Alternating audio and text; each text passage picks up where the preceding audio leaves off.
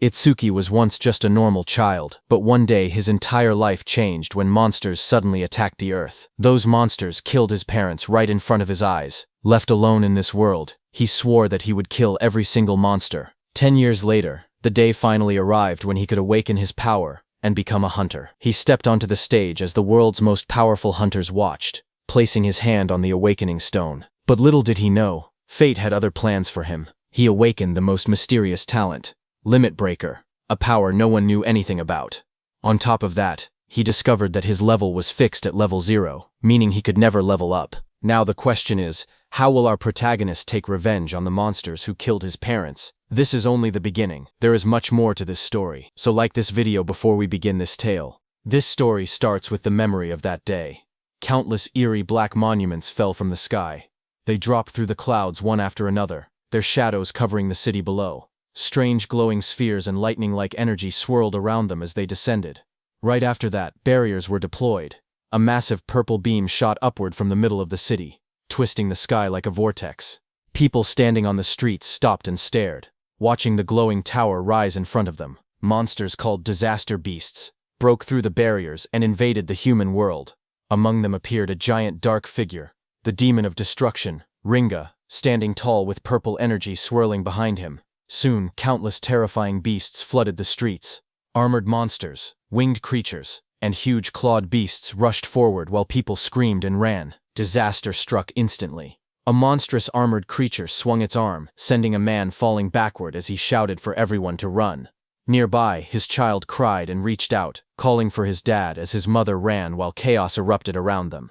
Across the streets, different beasts attacked from all directions. A winged creature swooped down, a burrowing beast erupted from the ground, and blue-flamed monsters charged toward the fleeing civilians. Bodies fell on the road as the destruction spread, and the entire area was swallowed by panic. The armored monster rushed forward with blue flames bursting around its body. Its jaws opened wide as it roared, blue light flashing in its eyes. It shot a swirling vortex of blue flames toward a woman who ran away, holding a child tightly against her chest. The flames spread across the road as the monsters closed in. That woman was caught by the blue flames and threw her child ahead. The small boy reached out weakly while lying on the ground. The woman's voice trembled as she repeated the same word, telling her child, Itsuki, to run. The child looked at her with tear-filled eyes and called out for his mom. Just then, suddenly, someone shouted Itsuki's name again. A drop of sweat slid down a boy's face as the voice echoed. In the next moment, the scene returned to the present. A girl with pink hair turned around toward him. She asked what was wrong, saying he was spacing out. He stood among the lined-up students and answered quietly that it was nothing. Hearing that, she narrowed her eyes and leaned in slightly, asking him again if that was really true. Then, while he was crying, the boy, who was the same Itsuki from that day, stood still with tears running down from one eye. Before he could answer, another student suddenly wrapped an arm around his shoulder and spoke cheerfully. He said Itsuki must be sleepy, since he was usually asleep at this time, but today there was suddenly a school-wide assembly. While they were talking, Itsuki pointed toward the stage and told his friends that the teacher there was dressed strangely. On stage, the teacher, wearing some kind of armored helmet, explained what happened after the disaster beasts appeared. Some humans gained the power to fight back, and they became known as Awakened. The armored man described how, 10 years ago, the largest disaster beast attack happened at the northern shore of the Blue River. Awakened from all over the world crossed the river to repel them in what became known as the River Crossing War. Though attacks had decreased since then, the number of descending monuments had started to rise again. A large-scale attack similar to that war was likely coming soon. Itsuki's classmate leaned in again and pointed at a man on the stage. He explained that the person was Izumi Nento, the commander-in-chief of the northern continent. He asked how Itsuki could be from the north and still not know him. Itsuki looked at Izumi Nento quietly. He said the name sounded familiar and admitted he once imagined a hunched old man with a long beard. But the person on stage looked stranger than he expected. Itsuki's classmate grinned and told him he understood, but despite the odd appearance, Izumi Nento was the first awakened. It was thanks to him that humanity knew about the monuments and the disaster beasts. Itsuki's friend spoke excitedly, saying that this man was the strongest awakened. He added that even Tiwajin, known as the Light of Humanity, was his student. The scene shifted back to the armored man, as he explained that recent research showed even ordinary people who had not awakened yet had a chance of gaining power by touching a monument. Izumi Nento stood on the stage, his long cloak spreading like black flames. He told the students he had come to let them try to awaken. He urged them to devote themselves to the fight against the disaster beasts. Just as he said that, a glowing blue blade slashed across the stage as the monument burst open. Light shot outward, scattering fragments, while a guard in sunglasses stood nearby watching. Seeing this, the students reacted with loud excitement. One of them shouted in shock as a monument rose from the ground, wondering if it was magic. Another yelled that this was not the time to be surprised. They clenched their fists, saying it felt like a dream, praying to become awakened.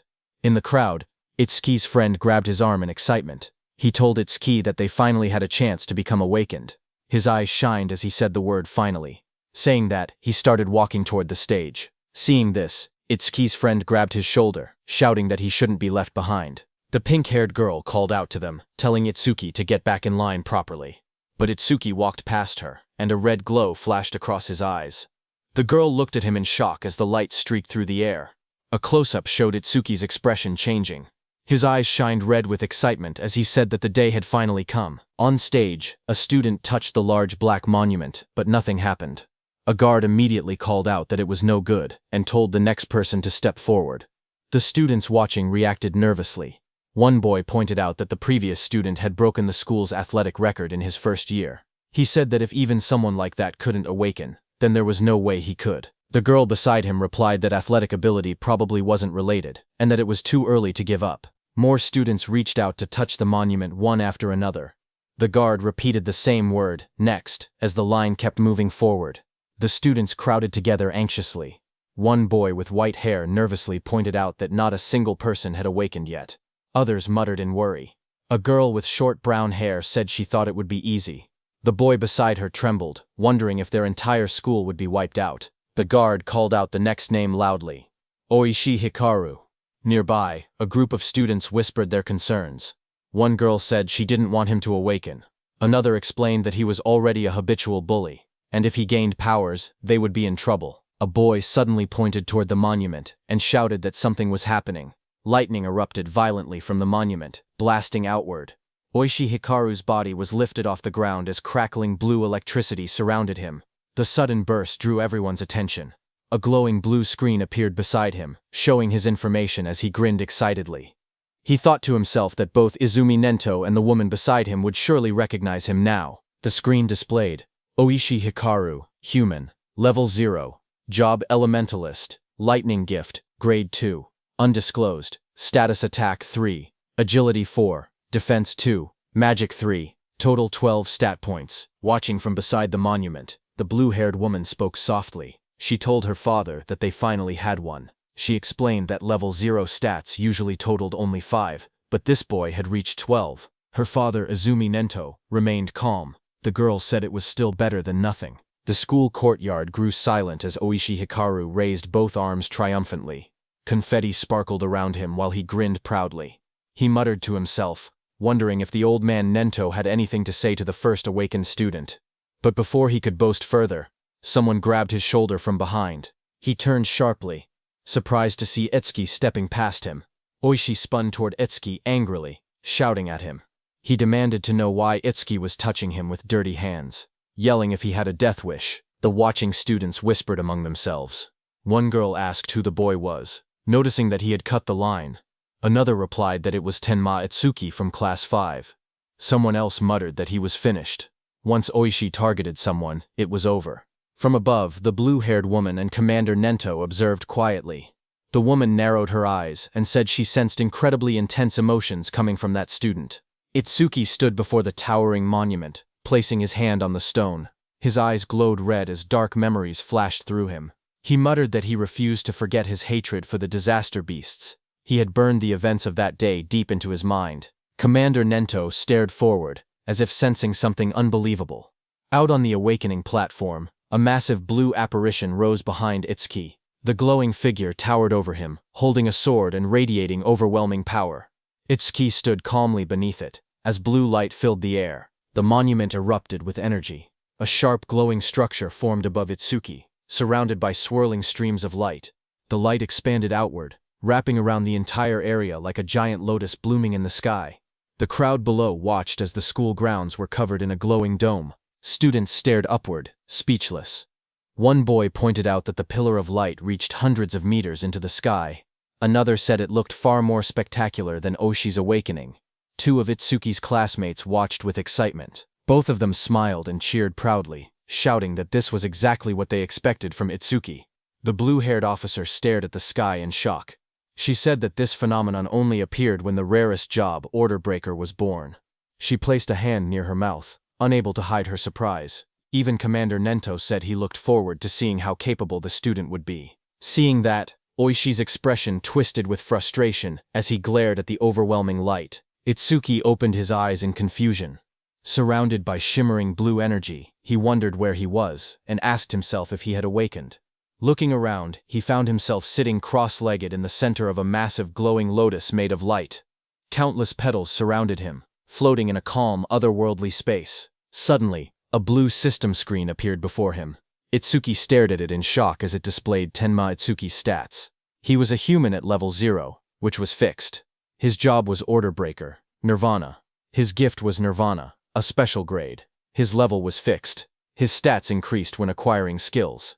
It removed all debuffs and fully healed injuries. Just then, another blue window appeared, showing his skill, Over Mimesis, which was Z rank. It analyzed enemy attacks and allowed the acquisition of counter skills. Then another screen showed Itsuki's stats. His were Attack 0, Agility 0, Defense 0, Magic 0, Total 0. Itsuki's face went pale as he stared at the results.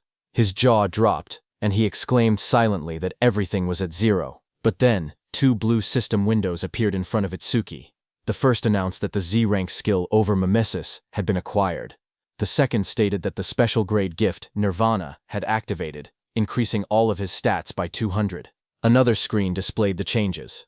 Attack went from 0 to 200. Agility went from 0 to 200. Defense went from 0 to 200. Seeing this, Itsuki's expression brightened. He looked at the glowing screen with excitement and said he understood. He realized that whenever he gained new skills through Over Mimesis, Nirvana would raise his stats. Even if he couldn't level up like others, he could still grow stronger in his own way. He clenched his fist and smiled confidently. He admitted he didn't know what level this power compared to, but he had no doubt he had become an awakened. With determination in his eyes, he declared that he would annihilate the disaster beasts. A massive burst of blue light exploded from the monument. Students around him shielded their faces and shouted that the light was too bright. Some grabbed their eyes in pain. Through the blinding radiance, Itsuki's silhouette stood tall within the monument's glow. Lightning and energy swirled around him in a powerful display. Oishi stared at the scene, trembling with disbelief. His face twisted as he shouted that such a thing was impossible. The blue-haired officer gasped as she looked at the glowing monitor. She covered her mouth in shock and said that these stats were unbelievable for a rookie awakened. Even Commander Nento admitted that it was hard to believe, but stated that Itsuki was undoubtedly among the strongest of all new awakened in history. Outside, Itsuki stepped out of the light, petals of blue energy swirling around him, watching his silhouette shine with power. Just one word left Commander Nento's mouth: the strongest. A system window displayed his public information. Tenma Itsuki human, level 0 fixed. Job Order Breaker. Gift special grade. Undisclosed. Skill undisclosed. Status, Attack 200, Agility 200, Defense 200, Magic 200, Total 800. In the crowd, students and teachers erupted in cheers. They shouted that Tenma's stats had shot up all at once. Someone cried out in disbelief, saying they never imagined their school would have someone this amazing. An older teacher yelled that this feat would go down in school history. But among the cheering crowd, Oishi trembled with rage. Lightning crackled around him as his eyes glowed red. He clenched his teeth and glared at Itsuki, furious that the cheers he believed should have been his were now stolen away. Oishi's rage exploded as lightning surged across his body. He shouted that a loser like Itsuki should stay a loser. Students around him backed away as sparks crackled through the air, their faces tense with shock. Electricity flooded the entire hall, and Oishi stepped forward with a crazed expression. He declared that he would eliminate Itsuki using his newly acquired skill. Above the crowd, Itsuki stood calmly, staring down from the top of the monument as lightning scattered below him. Itsuki clenched his fist as a blue system window appeared. The screen displayed: C-rank skill, Silver Serpent, detected. Over Mimesis activated. Itsuki's eyes sharpened as multiple blue panels began processing. The analysis started at 27%, then climbed quickly, 57%, 69%, and rising, while lightning flickered around him. Itsuki made his move and jumped with lightning speed. The floor cracked under the impact as the lightning slammed down. Students gasped when they looked up and realized something was wrong. One girl asked where Itsuki had gone. Another student said they saw a flash of electricity. And then Itsuki suddenly vanished. Oishi looked around in confusion, wondering where Itsuki was. A glowing blue window reached 88% as Itsuki appeared behind Oishi like a shadow wrapped in lightning. His eyes shone with a blinding horizontal beam. Oishi froze in terror. Sweat poured down his face as he realized Itsuki was behind him. He panicked, unable to move. Itsuki placed a hand on Oishi's shoulder. His voice was cold as he told Oishi to consider himself lucky for being born human. He added that if Oishi were a disaster beast, he would have killed him about 100 times already. Oishi trembled uncontrollably, fear tightening his entire body. Moments later, Itsuki casually stepped forward while Oishi collapsed onto the ground. Another student shouted in shock, asking when Itsuki had moved behind him. Someone else laughed nervously, saying Oishi must have been so scared his legs gave out. Another warned them to be quiet before Oishi heard them. A new panel floated above Itsuki, showing 94%, then rising quickly. Blue energy swirled around him as the progress reached 99%. Itsuki glanced at the glowing screen and commented that maybe the analysis was fast because it was only a C-rank skill. The display turned pitch black and flashed. Analysis progress 100%. Lightning exploded around him as a new message appeared, saying C-rank skill Thunderbreaker acquired. Itsuki stood in the center of the crackling blue electricity, his body glowing as the newly gained power wrapped around him like living lightning. The students watched nervously as the light began to glow again. One of the boys stared in shock, saying it was happening once more. Another student, wearing sunglasses, adjusted them with a grin, saying it was a good thing he had brought them. Inside the glowing space, Itsuki appeared sitting calmly with a thoughtful expression. He realized that every time an analysis finished, he was forcibly brought into this strange place. In front of him, the system windows appeared, stating that the analysis of Silver Serpent was complete, and the skill Thunderbreaker had been acquired. Another window opened, showing the description of Thunderbreaker Level 1. The skill allowed him to absorb C-rank and lower lightning attacks into his body. When releasing the absorbed lightning energy, his agility would increase by 50%. It also had a passive effect. Each time he absorbed a C-rank lightning attack, his agility would permanently increase by 5%. Another message added that all his stats had increased by 10, all debuffs were removed, and his injuries were fully healed. Outside, the students shielded their eyes as a massive burst of blue light exploded from Itsuki's body.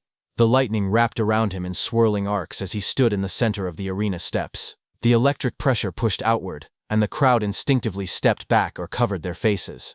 Someone shouted that Itsuki was now cloaked in lightning from head to toe. Another student panicked, saying Itsuki's lightning was even brighter than Oishi's. Oishi, who had attacked him earlier, stared with trembling eyes, unable to believe how Atsuki had learned a skill like that. Atsuki's body glowed intensely as the system displayed his rising stats. It showed each attribute increasing: attack, agility, defense, and magic, all rising from 200 to 210, bringing his total from 800 to 840. Just then, the students looked up at the sky in confusion. One of them said it had been sunny just a moment ago. Another asked if it was rain. A third student lifted his hand, trying to feel the drops, when someone suddenly shouted that something was falling. A dark, coffin-shaped object wrapped in lightning descended from the stormy clouds. The rain poured harder as it crashed down toward the school grounds. The woman with blue hair and glasses saw it and shouted in shock, calling it a monument. She questioned why it had appeared here of all places. Commander Nento quickly announced that the school-wide assembly was cancelled, and ordered everyone to evacuate outside the school grounds, just like in their drills. He realized that there was no doubt the target was him. The woman turned to Commander Nento and told him that they should escape too, since combat wasn't their specialty. But Commander Nento beside her shook his head. He warned that if they ran, everyone else would panic. He pointed ahead, telling her to look, because the boy standing there was calmer than both of them. Ahead of them, lightning exploded around the descending object. Students ran in all directions, fleeing in fear. Only one boy, Itsuki, remained still in the middle of the field, bathed in a faint blue glow. From behind, the blue-haired woman shouted at him, demanding to know why he wasn't running. A massive dark pillar crashed down from the sky, shaking the ground as debris exploded outward. Rain poured heavily around it. Nearby, a group of students panicked. One boy shouted that disaster beasts were coming and urged Itsuki to escape, but Itsuki, with glowing red eyes, stood still. His voice was cold as he declared that he would exterminate every single one of them. His friends stared at him in shock. One of them yelled that he would die if he didn't run. Another insisted that since he had only just awakened, he couldn't possibly fight disaster beasts. They told him to leave everything to the other awakened, but Itsuki shook his head. He calmly told them to trust him. The pink-haired girl hesitated, worry written all over her face. Finally, she shouted that if he died, he shouldn't blame them. She grabbed the other guy's clothes and dragged him with her. The glasses-wearing boy asked her if it was really okay to let him go, reminding her that the enemy was a disaster beast, a walking weapon of mass murder. As the two ran off, Itsuki looked ahead with a crazed smile. His eye glowed bright red through the rain. He muttered that his first enemy after becoming an awakened was the one who killed his parents, and that it was lucky. Lightning curled around him as he stepped forward. A glowing panel appeared beside him, displaying the status of the creature before him. It was Skeleton Soldier 10369. Level 8. Gift. Grade 2. Defense increases by 100%. If the enemy's attack exceeds its own defense, the gift becomes invalid. Skill. Bonefire. B rank. Its stats were: Attack. 15. Agility 10. Defense 120 plus 120. Magic 30. Total 295. The skeleton soldier stood covered in blue flames as Itsuki faced it head-on. A surge of lightning wrapped around Itsuki's arms as he tightened his stance. His red eyes glowed sharply as he wondered if he should test the skill he had just acquired. In the next moment, he charged forward, electricity exploding around his body. Blue lightning trailed behind him as he rushed toward the flaming skeleton beast on the field. The two forces collided, sparks scattering through the rain. The skeletal beast swung its arms to punch, but Itsuki dodged.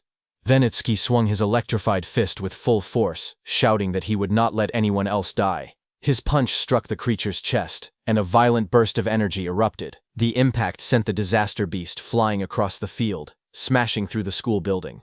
The ground trembled as debris scattered in all directions. Students watching from afar stared in shock. One student said Itsuki's strength was too overwhelming, that maybe they didn't need to run anymore. A female student was stunned, seeing how the impact had blasted the monster away in a single hit. The blue-haired inspector stared at the ruined wall, stunned that a rookie who had just become awakened could send a level 8 disaster beast flying with only one blow.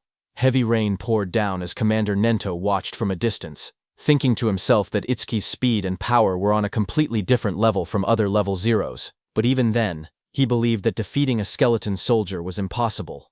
He explained that skeleton soldiers had two troublesome abilities. The first was a gift that increased their defense. The second was a terrifying skill called Bonefire, a flame that burned anything it touched into ash. Blue flames erupted violently across the field, spreading like a wave toward Itsuki. The students gasped as the fire surged forward. Itsuki's friends cried out in fear, shouting Itsuki's name. Oishi stepped forward with a crazed smile, yelling that the fool who didn't know his place would just burn to ash. Meanwhile, glowing screens appeared in front of Itsuki. A system message informed him that the enemy was using Bonefire. The analysis began, first at 1%, then rapidly accelerating. As the blue flames engulfed him, more screens appeared. 25%. Itsuki stood firmly inside the blazing Bonefire, surrounded by data streams. He calmly observed that the analysis speed increased whenever the enemy's skill struck him. The blue-haired instructor watched with widening eyes. She said that even a level 10 awakened wouldn't stand a chance if they took a direct hit. Blue flames continued to swallow the arena as Itsuki stood in the center, half of his body burned away and glowing like a skeleton. The blue-haired instructor's voice echoed through the flames, saying it would be tragic for a genius who had just appeared to be killed by a disaster beast before he could grow. System windows floated around Itsuki, showing 77% and 81%. Itsuki looked at his burning body and muttered that this was what it felt like when the body burned. He added softly that it must have hurt. A memory flickered through the flames. He saw his mother's face, half burned away. He realized that it hurt so much, but even in her last minutes, she smiled so as not to scare Itsuki. Commander Nento peered out with a sharp gaze, wondering if Itsuki hadn't used his full power yet. The blue fire swirled violently as the progress bar climbed. Itsuki's skeletal hand tightened, and he said that once the analysis was complete, the enemy was finished. The system window flashed. Analysis progress. 100%. Outside the flames, the students whispered nervously. One asked if it had been too soon to hope for a rookie who had just become awakened. Another admitted he had been stupid to expect anything. But suddenly, someone pointed forward in shock. He shouted that the blue lotus flower had appeared again. He said Itsuki might show them another miracle. Blue light swirled around Itsuki as he stood inside the burning aura, wondering what kind of skill he would gain this time. The flames around him continued to fade, revealing his burned and cracked body beneath the blue energy. Then a system window appeared, showing that the analysis of Bonefire was complete. It stated that a new skill, Black Wall, had been acquired. More windows followed, explaining the skill. The active effect would create ice on the body by consuming magic power, and could block B rank or lower fire skills. The passive effect increased defense when blocking those skills. Another notification appeared, saying that Black Wall LV2 had been acquired and that all of his stats had increased by 20. It stated that all debuffs were removed and his injuries were fully healed. A new window showed his updated status. Attack, agility, defense, and magic had all risen from 210 to 230, bringing his total from 820. Itsuki looked at the glowing screen calmly. He remembered how even his strongest attack earlier couldn't break the skeleton soldier's defense. Now, with this new increase, he believed he should be able to do it. Suddenly, blue lotus petals unfolded around him, blooming like a massive light flower. Itsuki stood at the center, his body surrounded by shining energy. The students watching gasped in shock. One of them cried out in relief, saying Itsuki was alive. Others cheered loudly, convinced that he would succeed. Someone pointed out that a full recovery like this was practically a miracle. The blue-haired instructor stared in shock as she watched the scene unfold. She wondered aloud if Itsuki had a self-healing skill. She had seen him use a lightning element skill earlier, so she couldn't understand how he was recovering. Commander Nento was also shocked. He remembered that order breakers were considered the most mysterious job, but even among them, Itsuki seemed uniquely strange. Meanwhile, Itsuki stood in the center of the glowing lotus petals. His body had recovered completely, not a single injury left. Blue fragments drifted around him as he looked down at his restored form. Itsuki whispered in disbelief, saying it was a perfect recovery. He wondered whether he would heal even if his limbs were cut off, or if his brain was destroyed. He admitted he was curious about the limits of his self-healing. Suddenly, the skeleton soldier roared, its armor burning with blue bone fire. The flames surged violently as the monster charged forward. Itsuki turned calmly, raising his arm as black spikes spread across his skin. The blue flames rushed toward him.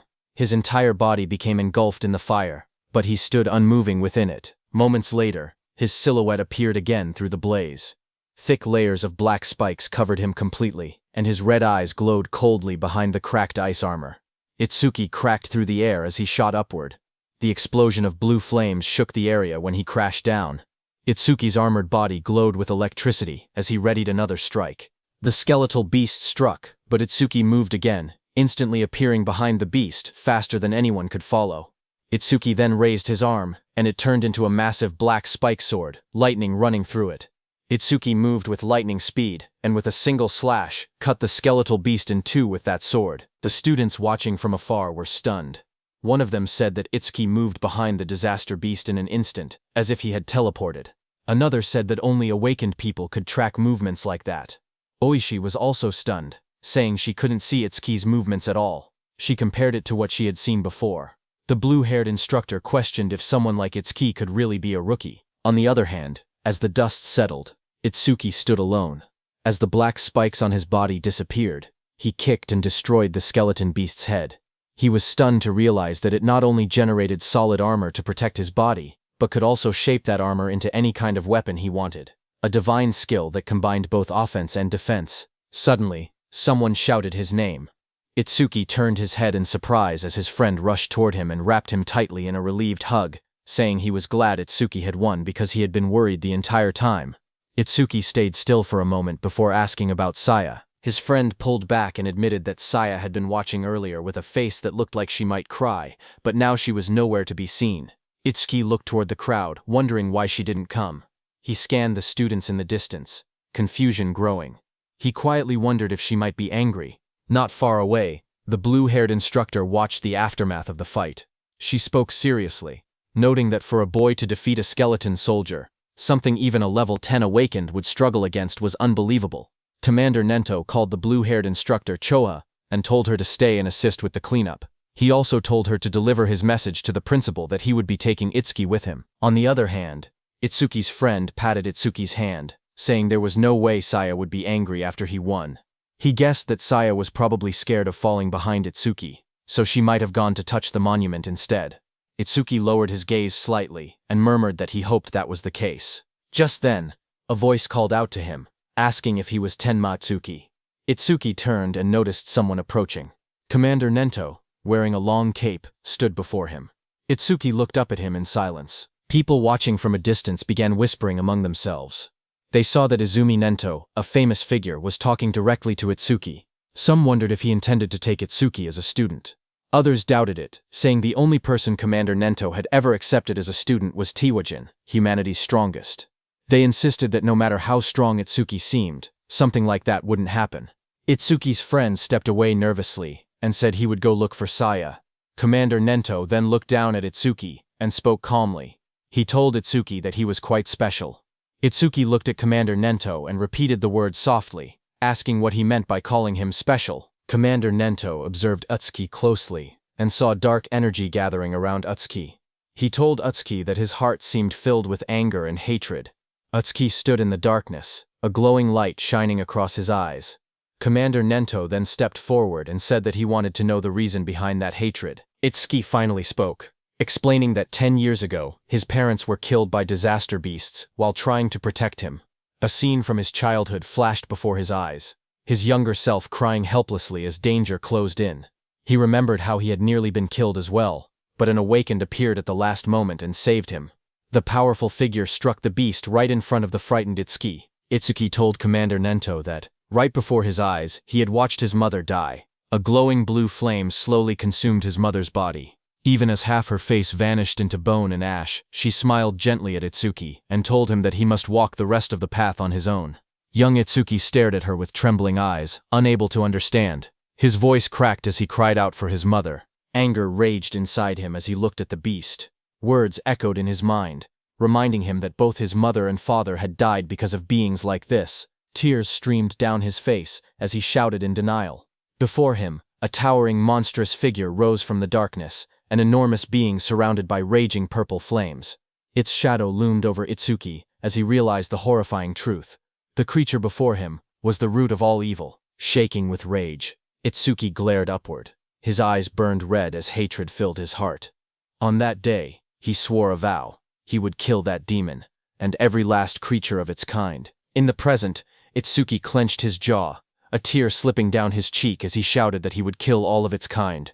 Commander Nento looked at him and commented that even with a heart consumed by hatred, Itsuki still shed tears. Itsuki raised a hand to his face and explained calmly. Ever since he witnessed the tragedy of his mother's death, his left eye had stopped producing tears, but his right eye had begun crying on its own. Thanks to that, he said, he never forgot his hatred for the disaster beasts. Commander Nento then asked if Itsuki would become his student. He promised to get him into the Salvation League and help him gain the immense power needed to take revenge on the disaster beasts. Itsuki repeated the words quietly, asking what the Salvation League was. Commander Nento then explained. He told Itsuki that to counter disaster beasts more efficiently and scientifically, the governments of the 5 continents had gathered strong awakened from around the world and created an official organization. The members of this organization were called saviors. He continued, saying that saviors were provided with resources such as dedicated training grounds and powerful weapons. They were also guaranteed high compensation. Even trainee saviors received 10,000 gold per month. Itsuki listened in surprise, realizing that 10,000 gold was enough to buy a car. Commander Nento then warned that such generous treatment was not given for free. Saviors were expected to constantly fight disaster beasts on the front lines and protect people's safety. Itsuki stood shirtless, his expression calm as he spoke. He said that he did not care about high pay or special resources. What mattered most to him was something else. Determination filled his eyes. His gaze sharpened as he clenched his fist.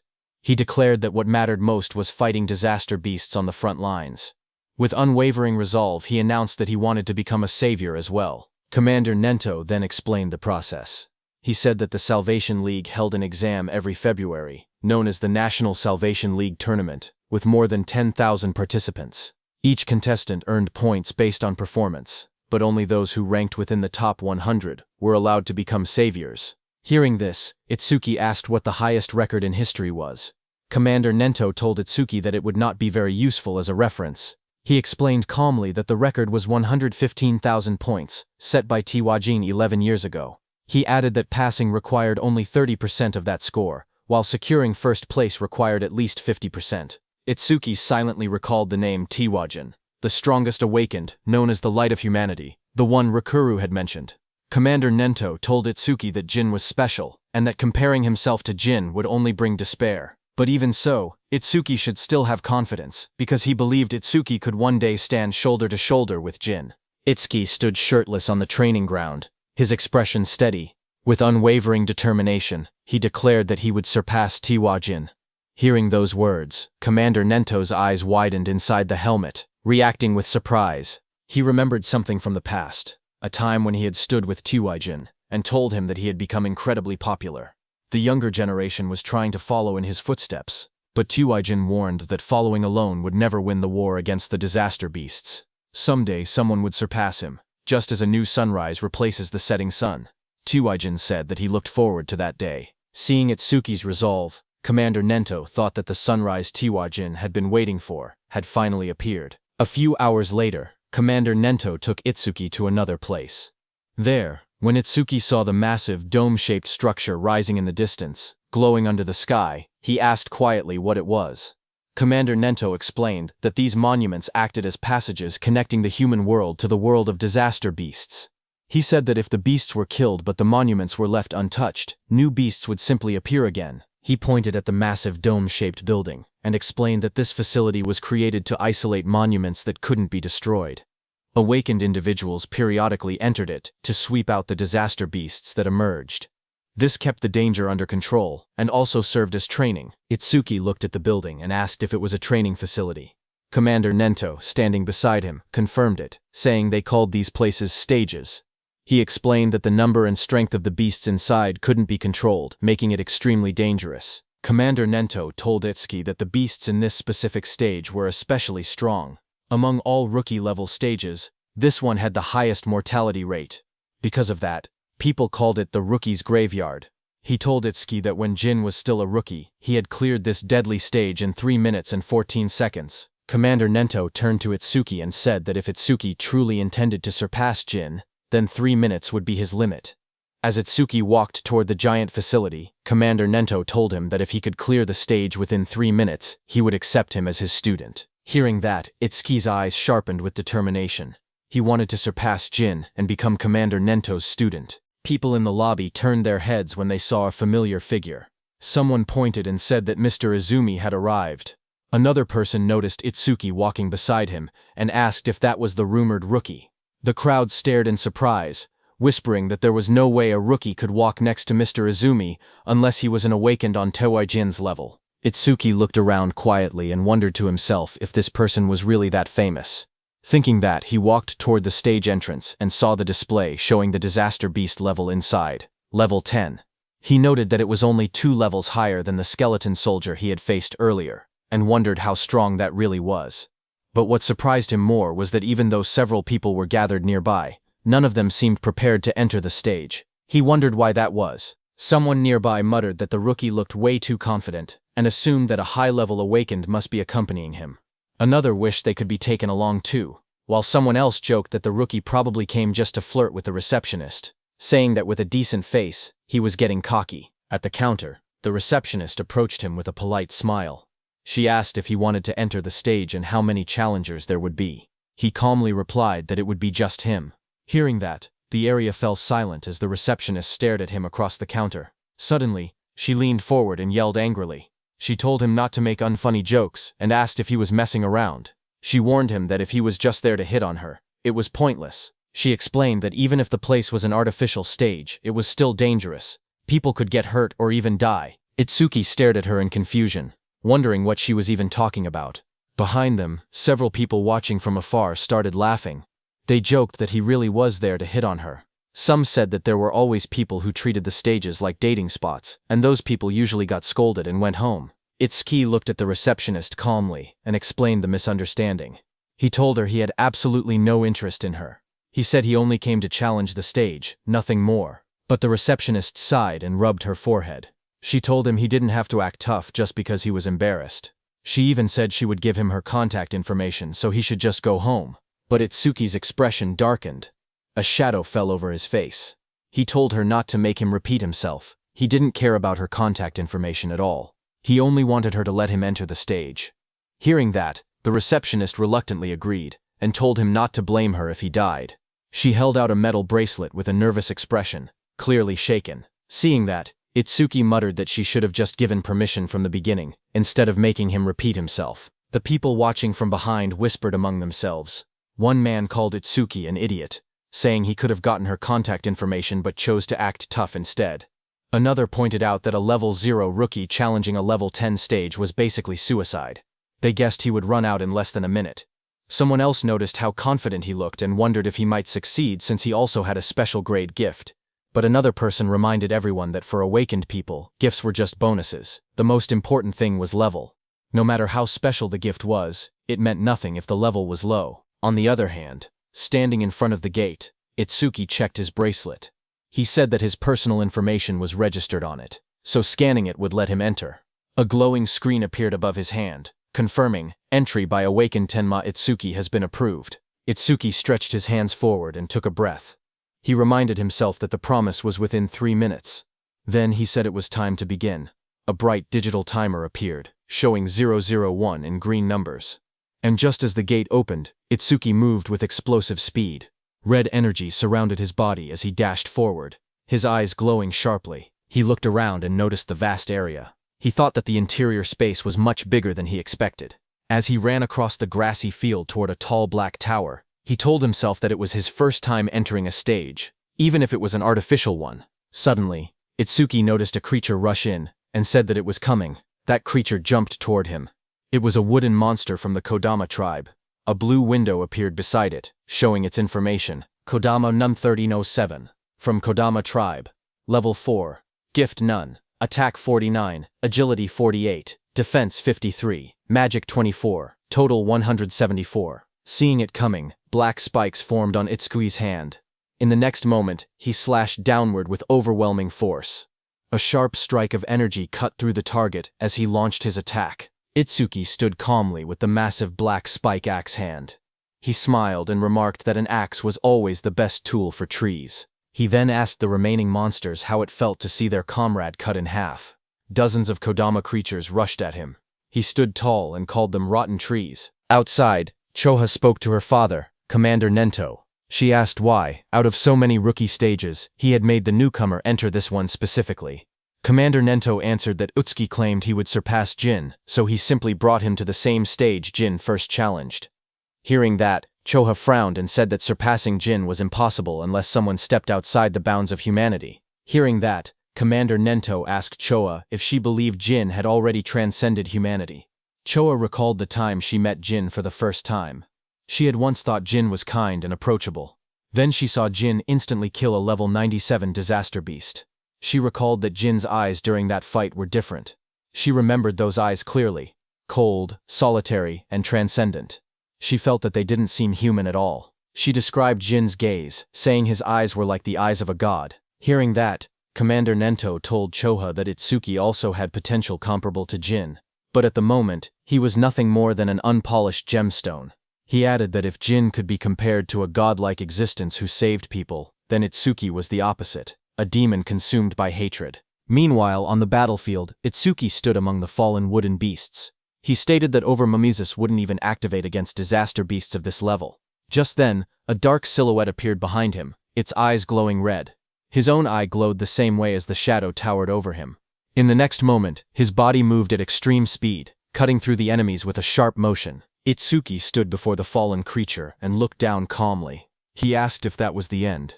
He examined the broken body, and wondered if level 10 disaster beasts were only this strong. But then he thought that if that were true, this place wouldn't be called the Rookie's Graveyard.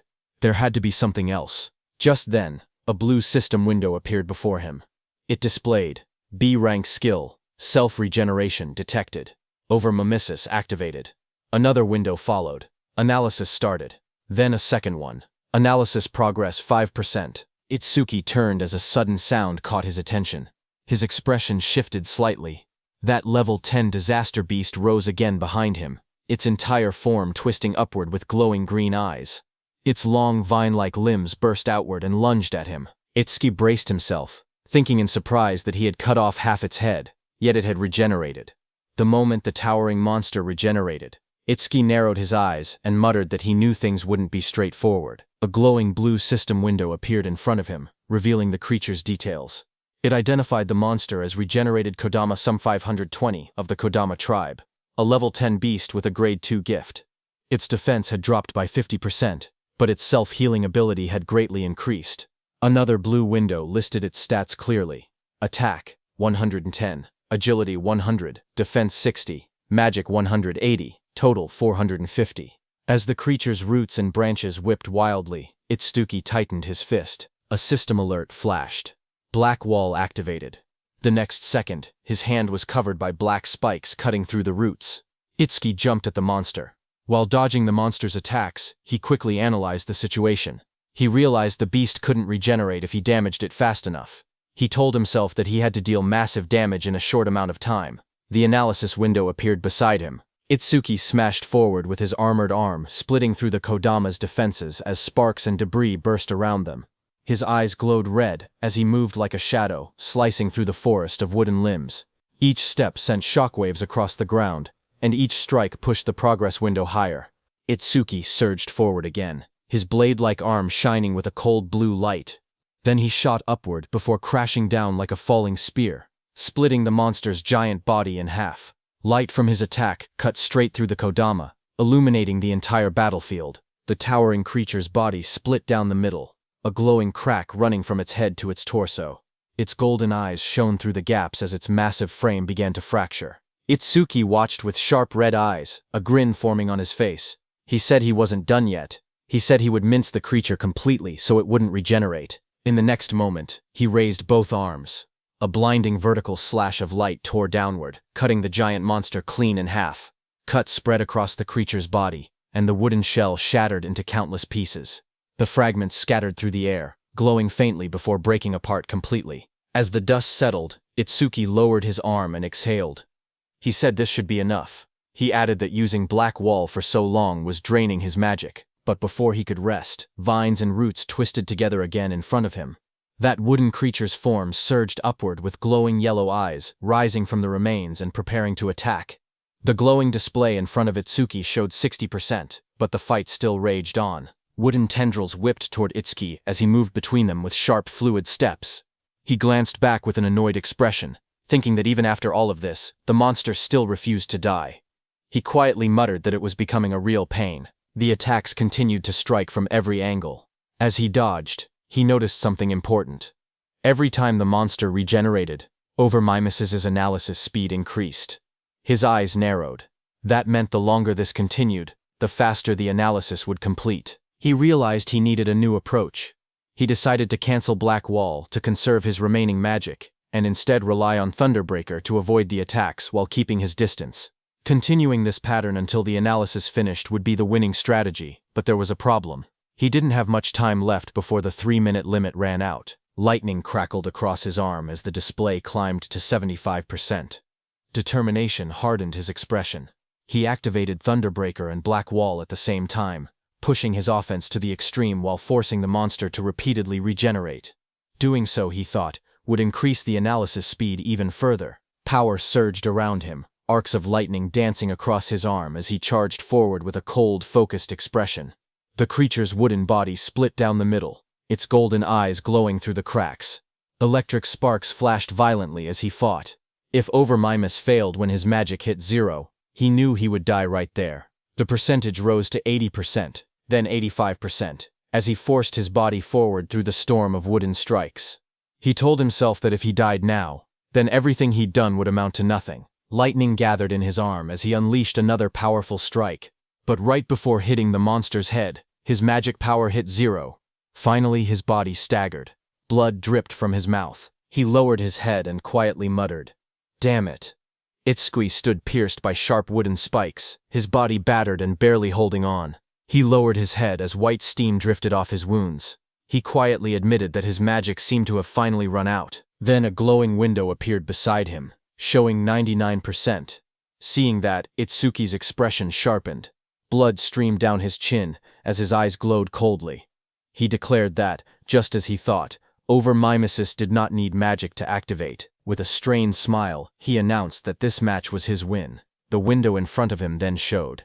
Analysis progress, 100%. A bright lotus-shaped energy began expanding around him, glowing blue and cracking the wooden spikes. A system window appeared, saying self-regeneration analysis complete. Lotus burst acquired. The lotus continued to bloom outward, pushing everything away as more spikes shattered. Another window displayed the details. Lotus burst, LV2. Active effect consumes magic to deal explosive damage to enemies within a 5-meter diameter. Power scales with magic consumption. Passive effect. Each time Lotus Burst defeats a living creature of level 1 or higher, all skill ranges increase by +1%. The lotus opened fully. A pink glow surrounded Itsuki as his wounds rapidly healed. Another window appeared. Lotus Burst, LV2, acquired. All stats +20. Remove all debuffs and fully heal injuries. The monster watching him narrowed its glowing yellow eyes. A final window appeared. Lotus Burst activated. Itsuki brought his hands together and clapped. A burst of force erupted instantly, followed by a roaring explosion of flames that engulfed everything in front of him. A blazing wave swept outward, and the monster's shadow shot through the smoke and sparks. When the flames settled, he stood there with blood running down his cheek, his hands still extended from the technique he had just used. With a calm breath, he looked ahead and said that Lotus Burst wasn't bad. Smoke rose around the scorched crater at Itsuki's feet as he examined the destruction. He noted that using only a third of his magic produced this much power, and sweeping away weak disaster beasts would now be far easier. But he admitted he never expected Overmimesis to restore magic that had already reached 0. As he stepped forward, something on the ground caught his attention. He stopped, staring at a glowing green crystal beside him, and quietly asked what it was. Meanwhile, outside, the receptionist stared anxiously at the bright red screen. She said that almost 3 minutes had passed since the rookie Itsuki went inside, yet there was still no sign of him coming out. She pointed at the display, where the status window showed. Challenge in progress. Stage level 10. Challenger Tenma. Itsuki. Time used 2 minutes 09 seconds. Seeing this, she nervously added that they should call the rescue team quickly. Choa adjusted her glasses and spoke calmly. She said she didn't think Itsuki would lose to level 10 disaster beasts, but clearing the stage within 3 minutes seemed impossible. Her sentence trailed off as silence fell between them. But suddenly, a new message appeared on the large screen, saying new record achieved. Seeing that, everyone in the hall froze. Shocked whispers spread through the crowd. One woman stepped forward, staring at the green screen in disbelief, whispering, "No way." Choha widened her eyes. She asked aloud how Itsuki managed to clear it, unable to believe what she was seeing, and the most shocking thing was that even 3 minutes hadn't passed. A final notification flashed brightly on the monitor. Challenge success. Stage level 10. Challenger Tenma Itsuki. Time used 2 minutes 14 seconds. Stage clear record updated. The room fell silent as everyone stared at the unbelievable result. The leaderboard screen displayed the results. It showed first place belonging to Tenma Itsuki, with a clear time of 2 minutes 14 seconds. Second place belonged to Tiwajin, who cleared it in 3 minutes 14 seconds. Third place was Hiton Sho, with a time of 7 minutes 17 seconds. Just then, Itsuki came out of the gate, his clothes torn and stained with green liquid. Around him, people reacted in shock. One person exclaimed that Itsuki had really survived, asking whether the green liquid on him was disaster beast blood. Another shouted that Itsuki was a full minute faster than Tiwajin. Someone else pointed out that the beasts inside were level 10 disaster beasts, and couldn't understand how a level 0 rookie managed it. Another voice added that there was no way a level 0 rookie should have survived. As Itsuki stepped forward, someone began to speak, saying Mr. Izumi was coming. Izumi Nento turned toward Itsuki, who asked him if he could now officially receive Commander Nento's guidance. Itsuki looked at him with a faint smile, and addressed him as teacher. Commander Nento responded with pride, saying that Itsuki had done well, just as he expected from his student. Standing nearby, Choha watched quietly. She wondered if her father was happy, saying she hadn't seen this expression from him in a long time. In the crowd, people continued whispering. One person shouted in disbelief that Itsuki was actually Izumi Nento's student. Another said it was no wonder he could break Tiwajin's record. But someone else added that even if he truly was Izumi's student, as long as his level didn't increase, there would be no room for growth. Just then, the receptionist came forward nervously with a decorated box in her hands. She explained that it was a gift for breaking the record, and asked Itsuki to accept it. Her expression softened as she apologized for the rude things she had said earlier. Itsuki looked surprised as he received the box, asking if he truly got something for his achievement. He said that it was fine, because a level 0 rookie challenging a stage like that really did seem reckless. He added that he was a complete stranger to them, and it wouldn't have mattered to anyone if he had died, but since she tried to stop him, it proved she was worried. Hearing that, the receptionist blushed deeply. She stuttered as she insisted it wasn't like that. Itsuki simply thanked her, which only made her blush even harder. Not far away, Choha called out, telling Itsuki that she was leaving and not to lag behind. She tightened her glasses, annoyed, and warned him not to get cocky just because he had become her father's student. Itsuki straightened up and replied quickly, agreeing.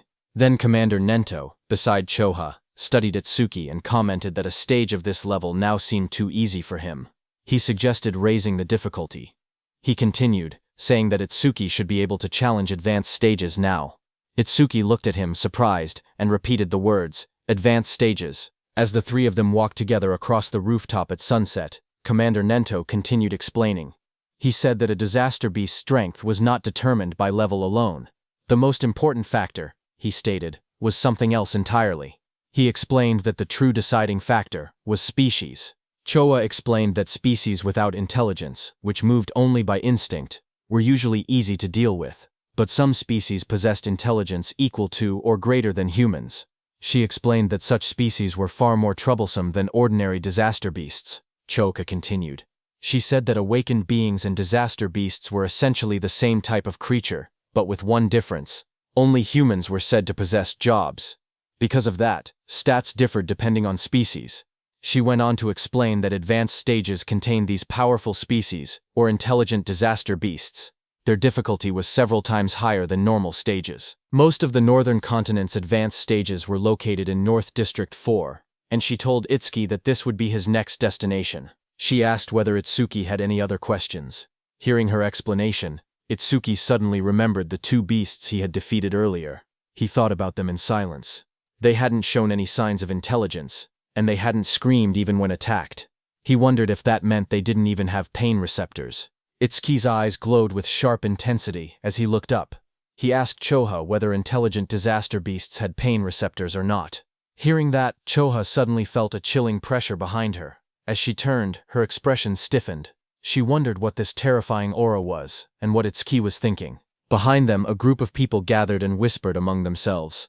One of them asked if anyone had heard that Mr. Izumi planned to make Itsuki challenge an advanced stage. Another replied that Itsuki, who broke Teiwajin's record, should be fine. But one man explained that advanced stages were completely different from normal ones. More importantly, almost all the stages in North District 4 were under a single man's control. He said that every awakened person who had entered an advanced stage there had gone missing, and rumors claimed that the man had killed them. Someone immediately asked if he meant Kinoshita Reiji. Another man began to speak disrespectfully, asking who Kinoshita Reiji even was, and suggesting he acted like a king. His friend quickly covered his mouth, hushing him in panic. He warned him that he would be killed too if that man heard him. After all, he said, that man was the son of the North District 4 governor, Kinoshita Reiji. The scene shifted to a luxurious room. A young man lounged confidently while servants stood around him. He was the infamous Kinoshita Reiji. A subordinate asked him when he would be departing. Reiji smirked as he answered. He said that all the stages in North District 4 were under his control, so he would go whenever he wanted. To him, waiting in line was something only commoners did. He lifted his glass with a satisfied smile. After leaving from there, Itsuki opened the small ornate box, revealing a shining stone resting on a red cushion. As the three of them sat together beneath the shade of the trees, Itsuki looked at the stone and muttered that it was from that time. Hearing that, Commander Nento beside him asked if he had seen a karma stone before. Itsuki nodded and explained calmly. After defeating the disaster beasts inside the stage, something identical to this had dropped, But then he paused and added that there was a slight difference. He took out a green crystal. He stared at the one in his hand and said the color was green, but something about it wasn't the same. Hearing that, Choha's eyes widened in shock. She exclaimed that it was an intermediate karma stone appearing inside a beginner stage. She stepped closer, adjusting her glasses to take a look. Itsuki asked what exactly a karma stone was. Choha turned to him and began explaining. She reminded him that he had been a rookie. She said karma stones were also called experience stones. She explained that when a disaster beast or an awakened being died, karma or an invisible energy similar to experience points came from their corpse. Absorbing this energy increased a person's level. In other words, a karma stone was an object that contained karma. A figure glowing with energy appeared in her explanation, demonstrating how someone could use a karma stone to absorb the karma inside. She continued, saying that karma stones didn't occur naturally, which made the situation strange. Choha wondered aloud why such a stone had appeared in that stage. Beside her, Commander Nento quietly said it was probably because of Itsuki's gift. Hearing this, both Itsuki and Choha looked confused and asked again about the so-called gift. Commander Nento explained that normally, the karma of a defeated enemy would be absorbed by the one who killed them. Yet even though Tenma had defeated 2 disaster beasts, he never leveled up. That meant the karma had not been absorbed. He added that manifested karma never disappeared without a reason. He continued, saying that if his speculation was correct, the karma of the disaster beast that attacked the school had been absorbed by the awakened individuals present, meaning the people standing there. He explained further that a stage was an enclosed space. Because Tenma was unable to absorb the generated karma and there was no other recipient inside, the leftover karma clumped together and formed a karma stone. Hearing this, Choa looked startled. She asked how Itsuki's stats increased if he truly could not level up. Hearing that, Commander Nento suddenly stood up and reminded Choa that an awakened person's gift was top secret and could not be disclosed. Startled, she apologized immediately. Commander Nento then turned back to Itsuki. He told him that he could choose whether to keep the karma stone or sell it. He added that he would be leaving soon for a commander-in-chief meeting of the 5 continents and that during his absence, Choha would look after him. Before departing, he said there were several things he wanted him to remember. Commander Nento spoke calmly as he listed out the rules. He told Itsuki to keep their relationship confidential, then added the second rule, never disclose his gift to others. The third rule followed. Itsuki had to clear at least 6 advanced stages before the teacher returned. A fourth instruction echoed after that. He told Itsuki to do what he believed was right without hesitation, promising that no matter what happened, he would be behind him. Hearing this, Itsuki smiled with determination and answered, "Yes, teacher." At the same time, at North District 4, Flaming Rock Execution Ground, groups of students argued with suited guards blocking an entrance. One of them shouted that they had arrived first and demanded to be let in. The guards refused. They said the stage had been reserved by the Kinoshita family's son, telling everyone to go home. The students grew angry. One yelled that having money didn't give someone the right to do whatever he wanted. Another pointed out that the privileged boy wasn't even there yet, and insisted they should be allowed in first. Their frustration rose. One threatened to report the situation to the awakened guild, saying he didn't care who the rich kid was. But before he could finish, a dark figure with glowing red eyes appeared behind them, cutting off their complaints. In the next moment, a powerful attack blasted forward. The students were thrown aside as a muscular fighter struck with overwhelming force, scattering them in an instant. Another student rushed forward, attacking the muscular man. A sharp white arc cut through the air as it struck with full power. But the attack landed directly on the muscular man's body and bounced back, sending shockwaves bursting outward. The impact echoed loudly across the ground. The blonde student watching from behind stared in horror. He muttered in disbelief that his B-rank skill, Earth Spine, had not worked at all. The muscular man turned, his face shifting into a terrifying form with glowing red eyes and metallic markings. He shouted that the attack didn't hurt or even itch. The blonde student trembled. He thought to himself that Earth Spine was a technique meant to pierce anything. He wondered if the man in front of him was actually a monster. Before the student could react, the monstrous man lunged forward and grabbed him, his red aura flaring violently as he towered over the frightened student. The muscular man smacked the blonde student's head. The blonde student slammed down violently. Blood burst from his mouth as his eyes rolled back, his body twisting from the impact. Around him, the spectators reacted in shock. They whispered that a level 7 and a level 8 student had been killed instantly without being able to defend themselves. They said the big guy was far too strong. Someone identified him as Oga Takuru, one of Kinushita Reiji's 4 pillars, and a level 12 gold elementalist. Hearing that, the crowd understood why things had turned out this way. Oka held one of the defeated students by the neck and warned everyone. He said he would not forgive anyone who tried to enter the stage without Reiji's permission. If anyone resisted, he would treat them the same way he treated the 2 lying on the ground. The other students watched nervously as Takeru lifted the struggling blonde student off the floor. The blue-haired student remained unconscious beside him. Oga shouted that nobody should think about helping them. The group of bodyguards in suits stood nearby, laughing. One of them told Oga not to go too far because the trash was watching. Another warned that if he kept beating weak students, the teacher would hear about it. Their laughter echoed through the area. Oga only scoffed. He tossed the blonde student aside with a flick of his arm, showing no concern at all.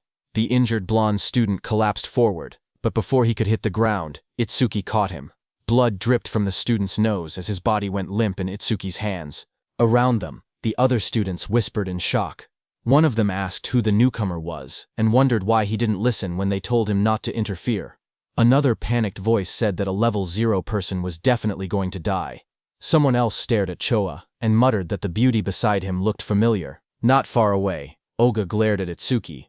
He shouted that nobody was allowed to pass without Reiji's permission. He warned that if Itsuki didn't want to end up like the unconscious student, he should just go home quietly. Hearing that, Itsuki lowered his head slightly. He calmly said that he understood he wouldn't be able to enter the stage unless he defeated this man. Beside him, Choa raised her hand, saying she would contact the North District 4 administrator because this kind of behavior couldn't be allowed. But Itsuki stopped her. His eyes glowed bright blue as he said it wasn't necessary. He repeated what his teacher had told him, that he should do what he believed was right without hesitation. He then turned to Choha again and spoke plainly. He said he would leave the treatment of the injured students to her. Then he turned to Oga. As Itsuki stepped forward, a thought appeared in Oga's mind as he stared at him. He wondered who this man was. A status window floated beside Itsuki, showing his information. Tenmatsuki, human, level 0, fixed, job, order breaker, gift, special grade, skill, undisclosed, status, undisclosed. Seeing this, even though Itsuki was level 0, he stood firmly without any fear. Oga wondered if Itsuki had a rare job that allowed him to stay calm like this. Oga suddenly felt something strange. Even with his higher level, he felt pressured. He told himself that rare job or not, he was 12 levels ahead. The stat difference shouldn't be something Itsuki could bridge. Another window appeared beside Oga, showing his status. Oga Takeru, human level 12, job, elementalist, gift grade 2. After metallization, defense plus 50% in stationary state. Skill, metallization, status, attack, 110, agility, 100, defense 250, magic 145, total 605. As Oga stared, his expression changed.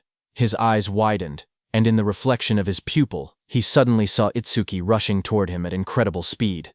In the next moment, Itsuki's fist collided with Oga's body with overwhelming force, sending a shock through the frame as the impact landed cleanly.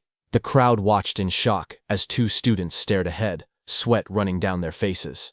One of them exclaimed that the speed was unreal and wondered if Itsuki was really level 0.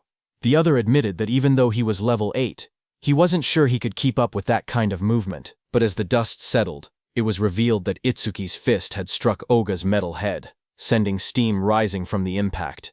Oga had blocked the blow with his metallization skill, his face hidden behind the shining metal layer. Seeing this, Itsuki pulled back slightly, his eyes narrowing as he realized the strike had been stopped. Oga then raised both hands, his arms transforming completely into polished metal.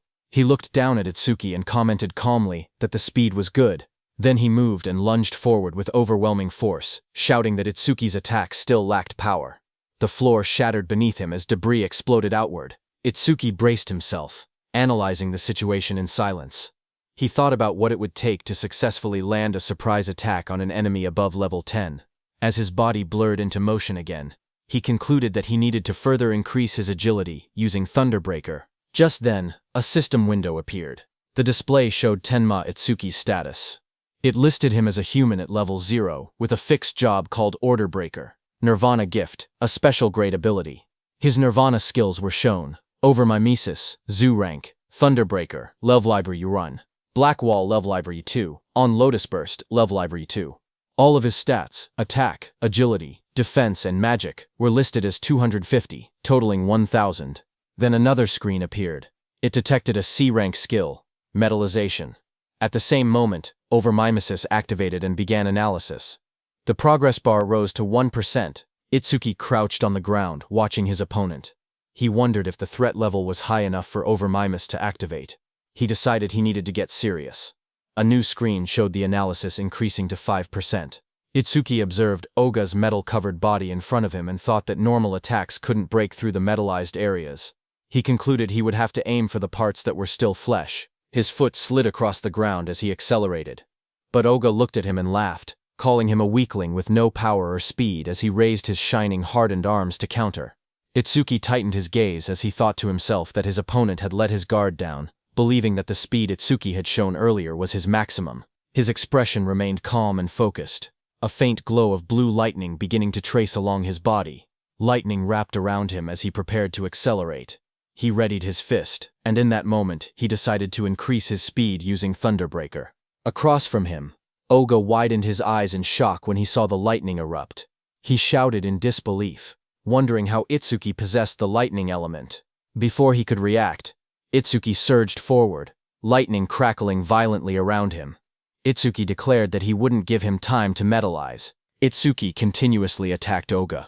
Dozens of blue screens appeared around them, showing percentages climbing, 25%, 59%, 66%, tracking the rapid progress of the attack. Spectators from the side watched in shock. One man asked why Itsuki could use skills from another job. Another said the speed was too fast for his eyes to follow. Someone else muttered that the level 0 boy might actually defeat Oga. Oga himself struggled to react. Sweat ran down his face as he realized he had no time to metallize. He gritted his teeth, questioning how a level 0 could move so fast. Desperation grew inside him as he admitted that, at this rate, he would lose. Electricity wrapped around his entire body, trapping him. He couldn't even scream. Panic overtook him as he shouted in his thoughts for the others to stop watching and help him. As the lightning surged around him, Oga clenched his teeth. His expression twisted in desperation, and he thought to himself that he had no choice left. He would have to try that technique. With a loud shout, he suddenly tore off his shirt and released a burst of power. Waves of force exploded from his body as he activated his ultimate skill. Before Itsuki, Oga's entire body turned metallic from head to toe. Itsuki stared in shock, realizing that his opponent had managed to metallize his entire body at once. A system window flickered beside him, showing C-rank skill, metallization, analysis progress 88%. Oga glared down at Itsuki with glowing eyes. He said he was grateful he had never managed to metallize his entire body before, but Itsuki had pushed him enough to finally achieve it. He explained that metallized areas increased his defense by 50%, and his personal gift added another 50% whenever he remained still. With both effects combined, his current defense exceeded 500. His face twisted into a cruel grin as he looked at Itsuki. He said that he had originally planned to cut Itsuki in half, but as thanks for helping him complete his new skill, he would at least allow Itsuki to die easily. Watching from the sidelines, the other trainees were stunned. One of them exclaimed that a defense over 500 at level 12 was impossible to break. Another admitted that they had thought the level 0 newcomer would win, but the opponent was too much of a monster. Suddenly, a glowing blue aura wrapped around Itsuki. He looked ahead with calm eyes and said that if his guess was right, a full-body metal transformation required a large amount of magic. The screen beside him showed the analysis reaching 98%. Itsuki continued, saying that if Oga had used most of his stat points on defense, then his magic shouldn't be very high. The percentage rose again, reaching 99%. Across from him, Oga growled and denied it, calling Itsuki's reasoning nonsense. Even while refusing to believe it, he wondered if Itsuki was truly level 0, surprised by his sharp intuition. Itsuki kept his relaxed smile. He said he wouldn't bother using a boring tactic like draining Oga's magic down to 0. Instead, he declared he would finish the fight quickly. At that moment, the blue screen flashed. Analysis progress reached 100%. High above, a blue lotus-shaped aura began to bloom. Choha, watching, whispered that the lotus had appeared again, and realized that Itsuki was about to become even stronger. Others stared at the giant lotus forming around him. One man questioned if this lotus was really a level 0 skill. Another wondered how Itsuki planned to defeat Oga since it didn't look like an offensive technique. A notification window appeared. The analysis of the metallization skill was complete, and a new skill called Clear Orb had been acquired. Another window described the skill, Clear Orb Level 1. Active effect. It shoots a perfect sphere along a fixed path. The sphere travels at 1 meter per second and pierces through every enemy in its path while ignoring all defense. Passive effect. Every time an enemy with higher defense than the user is defeated with clear orb. Seeing that this new skill had defense ignored, Itsuki thought that if he hit with this, he could definitely deal damage. But the problem was flight speed. At 1 men/s, even ordinary people could dodge it, so timing was crucial. But then Itsuki thought that against that sandbag Oga, who wouldn't even move, he didn't even need to think about timing. Itsuki's eyes glowed blue as he looked at Oga and declared that Oga's prized absolute defense would be thoroughly smashed to pieces. Just then, a system window appeared displaying Clear or B, Leave or 1, acquired. All stats plus 10, remove all debuffs and fully heal injuries. Status. Attack went from 250 to 260, agility from 250 to 260, defense from 250 to 260, magic from 250 to 260, total stats from 1000 to 1040. The blue lotus petals opened as Itsuki stood in the middle, pointing his finger at Oga. Right above his finger, a small lotus flower appeared. As the lotus spun and bloomed, Itsuki told Oga to now try to dodge this. A system window displayed that Clear Orb has been activated. The students stared at the glowing sphere and whispered among themselves. One of them said he had never seen that skill before. Another explained that this must be the Order Breaker, the job known as the most mysterious among the four. Someone questioned whether a skill released by a level 0 could break through the defense of a level 12 specialist. Another pointed out the confident look on Itsuki's face, saying that the technique must be incredible. A glowing lotus-like shape opened, revealing a small black orb. The orb floated forward, shining as colors scattered around it. The onlookers watched silently as the orb drifted through the air. Some students stared in confusion. One boy complained, saying it was just a tiny ball. Another asked if they were being serious, and called it disappointing. Oga glared at the orb. He mocked the attack, saying that such a small sphere couldn't make him move or cancel his gift, calling it naive. He stepped forward confidently. He asked if this was Itsuki's trump card. Then, the orb continued floating toward him. With a mocking glare, Oga shouted that Itsuki was going to die pathetically. For a moment he remained certain of his victory, until his expression suddenly shifted. His eyes widened as the orb began to sink into the side of his metal-coated body. A faint crack appeared where it touched him. A heartbeat later, a violent burst of blood exploded from the wound. Oga screamed in agony as the clear orb tore through his arm, ripping it apart in a single clean line. He collapsed to the ground, clutching the bleeding stump, shouting desperately about his arm. Itsuki walked toward him calmly. He told Oga that he had warned him to dodge. Itsuki said that because Oga was human, he had only aimed for the arm. If he had been a disaster beast, the attack would have been aimed at the neck. Itsuki then looked at Oga's men standing frozen nearby. He ordered them to stop staring and take Oga to a hospital, asking if they couldn't hear him. When no one moved, he turned back with cold eyes and repeated sharply that he was telling them to get lost. Immediately, Oga was carried away by the guards, blood covering his back and dripping onto their suits. One guard looked shaken while another wiped sweat from his face. In the distance, the crowd began cheering. Choha smiled proudly as the students around her celebrated. Someone shouted that Itsuki won. Another yelled, "Well done," and others said it served Oga right. Immediately, two students rushed up to Itsuki. One asked if he wanted to team up with them, saying 3 people could clear the mission quickly. The other quickly insisted he should join their team instead, explaining that with only 2 members he would get more experience points.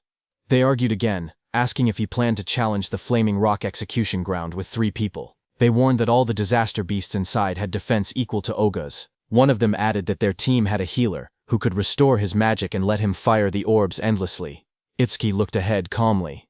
He thought that beasts with defense equal to Oga's were perfect. He reminded himself that Clear Orb's flight speed increased each time he defeated an enemy with higher defense. He decided he would increase the orb's speed inside that stage. The 2 boys leaned forward eagerly, asking Itsuki to let them know which team he would choose. Itsuki lowered his gaze and spoke quietly. He said he was going alone. Around him, the others reacted in shock. One person shouted in disbelief that he was challenging a level 15 advanced stage by himself. Another complained that he had become overconfident just because he defeated Oga. Those 2 students walked away. One of them admitted that Itsuki was strong, but insisted there was a limit to arrogance. The other added that they must not meet his standards, and suggested they look for someone else instead. Choha stepped forward and spoke calmly. She explained that all the disaster beasts in this place had defenses similar to Oga's. She said she understood he had a way to defeat them, but questioned whether his magic would last long enough. Itsuki turned toward her with a small, confident smile and told her not to worry, he would be fine. Hearing that, Choa's face immediately reddened. She replied sharply that she wasn't worried.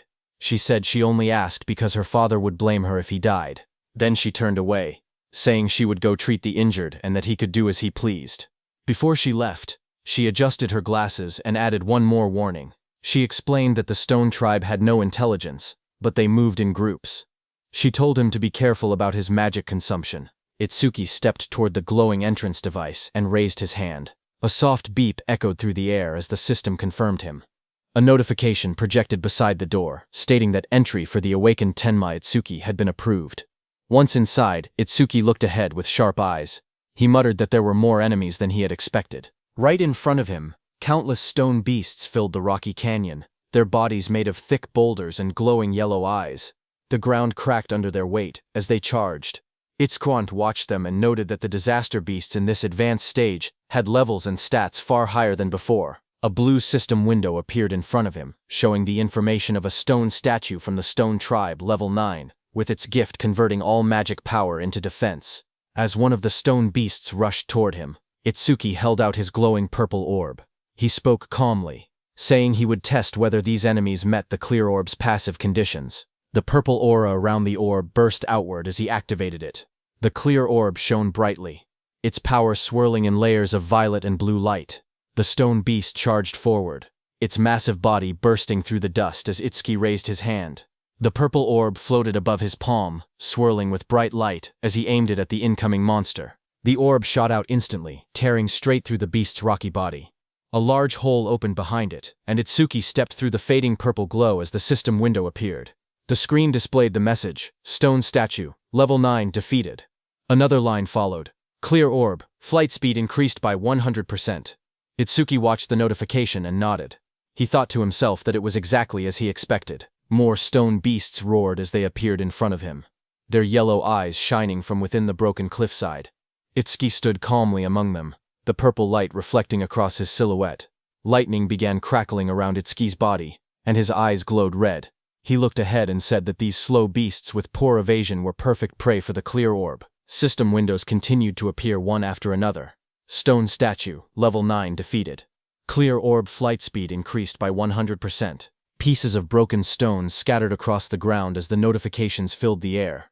The glowing status window floated above Itsuki, showing magic 1 tensel, 160 remaining. He stood on top of a mountain of shattered stone beasts. Looking down at the battlefield, he calmly calculated the situation. Using the clear orb once consumed 50 magic points, which meant he only had 2 uses left. Ahead of him, the ground trembled as 2 massive stone beasts charged straight toward him. He noted that the remaining enemies were 3, including a boss that still hadn't revealed itself. Seeing the 2 stone monsters rushing in at full force, he understood what he had to do. He thought that he needed to defeat 2 enemies at once with a single orb. Itsuki lowered his stance and gathered the purple energy swirling from the clear orb. With a powerful jump, Itsuki left the ground and shot upward.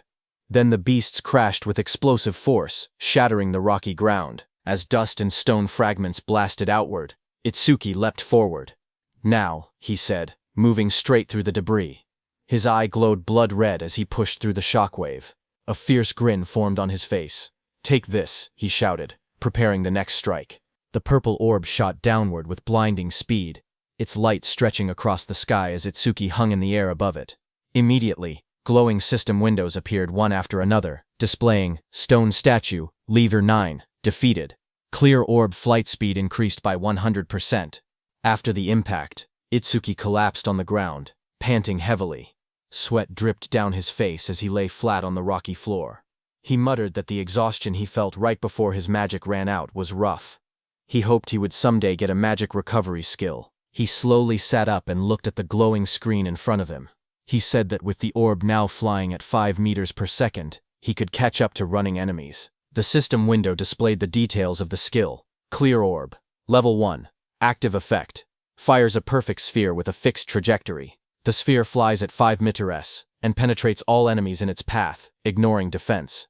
Passive effect. Each time an enemy with higher defense than yourself is defeated with clear orb. Flight speed plus 100%.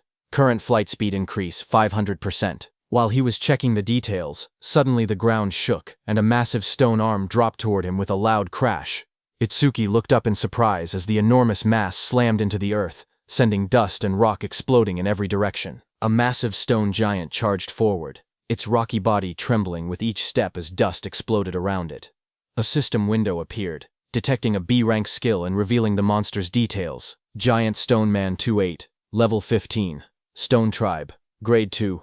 Gift converts all magic power into defense. Attack 239, Agility 60, Defense 478, Magic 0, Total 777. Itsuki looked up at the towering creature and gasped that it was huge. Lightning wrapped around his body as another window announced. Thunderbreaker activated. Agility plus 50%. Crackling with blue electricity, he sprinted toward the giant. As he dashed below the monster's massive frame, he wondered if he could defeat it with a single clear orb hit. He looked up at the stone giant's head and thought that maybe aiming for the head would work. Lightning trailed behind him as he climbed the monster's rocky body. He spotted a moment of opportunity and shot a clear orb at the monster's head. However, Itsuki soon realized something troubling. He told himself the orb was too small, and even if it penetrated, it wouldn't deal much damage. The massive stone giant swung its enormous arm, and the impact sent wind blasting through the air. Itsuki leaped upward, light and energy swirling around him as he tried to avoid the attack. His eyes widened when he realized he was stuck in the air. He clenched his teeth and thought that this was bad. He couldn't dodge while mid-air. A system window appeared as dark spikes wrapped around his arm. Black Wall activated just as the giant's blow landed.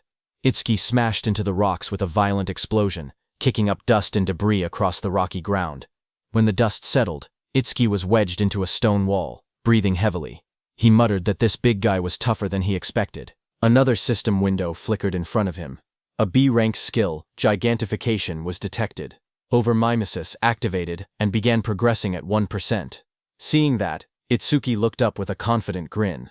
Realizing the monster grew huge because of a skill, he said this would be easy. With one hand, he grabbed onto the giant's stone body and prepared for his next move. Meanwhile, outside, one of Kinoshita Reiji's men got the news of what had happened to Oga and froze in shock. Behind him, Kinoshita Reiji, dressed in a golden vest, sat calmly. He narrowed his eyes and warned his man not to make noise in front of him. The suit-wearing man bowed his head and apologized, saying it was just so unexpected. Kinoshita asked him what had happened. The man reported urgently that someone had defeated Oga and forced their way into the stage. Hearing that, Kinoshita clenched his teeth and broke the wineglass in his hand. He questioned what Oga was even doing. He reminded himself that Oga always bragged that no one below level 30 could break through his defense. He wondered if a level 30 or higher awakened had shown up. But his man quickly explained that with the recent surge in descending monuments, all awakened above level 30 were busy dealing with them and shouldn't have time to come here. He added that challengers at the Flaming Rock execution ground were mostly level 10 rookies. Hearing that, Kinoshita shouted that there was no way a level 10 could beat Oga. His guard behind him looked down with a serious expression and said that if he was given some time, he would gather detailed information. Kinoshita adjusted his vest and tie and said that gathering information was unnecessary. Even if the opponent was level 30, he himself was already here. He mentioned that the Flaming Rock execution ground was known for its stubborn disaster beasts that slowed down challengers. He added that if they headed there now, they would make it in time. However, his guard said that since the opponent's identity was unknown, they should still be cautious. Hearing that, Kinoshita's expression grew sharp. His glasses glowed as he told the guard that he had already said they were heading there now, and that he shouldn't have to repeat himself. The guard stiffened, sweating nervously, and replied with a quiet, "Yes." Kinoshita then threw his arm upward confidently, and declared that he would make them regret opposing the Kinoshita family. At the same time in the dungeon, blue energy lotus surged around Itsuki. A glowing screen appeared behind him showing 100%. Seeing that, Itsuki smirked and said that he no longer had to run around like a mouse anymore. He was standing on top of the massive stone beast, and a bright blue lotus had formed on the beast's forehead. At that moment, a system window opened in the air, announcing that the B-rank skill Gigantification had been fully analyzed. Itsuki looked at the window in surprise. He muttered that instead of gaining a new skill, something else had happened. He realized that Clear Orb had leveled up to level 2, and he checked for new effects. Another set of windows appeared, explaining the changes. Clear orb, level 2, now fires a perfect sphere at 5 meters per second, piercing all enemies while ignoring defense. New effect. After activation, the orb's size can now be adjusted by consuming additional magic power. Passive effect. Each time an enemy with higher defense than your own is defeated using Clear Orb, flight speed increases by 200%. Itsuki stared at the window, shocked that the passive effect had risen from a 100% to 200%. More importantly, he was excited that he could now control the size of the orb with magic. Power surged around him as the blue energy lotus opened. Itsuki said he wanted to try the new ability immediately, and glowing energy surrounded his body. Another window appeared, confirming the upgrade. Clear Orb Level 2 acquired. All stats plus 20. All debuffs removed. Injuries fully healed. A second window showed his new status. Attack went from 260 to 200 in. Agility from 260 to 200 in. Defense from 260 to 200 in. Itsuki then jumped above the massive stone beast, and a massive dark glowing flower appeared beside him, pulsing with power. He thought to himself that it was consuming all his magic to create the maximum orb it could produce right now. The stone beast glared up at him with bright yellow eyes as cracks of energy spread across its body. Itsuki shouted, telling the stone beast to take the biggest clear orb. The giant flower opened like petals and released a powerful clear orb. The massive orb shot downward and struck the stone beast, blasting through its body as Itsuki unleashed the attack with full force. After landing the blow, Itsuki lowered his hand and smiled. He joked to himself, asking if he had pushed it a bit too far. A small window beside him showed that his magic had dropped to 0 out of 280. As the stone man was destroyed, a system window appeared, announcing that the giant stone man, level 15, had been defeated, and the clear orb's flight speed had increased by 200%. Amid the collapsing stone debris, Itsuki looked at the destruction around him. He realized that the orb he created by consuming all his magic had grown this huge. He examined its power calmly. The orb's flight speed had reached 7 meters per second. He thought to himself that if he cleared this stage 2 more times, it would become as fast as a car. Just then, a new system panel displayed the skill information. Clear Orb Level 2. Active effect. Fires a perfect sphere on a fixed path. The sphere travels at 7 meters and penetrates all enemies, ignoring their defense. After activation, the orb's size can be adjusted by spending more magic. Passive effect.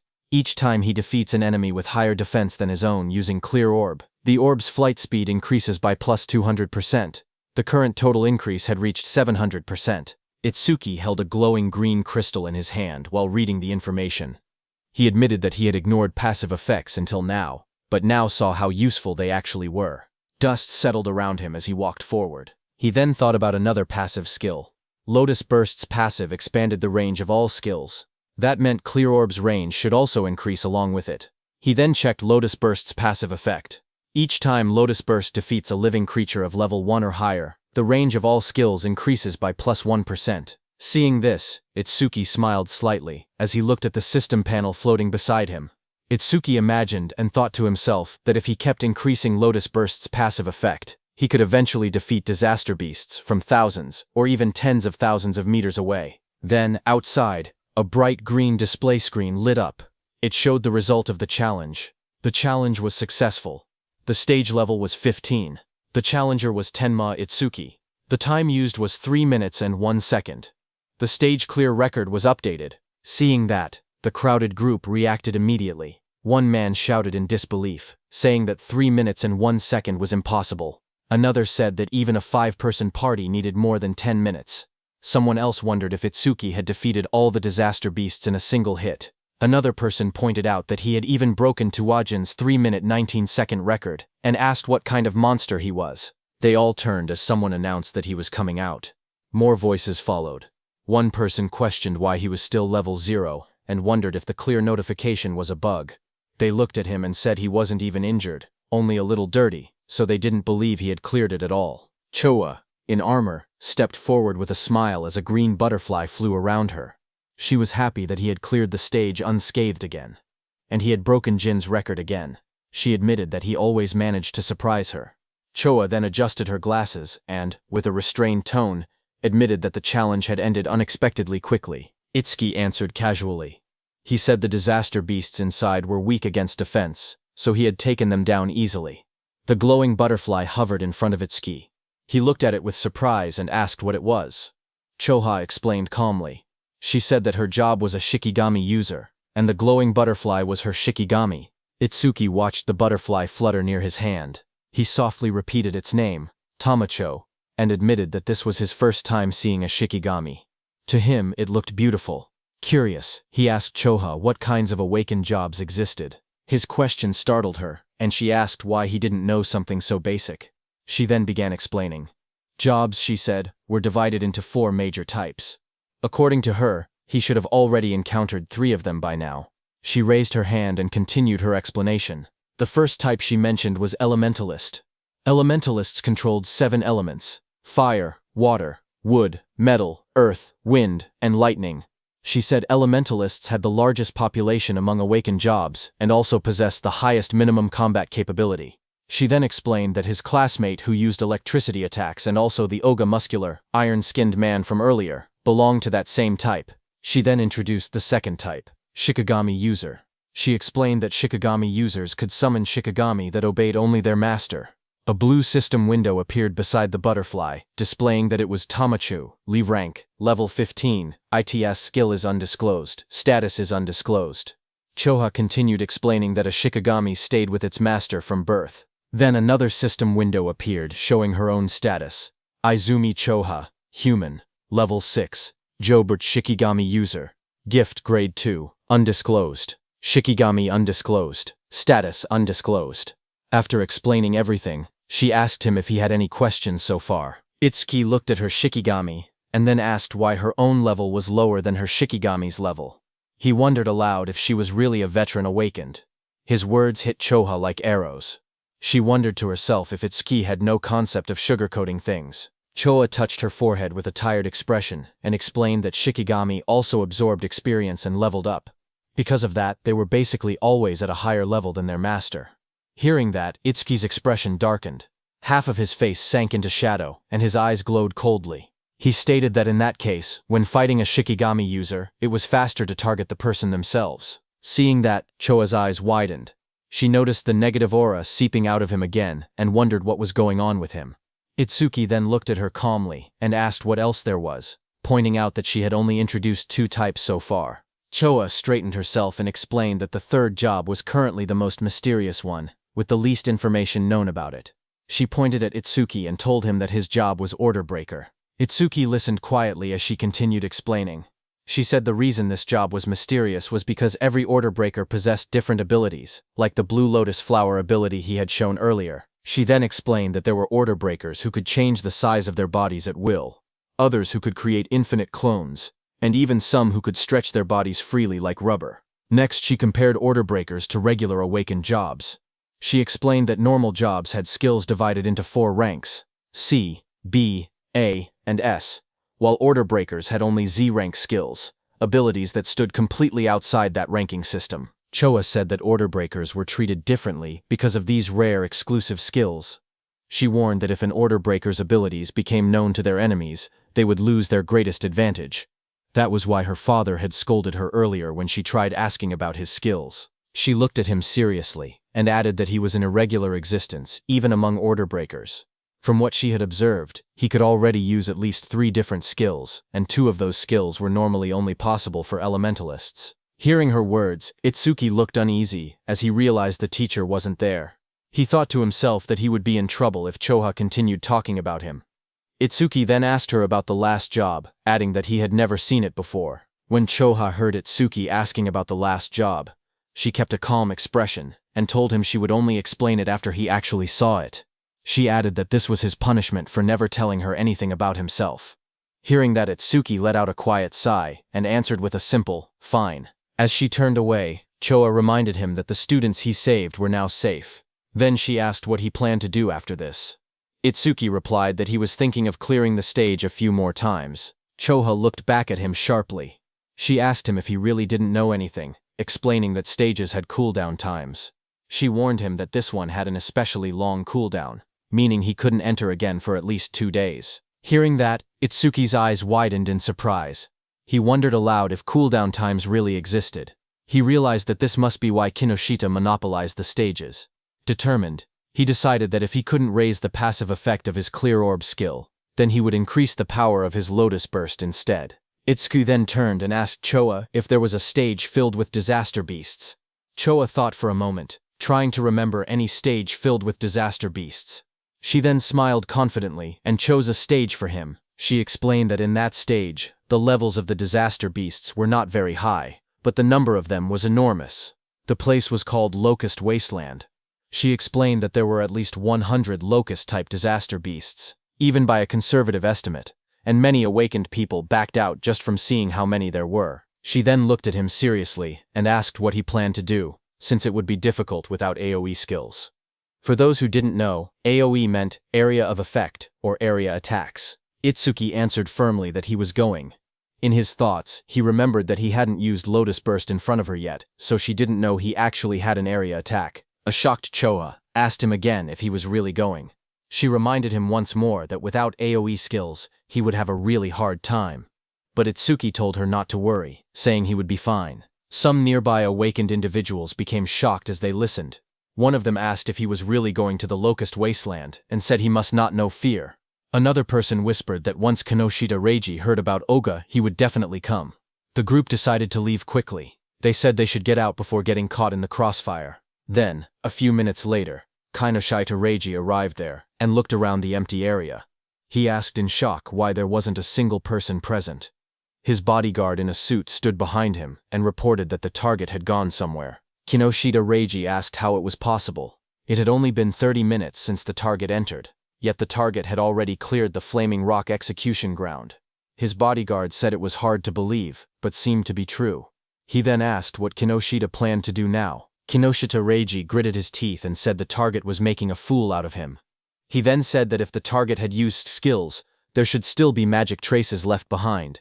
He ordered his bodyguard to contact the Hound and make it track the target. Kinoshita Reiji shouted angrily for them to capture the target alive no matter what, saying he would make the target taste what living hell was. At the same time, inside a dim alley lined with machinery, a man pressed his back against the wall, hidden in the shadows. His panicked thoughts echoed as he regretted taking the assassination request. He muttered to himself that he never knew Kinoshita Reiji had such a strong subordinate, and cursed himself for accepting the job. That same man slumped to the ground, exhausted and trembling. He breathed heavily and admitted that without his earth escape technique, he would have been killed. Sweat dripped down his face as he caught his breath. He slowly peeked around a corner, whispering that he should be safe now that he had gotten this far. His eyes widened with fear as he carefully watched his surroundings. Suddenly, a massive beast lunged toward him with its jaws wide open. The monster's sharp teeth and glowing red eyes filled his vision as it attacked. Before he could react, the creature pinned him to the ground. He choked as its fangs pressed against him. A voice spoke nearby, calm but cold. The speaker approached and looked down at the scene. He ordered the beast called Death to loosen its grip, saying the man seemed to have something to say. The giant wolf-like creature eased up slightly as the man lay helpless beneath it. The wounded man lay on the ground with blood on his face. With fear in his trembling voice, he asked how they had managed to find him. In front of him, the long-haired man in the coat explained calmly. He said that their beast, Death, had a sharp sense of smell. The creature could sense the scent of death coming from people like him. That man was the Hound Kinoshita Reiji had been talking about. His name was Charles. He stepped forward, tipping his hat as he walked. He said that Death could smell the death they were giving off. Filled with terror, the injured man begged for his life. He cried and pleaded for them not to kill him. Charles looked down at him with a cold smile. He said that the request was difficult, because Mr. Kinoshita would get angry. He added that Death had not eaten human flesh in a long time. Then Charles' eyes glowed red. He gave a sharp command, telling Death that it was mealtime. The massive black wolf lunged forward with its jaws wide open, fangs bared as it roared fiercely. A moment later, it ate the man. The wolf stood beside the long-haired man in a trench coat. The man looked at it calmly and said that it had finally leveled up. A glowing blue panel appeared, showing the creature's details. Death Hound, Dwengbritzing. Level, 16. Skill, Death Smell, C rank. Detects all magic traces in an area and identifies the magic source. Second skill, Respawn Desire, B rank. After the Shikigami dies, its respawn time is greatly reduced. Status, Attack 250. Agility 250. Magic 150. Just then, the man's phone began vibrating. He glanced at the screen and answered the call. He told the person on the other side that he had finished things there. As he listened, his expression changed. He asked if Oga had been badly injured. He wondered aloud if someone had struck that stubborn Oga's weak point. Finally, he replied that he understood and said he was on his way. He ended the call and turned back toward the wolf. With a small gesture, he told it that a new prey had appeared and ordered it to move. Sometime later, in a bright golden field labeled as the Locust Wasteland, a dome-shaped building stood in the distance. Itsuki and Choha approached it along a narrow dirt path. Itsuki looked at the structure and asked softly, "Here?" He stared across the endless wheat fields and wondered aloud if there were really that many locusts in a place that looked so quiet and peaceful. Walking beside him, Choa explained calmly. She said that disaster beasts always chose environments that suited them when invading this world.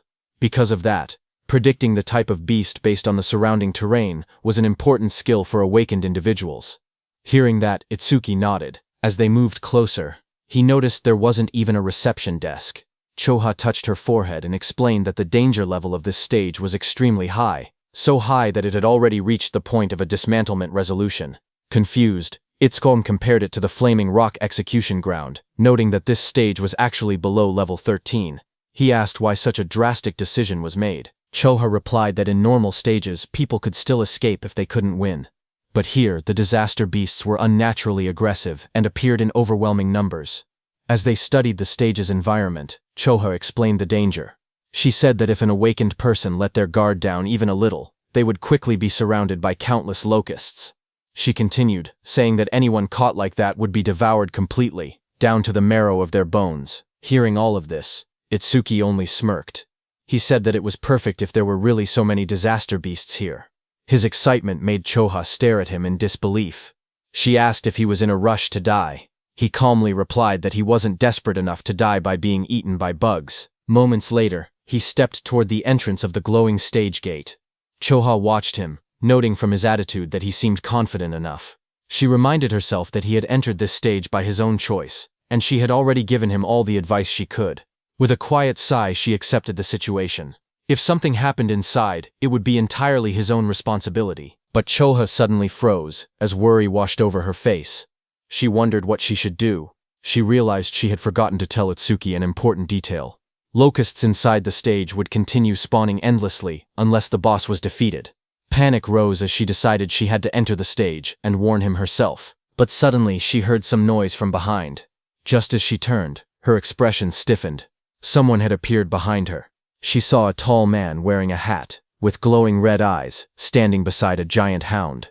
The man looked at her and spoke with a cold smile, saying he was looking for someone. On the other hand, inside the stage, Itsuki stepped across a ruined field. Dirt and trampled crops surrounded him. He looked around and muttered that it was a mess. Then he clapped his hands together lightly and smiled with confidence. He called out to the unseen swarm, telling the pests to wake up. He had come to exterminate them. A lone scarecrow stood in the middle of the dry, cracked wasteland as countless small insects flew around it. Itsuki looked at the scene and noted that the enemy's individual levels were surprisingly low. He said that since they met the requirements for Lotus Burst, there would be no problem. Information windows appeared one after another. Evil Locust 2231, from Insect Tribe, Level 1. Gift, none. Status, undisclosed. There were also some Level 2 evil locusts mixed in. Itsuki stared at the dark sky as an enormous swarm of locusts covered everything. He commented on the incredible number of enemies. But instead of being worried, he said that this worked in his favor. Flames rose around him as he formed a glowing lotus of light in his hands.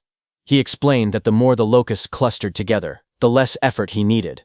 Once they entered the range of Lotus Burst, he said he would crush them all at once. The ground shook as a vortex of locusts formed around him. When the moment was right, he shouted a single command, "Now." A bright red explosion ignited in the air as the system message appeared, stating that Lotus Burst had been activated. Then there was a huge explosion. Right after the blast, notifications flashed one after another. Each one reported that an evil locust had been defeated by Lotus Burst, increasing all of the user's skill ranges by 1%. More messages followed, showing both Level 1 and Level 2 locusts being wiped out instantly. When the smoke cleared, Itsuki stood calmly in the middle of the scorched ground. Sparks drifted around him, while charred insect bodies lay scattered at his feet. Another notification floated beside him, confirming the defeat of a level 2 Locust and awarding another 1% increase. New windows opened, explaining Lotus Burst's abilities. The active effect consumed magic to deal explosive damage within a 10.5-meter range, its power proportional to how much magic was spent. The passive effect stated that every time Lotus Burst killed a living creature of level 1 or higher, all skill ranges increased by 1%. Itsuki glanced at the numbers and made a small comment. He had defeated 110 enemies, which meant a 10% increase, therefore receiving 10% at once. Lotus Burst's range had now expanded to 10.5 meters, which he considered impressive. He analyzed the situation calmly. Against disaster beasts of this level, consuming 10% of his magic to output 10% of his firepower should be enough. Taking his remaining magic and recovery speed into account, he could probably use about 10 more shots. If he gained even 100 kills per use, he could increase his total skill range by 1000%. Another screen displayed his magic level, 252 out of 280. He looked at it and muttered that things would go much more smoothly if stages didn't have cooldown times. But suddenly, Itsuki noticed something. He stared at his bracelet with a confused expression. He noticed that the usual challenge success notification was missing. He muttered that something felt odd. As he frowned, a thought crossed his mind, and he wondered if the reason was something unexpected. Just then, a system window suddenly appeared. It reported that a C-rank skill called Mother's Will had been detected. It also stated that Over-Mimus was activated, and that the analysis progress was at 1%. Itsuki looked up sharply. He realized that one locust had survived. Dust and broken ground swirled around him as more locusts flew through the air. He turned, watching the locust swarm gather again. He questioned whether Mother's Will was the boss monster's skill. At that moment, several locusts lunged at him. He jumped back and blocked the attacks with the crystal armor covering his arms. He admitted to himself that he had let his guard down. He had truly believed there was no boss monster in this area. He narrowed his eyes, thinking aloud. He said it was good that he could still expand his skill range by using Lotus Burst again. But he also stated the bigger problem. He had no idea where the boss actually was. The glowing lotus-shaped energy expanded from Itsuki's hands as he activated his skill. His expression hardened with resolve. He declared that he would defeat all the small enemies first and force the hidden boss to reveal itself. A bright explosion erupted around him. The ground shook as countless evil locusts were blown apart by the blast. System notifications appeared one after another. Each message showed that an evil locust, either level 1 or level 2, had been defeated with Lotus Burst, and every kill increased all his skill ranges by 1%. The notifications continued stacking until the Lotus Burst total experience reached 220%. His Lotus Burst leveled up. Another message explained the updated skill. Lotus Burst LV2 now consumed magic to deal explosive damage within a 16-meter diameter, and its power increased based on how much magic was used. Itsuki looked at the smoking battlefield and murmured that the range had expanded to 16 meters, calling the new effectiveness outstanding. But even after defeating 10 small enemies, the boss still hadn't appeared. Deep underground, inside a dim nest filled with shifting shadows, many insect-like creatures began to crawl and move. Their wings rustled as more of them gathered around a glowing cluster hidden in the darkness. As the locusts crawled out of the cracked ground, a notification floated in front of Itsuki, showing the analysis progress rising to 27%. He looked ahead sharply and muttered that they had spawned again. Another screen appeared, showing his magic at 232 out of 280.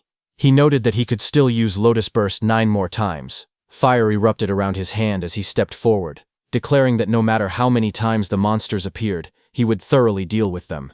His arm swung through the flames, and he shouted that he would sweep them all away. A fiery explosion burst across the battlefield, and several notifications appeared one after another, stating that evil locusts of level 1 had been defeated with Lotus Burst, and that all skill ranges increased by 1%. More screens stacked up endlessly, showing the same message again and again. A blinding explosion tore through the ground as Lotus Burst activated again, scattering debris in every direction.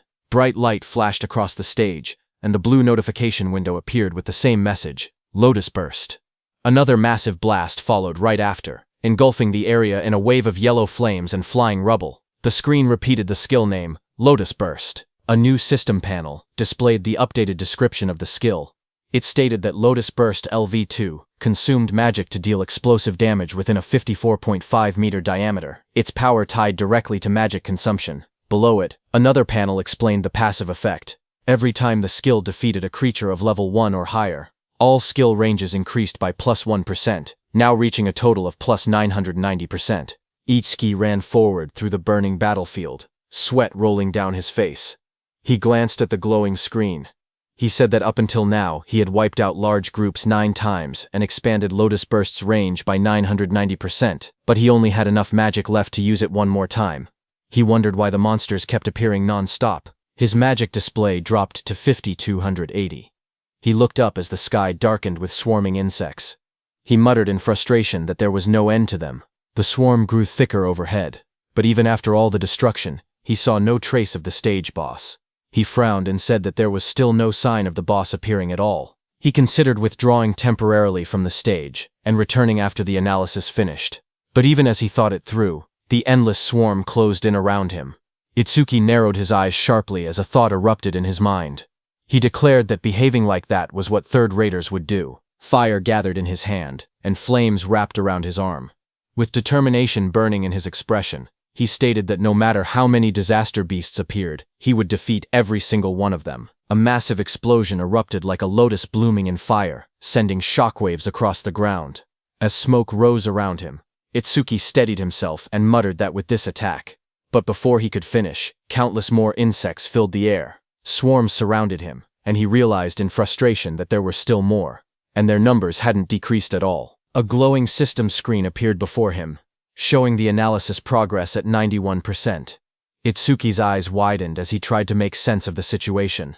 He wondered what was happening. All the disaster beasts that had appeared since the first defeat were still only level 1. Their bodies were small too, as if they had just hatched. As he connected all the dots, he realized the truth at once. The boss's ability was infinite reproduction. A massive golden insect, the queen locust, crouched in the darkness as glowing eggs shot out from its abdomen. A system window identified it. Queen locust Sumbro 379, insect tribe, level 13, gift, grade 1, lays large quantities of evil locust eggs, skill, mother's will. Itsuki looked up, sweat trailing down his face. If the queen could reproduce endlessly, then fighting the small ones meant nothing. The only way forward was to defeat the boss itself. His magic was nearly gone. But the analysis bar floated in front of him, rising steadily. 98%. He clenched his teeth as the final percentage completed. The blue sphere of the analysis pulsed outward. Analysis progress, 100%. A new message appeared. Mother's will. Analysis complete. Skill acquired. Magic detection LV1.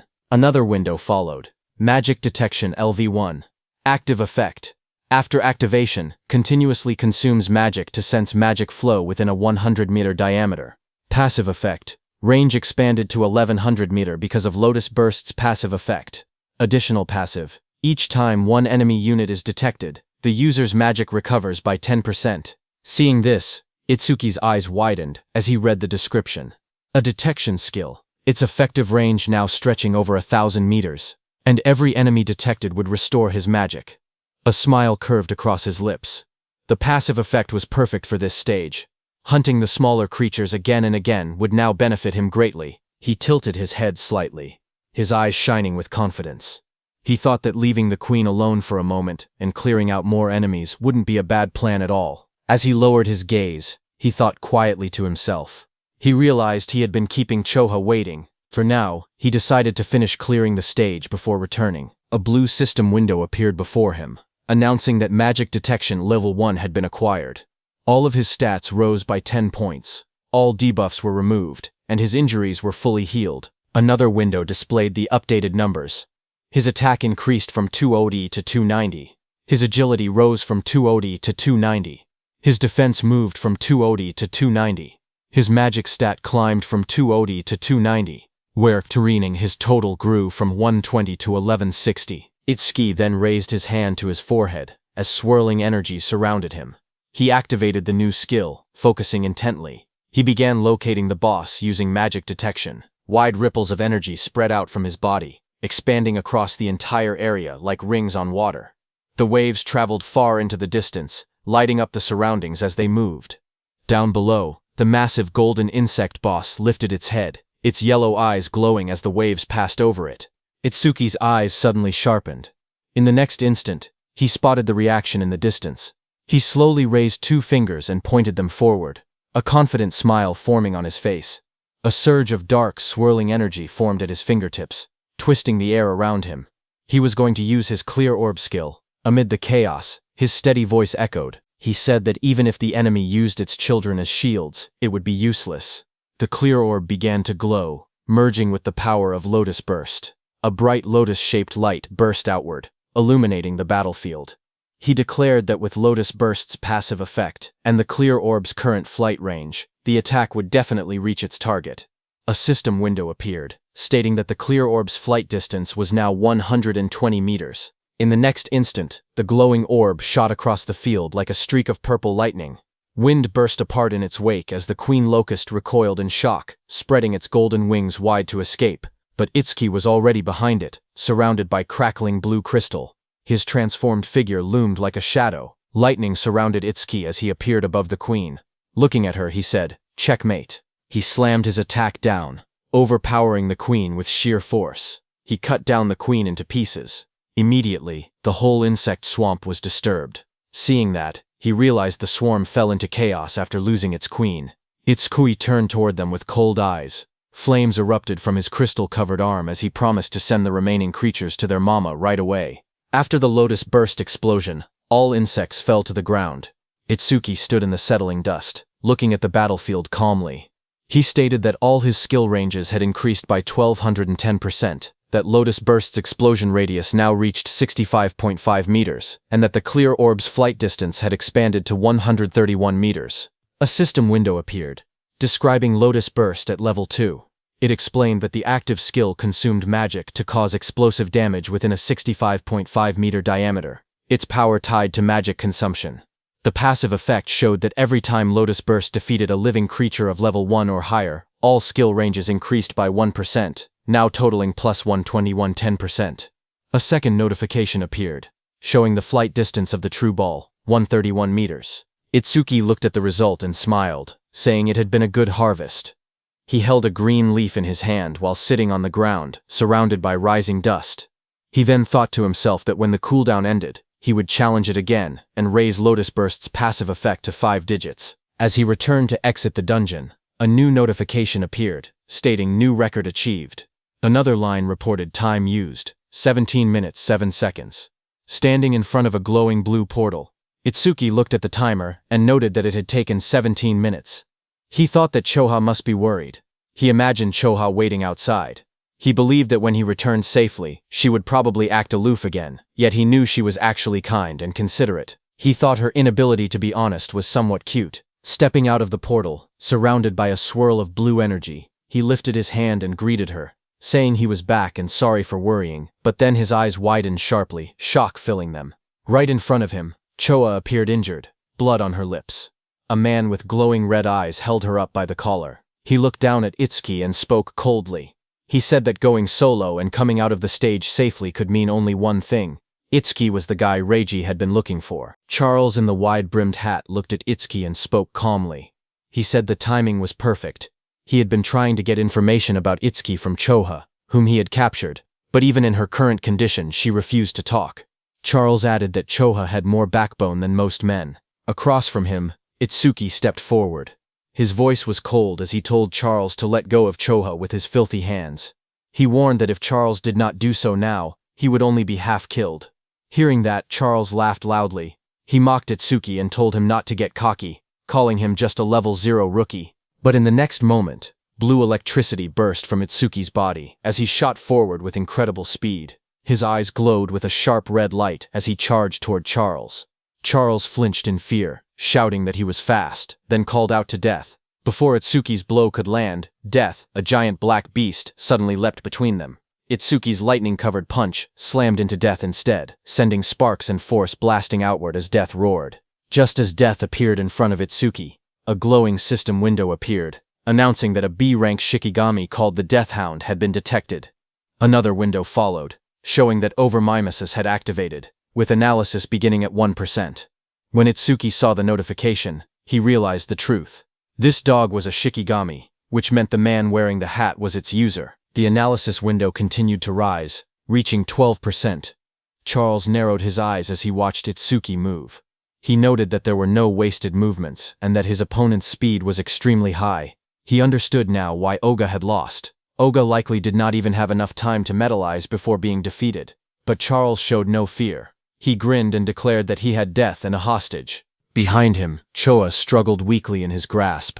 Hearing this, Itsuki shouted her name, his expression tightening in alarm. Itsuki, who stood firm and was holding Death's snout with one hand, got distracted. Death broke free from his grip and roared, baring its sharp teeth as it lunged. The monster's glowing red eyes locked onto him. Charles smirked as he spoke. He said that Death's bite force could crush any enemy with a defense lower than 30. At best, he said, Itsuki would get his arm bitten off. But the next second, Charles's expression suddenly froze. His eyes widened in shock as he looked ahead. In front of him, black spikes grew around Itsuki's body, blocking the beast's bite. Immediately, Itsuki used his Lotus Orb skill, aiming at Death.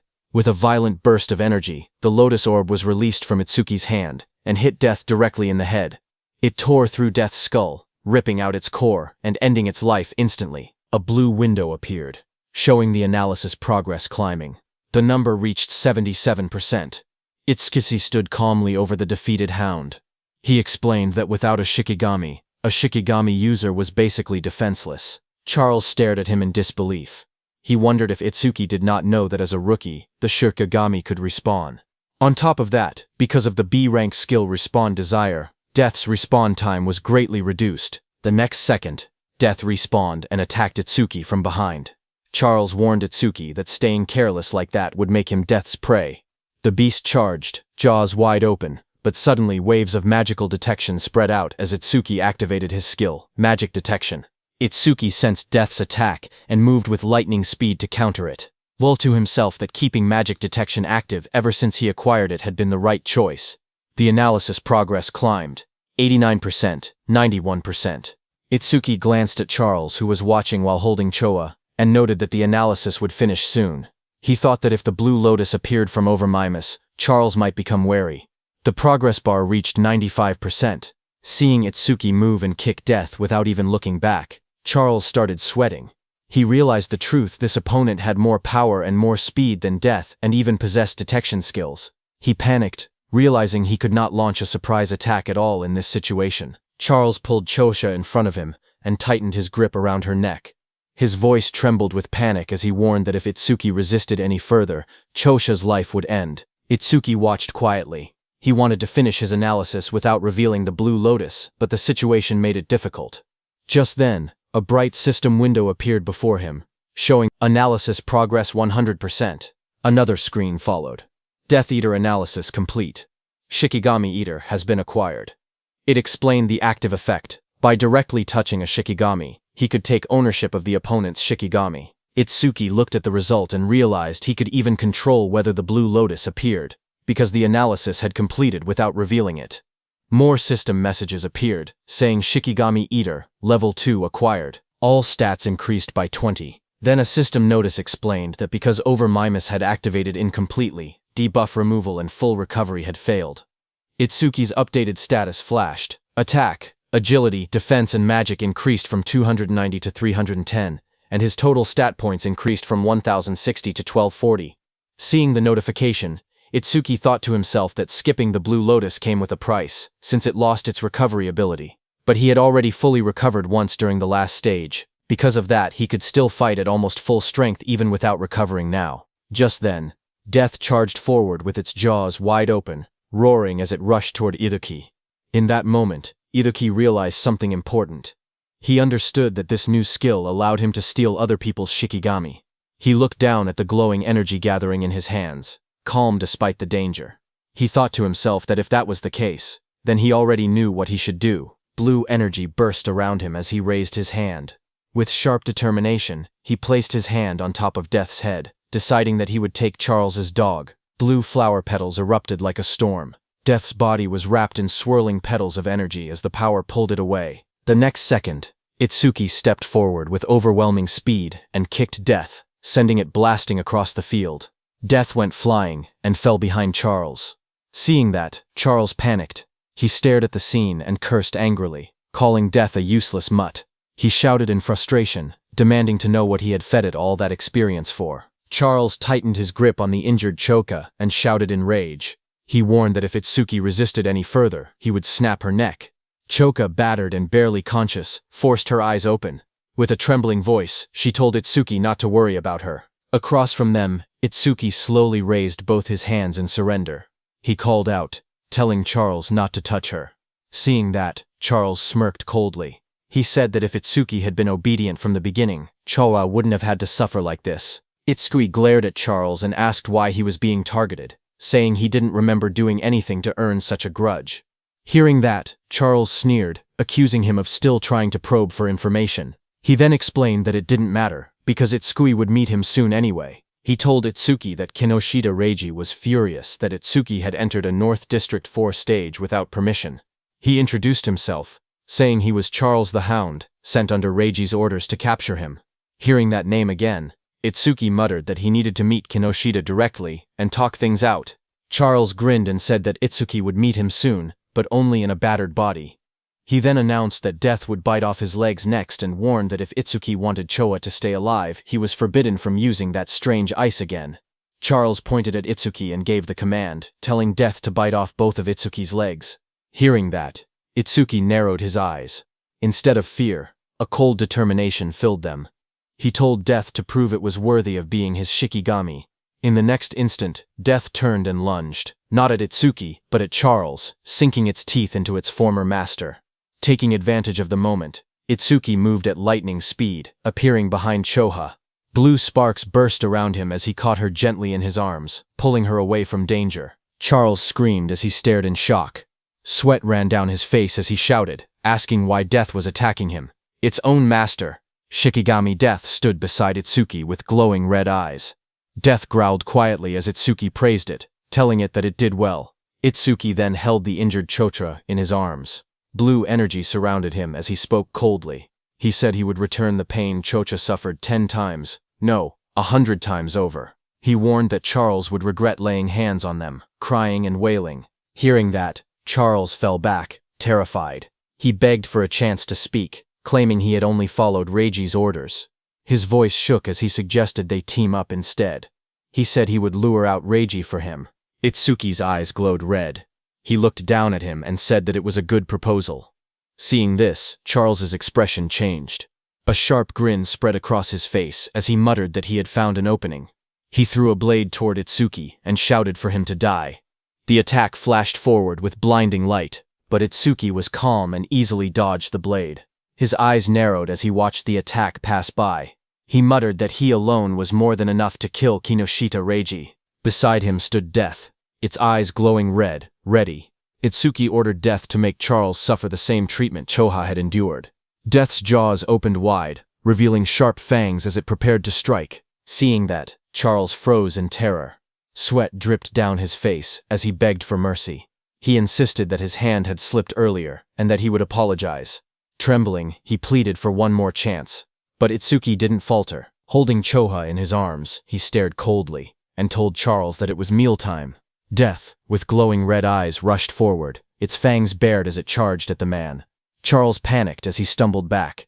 Tears streamed down his face as he shouted, asking if Death had forgotten who its master was. He reminded Death how much he had fed it. His voice shook as he tried to speak again. But Death opened its jaws wide, revealing rows of sharp teeth as it lunged at him.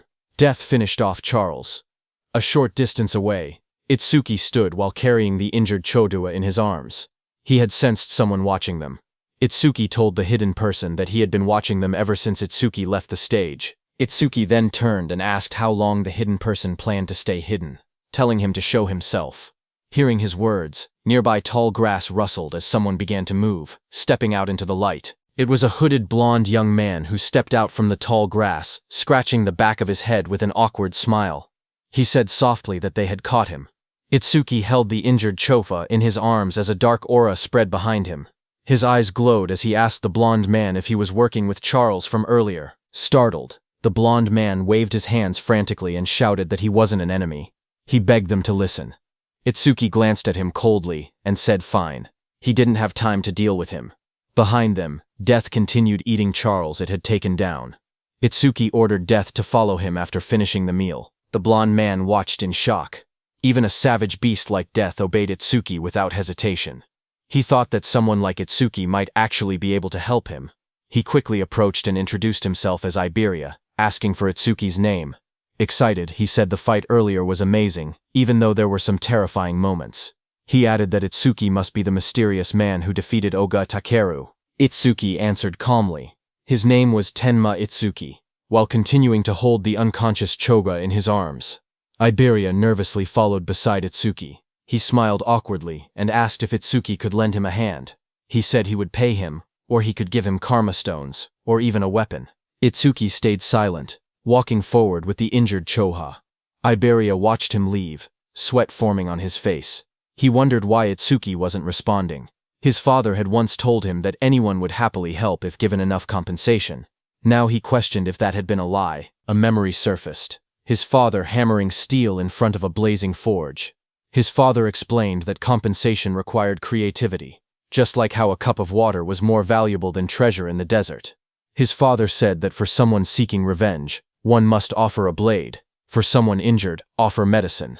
He said that was enough compensation for them. Back in the present, understanding flashed across Iberia's face. He clenched his fist with excitement and said he finally understood. Iberia called out from behind, reminding Itsuki that he had come on foot. He said that with an injured person it was impossible to move quickly, and that the nearest hospital was dozens of kilometers away. He warned that if Itsuki walked that slowly, the woman he was carrying would die. Iberia then reached into his bag and held up a glowing scroll. He said that he happened to have healing items. But even hearing that, Itsuki continued walking.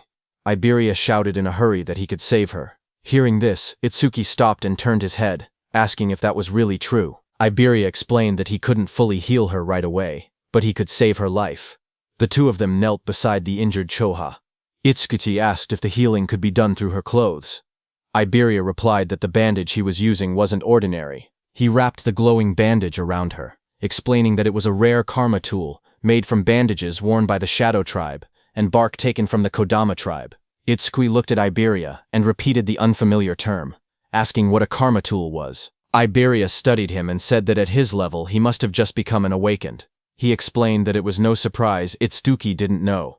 Iberia explained that modern weapons didn't work on disaster beasts. Guns were useless against them, so firearms couldn't be used in real combat. However, crafters were able to forge special anti-disaster beast items known as karma tools, created from monument materials and the body parts of disaster beasts. He said that karma tools were divided into 4 ranks depending on the crafter's skill and the materials used. The 4 ranks were normal, rare, epic, and unique. Iberia then explained using a simple longsword as an example. Normal karma tools weren't much different from regular weapons, except they were capable of damaging disaster beasts and awakened beings. The sword was labeled an ordinary longsword. The next weapon was the ocean sword, rare, which increased agility and magic. Iberia said that rare karma tools boosted their owner's stats. The third weapon was the blood sword, epic, which increased attack power and absorbed blood to raise the blade's temperature and reduce an enemy's self-healing by half. Iberia explained that epic karma tools not only boosted stats but also possessed special effects. Iberia continued by explaining the final rank of karma tools, which was the holy sword, unique. It granted increased attack and agility. Its unique effect allowed the user to obtain the inexhaustible magic sealed inside it, enabling infinite magic usage. Iberia said that the ultimate goal for every crafter was to create a unique karma tool, weapons with massive stat boosts and powerful one-of-a-kind effects. Iberia went on to explain that crafters themselves didn't have much combat power, and there were very few of them. But because they could forge karma tools, all awakened people respected them. Hearing that, Itsuki asked Iberia if his father was a crafter. Iberia smiled and replied that his father wasn't just any crafter. He explained that countless crafters couldn't create a unique karma tool even once in their entire lives. Across the 5 continents, there were only 10 crafters who had achieved that level. Then he proudly added that 3 of those 10 unique tools were made by his father.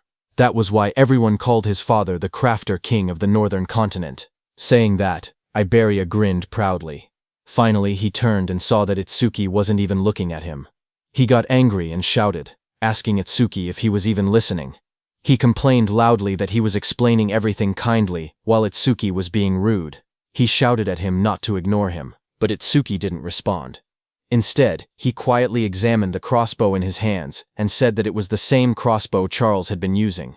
Iberia was shocked, seeing that even after hearing about his father, Itsuki didn't look surprised at all. He muttered that any normal awakened person would have already been flattering him. Meanwhile, Itsuki kept studying the weapon, and thought that having it would let him reduce how often he needed to use the clear orb, and also lower the risk of exposing his abilities. Iberia looked at it and told Itsuki that this weapon was a rare karma tool. Hearing that, Itsuki commented that it was unfortunate there were no arrows left. Iberia explained that projectile karma tools didn't need normal arrows. Any ordinary ammunition could be assimilated into karma tool ammunition, so there was nothing to worry about. Just then, a screen appeared showing the name Hunter's Crossbow Rare, with an agility increase of +50. Then the crossbow vanished. Itsuki looked surprised and asked why it disappeared. Iberia told him that this was another feature of karma tools. Once a karma tool linked with its owner, it would be stored away and reappear whenever the owner wished to use it.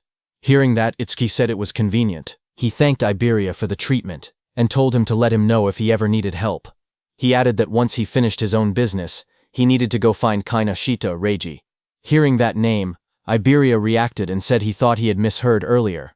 He said Itsuki must be incredibly bold to go against someone like Kinoshita Reiji in North District 4. Hearing his words, Itsuki looked at him calmly and asked if he was also going to tell him to give up. Iberia told Itsuki that if his target was Kinoshita Reiji, then they were after the same person. Itsuki asked calmly if Iberia had angered Reiji as well. Iberia said it wasn't exactly like that, and explained that he wanted the two of them to team up for the Salvation League National Tournament preliminaries happening the day after tomorrow.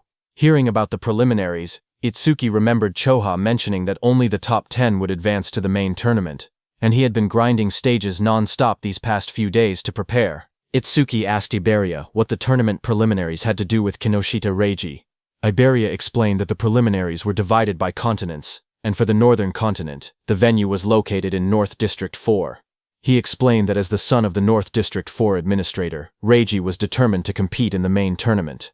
His older brother was also a savior, so failing to reach the top 10 would disgrace the Kinoshita family name. Hearing that, Itsuki then understood why Reiji monopolized all stages in North District 4 to level up quickly. He looked at Iberia and asked why someone like him would want to team up with him, especially since he had been receiving help from him this whole time. Iberia raised his voice confidently, saying it was because Itsuki was strong. He believed that if they teamed up, they would definitely pass the preliminaries.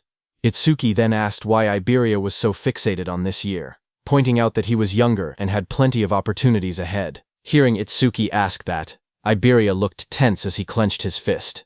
Then he answered softly that there was a reason. He recalled his childhood.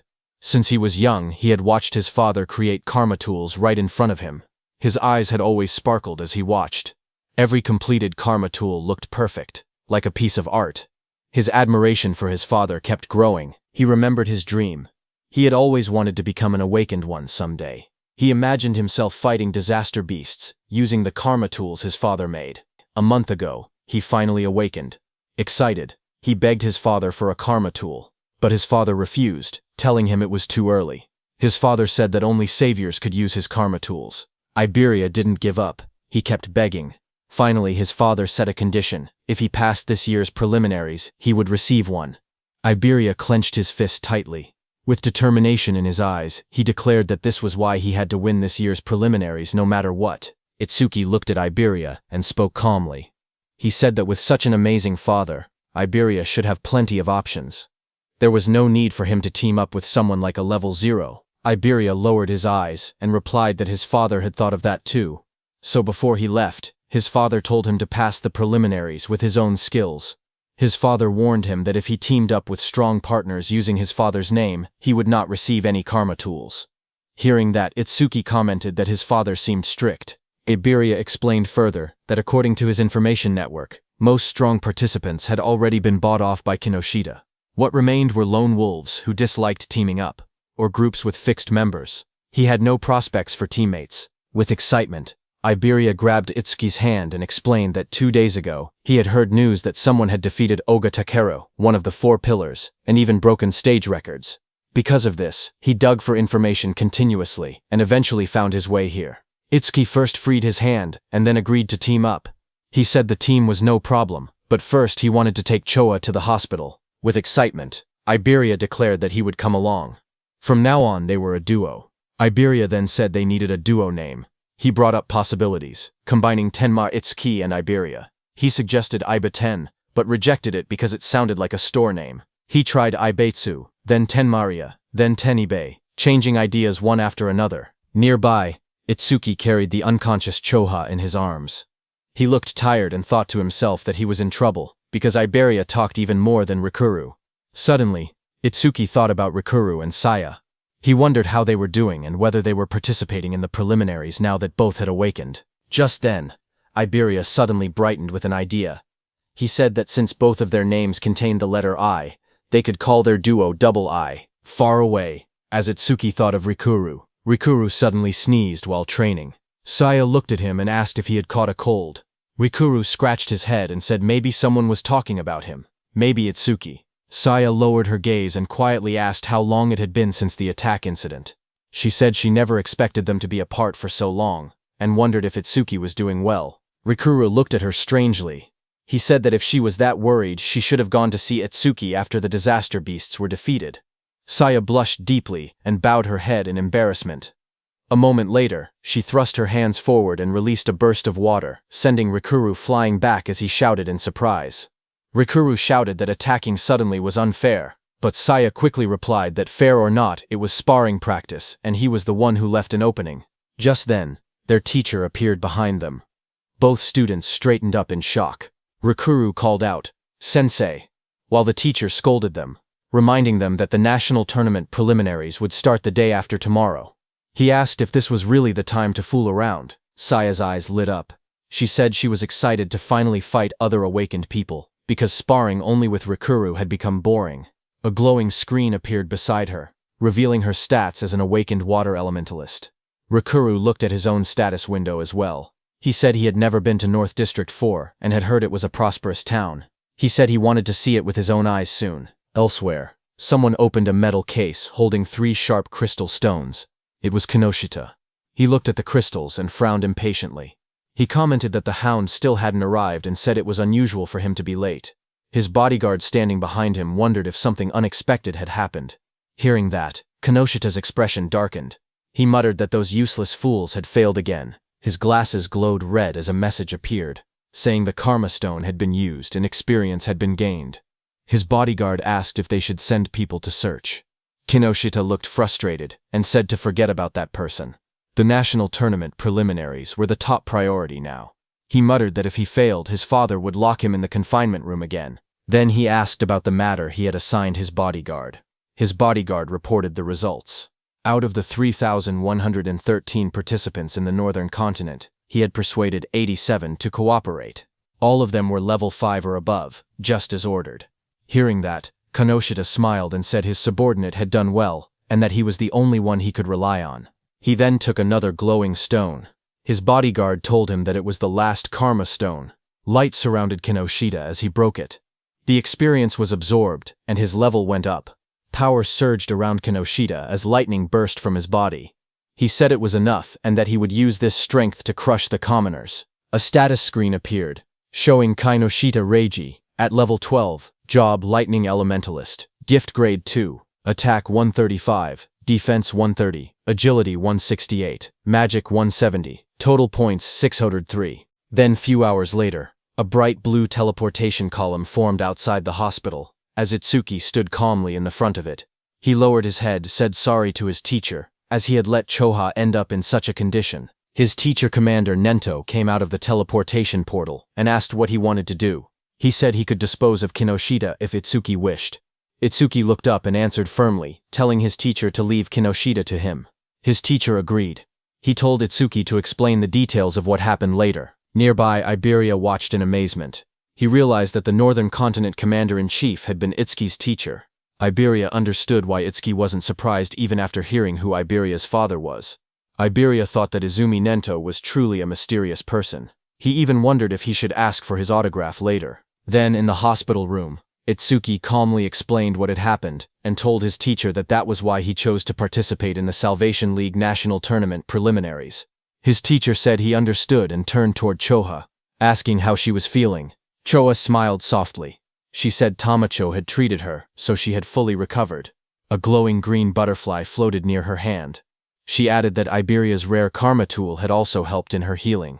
Hearing that, Izumi Nento looked at Iberia in surprise. He said that since Iberia possessed the rare karma tool Kodama Bandage, crafted by Aiden, he must be Aiden's son. Iberia was surprised to hear that. Realization hit him as he thought to himself that Izumi Nento knew about karma tools, and even recognized his father. He reminded himself that he needed to show the dignity of the Crafter King's eldest son.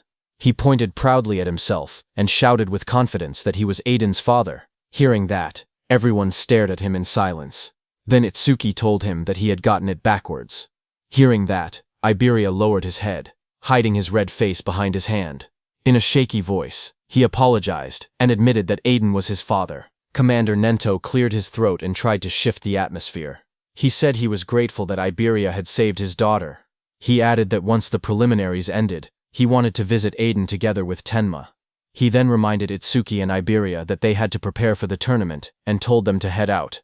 He promised that he and Choha would come to watch tomorrow. Iberia raised his fist excitedly and agreed.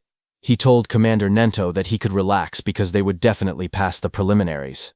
Beside him, Itsuki stood quietly and nodded. After they left, Choha commented that her father had really taken a liking to Tenma because she remembered how, when he used to meet with Jin, he would always bring her along to meetings. Hearing that, Commander Nento told her that because of childhood trauma, whenever Itsuki faced disaster beasts, powerful self-destructive impulses would awaken inside him. But Itsuki's self-destructive impulses weakened only when someone he wanted to protect was nearby. He explained to Choha that this was the reason he placed Choha by Itsuki's side. Hearing that, Choha realized that her father wanted her to become Itsuki's friend, become his weakness, and become the person he wanted to protect. Choha repeated the thought quietly, wondering if she was truly the one Tenma wanted to protect. While she was lost in her thoughts, the commander then stood up and revealed to Choha that the disaster beast attack at Itsuki's school had been planned, not a coincidence. Hearing that, Choha reacted with surprise. Commander Nento added that more traitors were joining the disaster beasts, and that similar attacks on commanders-in-chief had happened across other continents as well. The commander turned toward a large window, his silhouette dark against the night. He said that for now humanity's future was pitch black. Then he added softly that Itsuki would surely be the one to illuminate it. His voice rang out that Itsuki would become a light of hope. Then, at the national tournament preliminary venue in North District 4, the massive circular arena sat in the middle of the wasteland. Inside, a crowd gathered. Itsuki looked around and remarked that there were more people than expected. Iberia explained that once news spread that Commander Nento would be watching, many who originally refused suddenly decided to participate. The number of contestants rose from about 3,000 to nearly 5,000. On the side, Reiji glared in frustration. He muttered that Izumi Nento had increased the number of unpredictable variables far more than expected. His subordinate tried to calm him, saying the newcomers were just last-minute riffraff who didn't have time to form teams, so Reiji's side still held the numerical advantage. He told Reiji that he had ordered the recruits to tie red ribbons on their right arms so they could be identified as allies. On the other side of the arena, Rikuru and his group noticed the ribbons. Rikuru asked if red ribbons were trending now, and wondered if they should wear them too. Saya beside him commented that since Commander Nento was coming to watch, maybe Itsuki would also appear. Then the host of the national tournament preliminaries, Shinshihara Soryu, stepped forward and addressed the crowd. He told everyone that he would explain the rules before the preliminaries began. He said the preliminary venue was divided into two areas, an external area and an internal area. In the first stage, the participants would start from 4 different directions in the external zone. A large diagram of the arena appeared on the screen, showing the outer ring and the inner circle labeled as the internal area. Soryu continued explaining that the first challenge was a race based on time. Everyone had to reach the internal area as fast as possible. The moment someone entered the inner zone, their rank would automatically be recorded on the bracelet they were wearing. Only the first 50 to arrive would advance to the second stage. Then a hologram of the bracelet lit up, showing how it displayed the rank of the participant. Some competitors reacted immediately. Rikuru raised his arm and commented that the bracelet had a surprising function. Hearing that, Saya beside him thought that eliminating thousands of people in just the first stage was extremely harsh. Next, Soryu explained that each person was allowed to carry up to 2 karma tools. Participants were also free to team up with anyone they wanted, and use any method necessary. Results were all that mattered. As the rules were being announced, Iberia nudged Itsuki and pointed ahead excitedly, asking Itsuki to look. He was pointing at the Reiji team in front of him. As the host announced that the first stage would end with rankings and an explanation of the second stage, Iberia pointed at Kinoshita Reiji standing in the middle of a group and told Itsuki that he was Kinoshita. Meanwhile, Kinoshita ordered the people he had recruited to obstruct anyone running ahead of him. Watching from the side, Iberia guessed that the people standing near Kinoshita were the ones he had bought off. He suggested that they should rush into the internal area as soon as possible. His plan was to launch a surprise attack once Kinoshita lowered his guard after entering the interior. But before he could continue explaining, Iberia suddenly froze with a shocked expression. He saw Itsuki walking toward Kinoshita. Shocked, Iberia asked if he had even been listening. One of Kinoshita's men noticed Itsuki approaching. He asked who Itsuki was. Another man warned everyone to be careful because Itsuki didn't have a red ribbon. Just then, from high above, the host raised his voice and declared that the first stage was beginning. The host looked at the students and commented that more and more young people wanted to join the Salvation League, which he found reassuring. But suddenly, a voice told him that having numbers without quality was meaningless. It was a black-haired man. He said that in their time, there had been many participants above level 15. This black-haired man was also an instructor. A blue screen appeared, showing Heitan Akira's information, but most of it was hidden. Instructor Soryu corrected him, saying that only 2 participants had reached that level in Heitan's year. That year, Heitan Akira was at level 18, and along with him was Taewajin at level 21. Remembering the past, Instructor Heitan commented that things were boring now without rookies like Taewa. He said he hoped someone similar existed in the current group. But Instructor Soryu shook his head and replied that geniuses like that did not appear easily. Instructor Heitan stepped forward and asked Commander Nento about a rumor. He said he had heard that a student from the northern continent had defeated a level 8 skeleton soldier right after awakening and later became Commander Nento's pupil. Instructor Soryu widened his eyes and asked if it was true, calling it ridiculous for someone to defeat level 8 monsters immediately after awakening. Commander Nento, covered in dark flames, answered calmly, saying that the rumor was true. Hearing this, Instructor Heitan asked if that person was in the group they were watching. Instructor Soryu thought that since this was Azumi's second recognized pupil after Taewajin, it meant the student must possess exceptional talent. Examiner Soryu looked at the participants list and wondered who the mysterious participant could be. The tablet displayed the first candidate. It showed Horino Rakuru, a level 10 metal elementalist. Examiner Soryu noted that Rakuru's gift was only an ordinary grade 2, and decided it couldn't be him. Another profile appeared. Kisaragi Saya, a level 11 water elementalist with a grade 1 gift.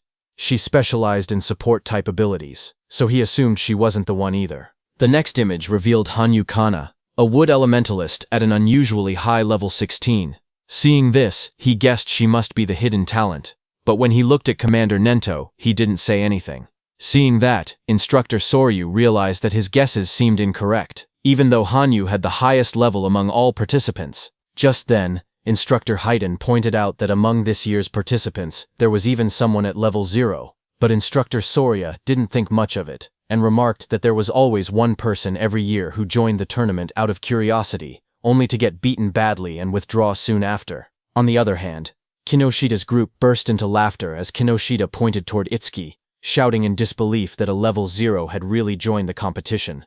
His team laughed loudly, mocking Itsuki and asking if he had gotten lost. Hearing them, Itsuki stepped forward silently and raised his hand, showing the mechanical glove of Charles on his hand. Kinoshita froze when he saw the glove. He stuttered, recognizing it as something belonging to Charles. Fear spread across his face as he demanded to know who Itsuki was. Itsuki stared directly at Kinoshita and asked if Kinoshita was the one who had been looking for him this whole time. Hearing that, Kinoshita grew furious. He refused to believe it. He shouted that there was no way a level 0 could have defeated Oga. He insisted that Itsuki must have been sent by someone just to shake him up. He then pointed forward and yelled for his group to attack. The men beside him grinned confidently and stepped forward. They said they would handle it and make Itsuki regret provoking them. While Kinoshita's men stayed back to block Itsuki, with a burst of purple lightning, Kinoshita rushed toward the center, saying he didn't have time to deal with trash like Itsuki. As Kinoshita left, his remaining men formed a circle around Itsuki, ready to attack him. From the watchtower, Instructor Heitan watched everything, and thought that there were 3 level 6 fighters and 2 level 7 fighters present, so there was no need to wait for the results. He thought that if Itsuki just begged for mercy now, he might survive. On the ground, Iberia also grew nervous and started calculating the situation. He thought he could take down one opponent, but even with Itsuki's strength, fighting 4 enemies at once would be impossible. That meant he had no choice but to use a certain technique. Thinking that, he stepped forward slowly while reaching toward the item at his side. Suddenly, one of Kanoshida's men, a red-haired man, smirked as he looked at Itsuki. He said he had expected a strong opponent to appear, but the first one they encountered was just level 0 trash. Hearing that, Itsuki lowered his head slightly, his face hidden in shadow as he told the man in front of him to move. The red-haired man widened his eyes in surprise on hearing that. He hadn't expected such blunt words. For a moment, he froze, then burst into loud laughter, throwing his head back. He mocked Itsuki's attitude, but Instructor Hiton smirked instead when he heard Itsuki. He said he liked that attitude, and offered to step in later, claiming he would save Itsuki when things got bad. Then the red-haired man leaned forward with a twisted grin. He told Itsuki to let him crack open his head and see what was inside. Itsuki didn't reply to him. Instead, the next second, Itsuki struck. His fist slammed into the red-haired man's face with overwhelming force, sending blood and broken teeth flying. As the red-haired man fell backward, screaming, Itsuki repeated in a cold voice that he had already told him to move. Instructor Hiton was shocked to see that Itsuki's opponent had been 7 levels higher than him. Yet Itsuki had defeated him instantly. He couldn't believe that Itsuki had instantly killed the red-haired man. Kinoshita's other fighters stared in shock. One man shouted that Honda was level 7 and couldn't understand how a rookie defeated him. Another tried to calm him, saying the rookie must have caught Honda off guard. Flames swirled violently in the hands of that fighter as he growled that he would burn the rookie to a crisp. A system window appeared beside him, showing that he was using the B-rank skill flamethrower at full output. A massive wave of fire shot out. Iberia, watching, gasped, saying the attack was so fast he couldn't even use his karma tool in time. The flames roared across the arena. One of Kinoshita's fighters commented that the attack was overkill for a level 0, but the fighter who threw the fire said deaths in the preliminaries were common. He added that if the rookie wanted to resent someone, he should resent himself for acting cocky at level 0. But another fighter suddenly pointed forward, shouting that something wasn't right. As the flames cleared, everyone looked toward the center of the blast. Itsuki had created a huge black ice wall. Flames danced around it. One fighter stared at the scene and yelled, asking what this was. Inside the black ice wall, Itsuki and Iberia stood unharmed.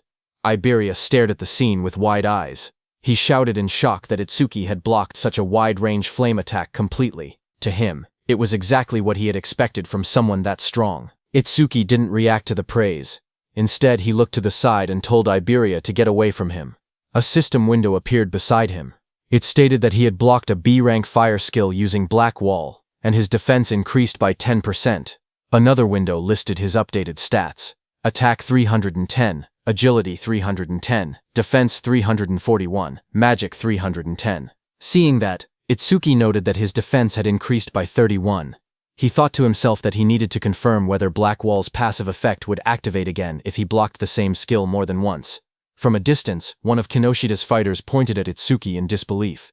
He asked how Itsuki was still unscathed, and wondered if that strange ice-like shield was really his ability. He looked around in confusion, saying there wasn't even a water elementalist present, so how could Itsuki use ice skills? Itsuki then stepped forward and raised a finger. His voice was steady as he told the fire user to use that technique one more time, saying that this time he wouldn't block it. Hearing this, the fire user glared angrily at him as flames rose around his hands. He asked if Itsuki was making fun of him. He shouted that Itsuki shouldn't go back on his word. Itsuki calmly replied that he promised. Hearing that, the fire user gathered even more flames. He yelled that he would finish Itsuki for sure this time using his strongest technique. A massive fiery blast formed in front of him as he used his B-rank skill flamethrower, Overheat. Seeing the fireball coming, Itsuki just stood there, unfazed in front of the swirling firestorm. He noted that the power was stronger than before, but it was still just a fire attribute skill. A wave of flames roared forward, engulfing Itsuki and the whole area around him. Seeing that, the fire user pushed both hands out desperately. Another fighter behind him looked shocked and said he was taking things too seriously. But the fire user muttered that the attack's power probably rivaled level 8. Sweat dripped down his face as he felt his magic drain instantly. He thought to himself that this was his ultimate technique. It felt wasteful to use against a level 0, but he declared that the farce would end now. But the next second, the fire user fell back in shock, his eyes wide and sweat dripping down his face. He stared at Itsuki standing calmly before him and shouted that it was impossible. Across from him, Itsuki examined the black ice covering his arm. He muttered to himself, realizing something. When the same skill came from the same target, Blackwall's passive effect no longer activated a second time. With a quiet nod, he said that he understood. He stepped forward confidently. Cracks of heat and smoke spread across the ground as he declared that the verification was over, and now he would finish this. Seeing this, the fire user trembled. He couldn't believe that his ultimate technique had been defeated so easily. Standing beside him, another fire user clenched his burning fists and insisted that he had already figured out the weakness behind the ice skill. He charged in with blazing attacks. Flames burst around him as he unleashed his B-rank skill, Fire Barrage. Fireballs shot toward Itsuki from every direction. Surrounded by heat and swirling flames, he looked unfazed. He asked calmly if they were planning to win just by numbers. His whole body got covered by black ice as a glowing notification appeared, saying Blackwall activated. The explosion of flames erupted across the arena, shaking the ground. The large fire user shouted confidently that even if their opponent had a powerful skill, a level 0's magic capacity was meaningless. He claimed that if they drained all of Itsuki's magic so he couldn't produce water anymore, they would win. As the flames roared, suddenly someone grabbed that large fire user's hand. The fire user's eyes widened in shock as he asked what was happening. He was shocked to see that Itsuki closed the distance between them instantly. Itsuki now chose to fight hand-to-hand because he realized that even after being hit by so many fireballs, the passive effect of the Black Ice Wall skill had only activated once. That large fire user rushed forward, shouting that if speed was Itsuki's strength, then power was his. But Itsuki stared at him calmly and asked if he was truly putting his full strength into this. Itsuki told the fire user that he looked strained, so he would make it easier for him. Saying that, he pulled the fire user near, and before the fire user could do anything, Itsuki stepped in and kicked him in the face. The blow landed so hard that the fire user's face twisted. He staggered, unable to get up. Itsuki looked down at him calmly. He analyzed the system message, noting that his defense increased by 31, not 34, which meant the calculation was based on his original defense before enhancement. Just then, another window appeared showing that he had blocked a B-rank fire skill, gaining a 10% defense boost. His total defense now stood at 3110, with an additional 62 from Blackwall. Turning away, Itsuki noticed two lightning users standing nearby. He muttered to himself that lightning elementals were perfect targets and decided to increase Thunderbreaker's passive effect next. Seeing Itsuki, those two lightning users panicked. Watching both of their allies fall, they shouted that Itsuki's stats must be fake. One of them cried out that they should run. Itsuki glanced back with cold eyes and asked if they really thought they could escape. The two lightning fighters roared in desperation. Lightning burst around their bodies as they charged at Itsuki, yelling that this wasn't a fire attribute, and the same trick wouldn't work. Their combined skill, C-rank Silver Serpent, activated in a surge of electricity. As the lightning attack hit Itsuki, a system message appeared again, showing that Itsuki had absorbed the C-rank lightning skill with Thunderbreaker, raising his agility by 5% twice in a row. His new stats displayed. Attack increased to 310, his agility to 341, defense to 372, and his magic to 310, making his total 133 points. Instructor Heighten, watching from the control room, was shaken. He realized that Itsuki before him was defeating awakened individuals several levels higher than himself, and he was doing it as if it were nothing. On the battlefield, Itsuki stood calmly among unconscious enemies, lightning wrapping around his body. Instructor Heighten, watching him, trembled and wondered what kind of monster he was facing. Itsuki analyzed the situation.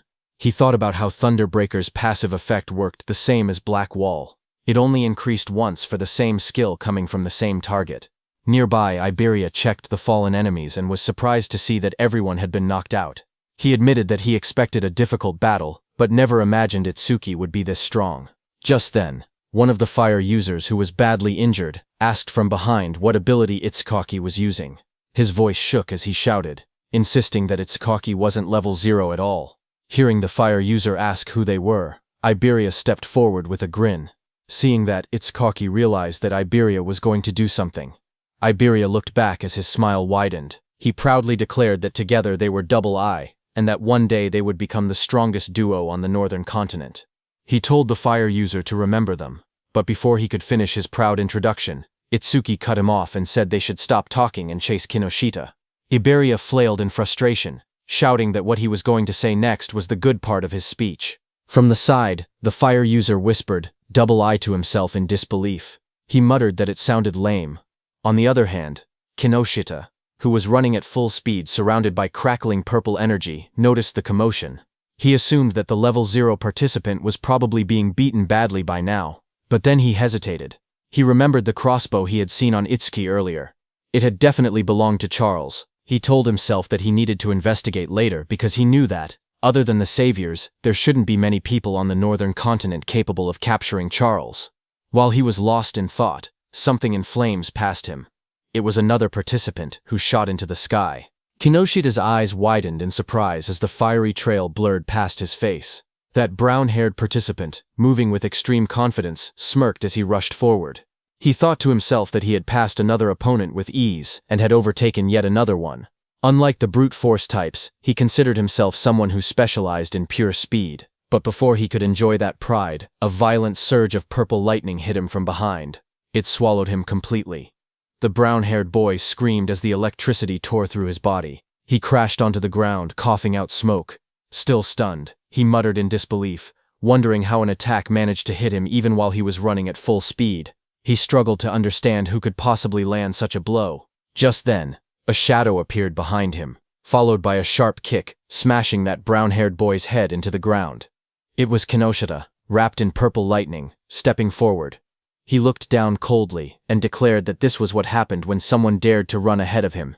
He then turned and shouted at the group he had hired, telling them to get it together. He reminded them that they needed to conserve stamina for the second stage, and ordered them not to waste time on the trash in front of them. Commander Nento, seated in the control room, looked down at Kinoshita and asked Instructor Soryu if that arrogant boy was the son of the North District 4 Administrator Kinoshita Genkyo. Instructor Soryu said yes and wondered what kind of education he had received to act like that.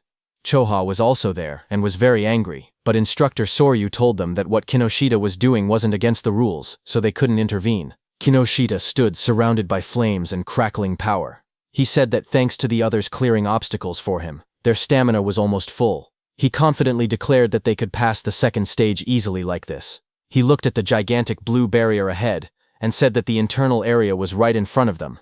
He called the entire process surprisingly easy, but suddenly, lightning burst across the sky and someone shouted, calling Kinoshita's name. Kinoshita's eyes widened in shock. A cold sweat rolled down his cheek as he turned his head sharply, startled by the sudden shout calling his name. He asked who called him by name. The group behind him immediately panicked. Some of them raised their hands in fear, insisting it wasn't them. One man stuttered that he didn't do anything. Another voice said the call came from behind. Just then, someone suddenly pointed, saying it was the level 0 rookie. Whispers spread through the crowd as they cleared the way to look back. From behind, two shadows appeared, moving forward. Hearing that it was level 0, Kinoshita was shocked, thinking it shouldn't be them. But as those two figures came forward, they turned out to be Itsuki and Iberia. Kinoshita recognized Itsuki instantly and shouted that it was that guy. Kinoshita froze. His eyes trembled as he realized that his men had been taken down. He gritted his teeth, saying there had been too many enemies for just a level 0 and level 7 to handle. But then his expression twisted. He convinced himself that Itsuki must have bought them off. Kinoshita leaned forward with a furious glare. His voice dropped into a snarl as he demanded to know how far a level 0 trash planned to follow him. Rain poured heavily as Itsuki and Iberia stood side by side. Itsuki told Kinoshita that he would stay here until the matter was settled. Standing beside him, Iberia admitted that he had made it this far only because of Itsuki. Every enemy they met had been taken down instantly, and without Itsuki he would have been defeated long ago. Ahead of them, Kinoshita turned and raised his hand. He said he was too busy to deal with them himself, but he would prepare some playmates to handle them. Then Kinoshita's eyes glowed red as he shouted for his men to take out Itsuki. Hearing that, his group of armed men stepped forward. One of them mocked Itsuki, saying he was just a level 0 kid. Another said he had guts for calling Kinoshita by name and promised to drill manners into him. Someone else laughed and said he would show them hell. Iberia stared in shock as he counted their numbers. It was no less than 100 people. Fear tightened his voice as he asked what they should do. Itsuki grabbed him by the hood and pulled his head down, telling him to keep it low. Iberia looked up in surprise and confusion. Blue lightning ripped across that group of men before they could understand anything. Itsuki, using his lightning skill, moved very fast. He reached Kinoshita and grabbed him from behind. Kinoshita's expression froze as the lightning wrapped around his collar. Before anyone could react, Itsuki pulled Kinoshita off his feet and slammed him into the ground with overwhelming force. And before Iberia could understand anything, Itsuki threw him toward the blue barrier. Both Iberia and Kinoshita landed on the ground. Shock filled their faces as they didn't understand what had just happened. In front of Kinoshita, Itsukoshi stepped forward and said it seemed he hadn't been clear. Then he corrected himself and told Kinoshita and his men that until everything was settled, no one was going anywhere. His cold gaze made everyone freeze where they stood. Inside the internal area, Saya dropped to her knees, breathing heavily. A screen beside her showed her result. Internal area arrival, rank 4th place. She complained that the guys wearing red ribbons had all teamed up and obstructed them again. Beside her, Rikaru lay on the ground, catching his breath. His own screen showed internal area arrival, rank 5th place. He said that if they had acted separately, they might have fallen before reaching the area. Rikaru looked up, shocked, saying he thought they were pretty fast. But now he realized there were people even faster. A huge man holding a large hammer stood nearby. He was Ubo Gale, who ranked in 3rd place. He clicked his tongue, annoyed that he only placed 3rd. At his feet, a cat-eared girl stretched lazily. She was Akagami Shion in 2nd place. There was a cat on her back that yawned. Akagami Shion told her she had just eaten and was already hungry again. Then the two looked toward another girl across the room. She was Hanyu Kana in 1st place. She sat calmly on the ground, a cloak draped around her. They whispered that she was already level 16. Looking at all of them, Saya thought about Itsuki. She said he would definitely act alone, and if he was obstructed like they were. But suddenly Rikuru pointed upward, panicked, saying someone was flying toward them. She slowly lifted her head, eyes widening as she looked up at the sky. A man was thrown across the ground, landing hard as the notice showed, internal area arrival, rank 6th place. That was Iberia, who pushed himself up and shouted desperately, calling out Itsuki's name. Saya and Rikuru both heard it. Rikuru stared in surprise and asked if that boy had really said Itsuki. Saya looked over and confirmed that she heard the same thing. As they looked out into the arena, they saw a silhouette standing in the rain. Saya recognized the posture and muttered that there was no doubt. They realized the truth, it was Utsuki. The scene then shifted to Itsuki himself. He stood firm under the falling rain, and repeated his earlier words that until they settled this, he wasn't letting anyone go anywhere. From inside the control room, Instructor Soria watched the scene unfold. He noted that the rookie was only one step away from entering the internal area. He wondered why he was so focused on Kinoshita Reiji. Choha watched Itsuki with a worried expression. Sweat slid down her cheek as she looked toward the scene in front of her. Instructor Soria then turned to Instructor Haiten beside him and told him calmly to help Itsuki if things became dangerous. But Instructor Haiten's eyes widened slightly as he looked at Itsuki. He muttered the name Tenma Itsuki, remembering how, just moments earlier, Itsuki had moved with incredible speed. He admitted to himself that he wasn't sure he could have done something like that at the same age. Far away, under the rain, Kinoshita was furious. He spoke with frustration, saying that Itsuki kept interfering again and again, so he warned Itsuki to prepare himself. He lifted his gaze, and his voice grew heavier. He said that what was about to begin wasn't just a battle, it was complete subjugation. Across the field, a huge group of fighters stepped forward through the rain. Their eyes glowed red as they surrounded Itsuki. Kinoshita's voice explained what it meant, a 100-on-1 group attack. The moment rain slid down his face, Itsuki's eyes narrowed with cold determination. Passing the preliminaries didn't matter anymore. Right now, his top priority was avenging Choka. Across the field, Kinoshita screamed with bloodshot eyes. He pointed forward and yelled for everyone to kill Itsuki. In an instant, dozens of fighters charged toward him, lightning and flames clashing as the battlefield erupted into chaos. One man, covered in blazing fire, rushed ahead of the others. He shouted that nobody was allowed to get ahead of him and claimed Itsuki's head as his own. Flames wrapped around his arms as he used his C-rank skill, Fire Punch, and lunged straight at Itsuki, but Itsuki didn't move. He simply raised his arm and grabbed the fiery fist with his bare hand. The fire user froze, shocked. In the next second, Itsuki swung his fist and punched him in the face. He slammed him into the ground with overwhelming force, ending the attack in a single motion, the impact cracking the floor around him. The others watching were shocked. One of them shouted in disbelief that their companion had been knocked out with just a single punch. Another quickly tried to calm everyone, saying they had many people on their side and there was no way they would lose to someone who was still level 0. More voices joined in, urging everyone to attack together. Itsuki stood calmly as they prepared to charge. He muttered the word perfect as a system window appeared in front of him. It stated that he had blocked a C-rank fire skill using Black Wall, and his defense had increased by 10%. Itsuki then raised his clawed arm, flames swirling around him. He declared that he would end this farce quickly.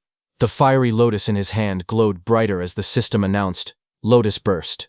Activated. The flames wrapped around his whole body, spinning wildly, and then Suki clapped.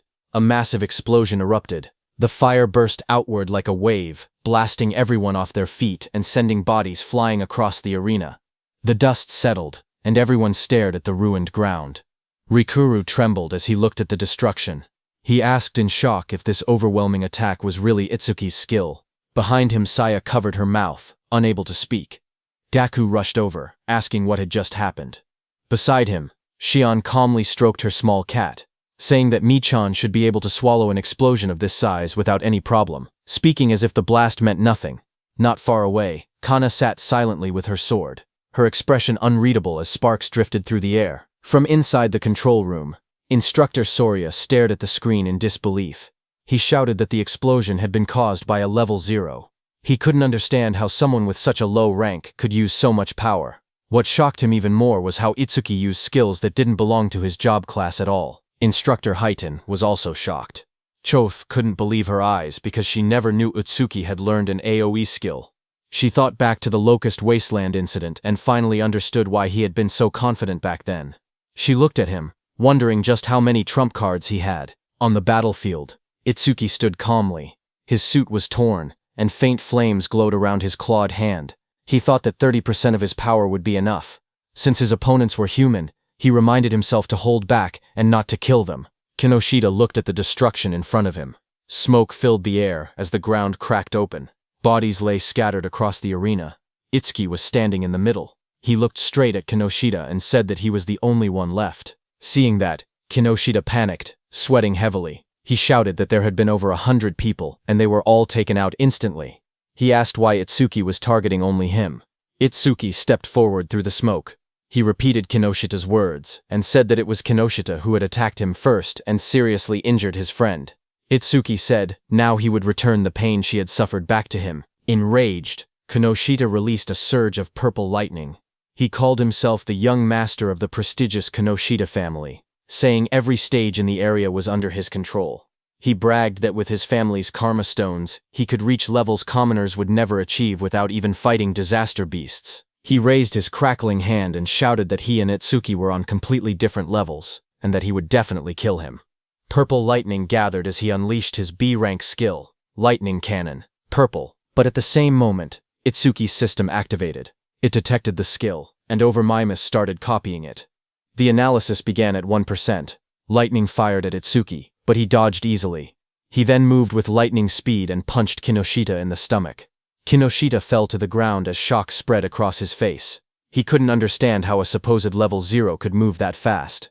Real fear replaced his confidence. He realized there was no way he could win. Desperate, he screamed for help, calling out to 40. A bald man with glowing red eyes suddenly charged forward into the arena to help Kinoshita. He admitted it broke the rules, but he couldn't care anymore. He had to help. Seeing him coming, Kinoshita shouted proudly that 40 was a level 35, awakened and ordered him to tear Itsuki to shreds. Watching from the control room, Commander Nento called out to Haiten. Haiten, who stood in front with a sharp grin, nodded and answered that he understood. Rain poured over the arena as Itsuki's magic detection flared. He sensed something. Someone was rushing toward him at incredible speed. His analysis window appeared again, showing analysis progress, 19%. But before Itsuki could do anything, he suddenly realized that it wasn't just one attacker. Multiple people were coming. A figure crashed down from the sky, landing on Kinoshita's bodyguard, 40, with heavy force. Dust shot up everywhere, as Itsuki stood calmly watching with sharp, focused eyes. His expression didn't change. He simply observed the incoming threat. But then he realized that it was Instructor Haiten, who sat calmly on top of Kinoshita's bodyguard. Without even looking back, he told Itsuki to keep going. Utsuki then turned and stood in front of Kinoshita, surrounded by glowing purple lightning. He stared down at the trembling Kinoshita and said that it looked like his lifeline wouldn't be coming anymore. Seeing Itsuki, Kinoshita panicked. He stuttered and begged for a moment, explaining that his father was the North District 4 administrator, and his brother was a member of the Salvation League.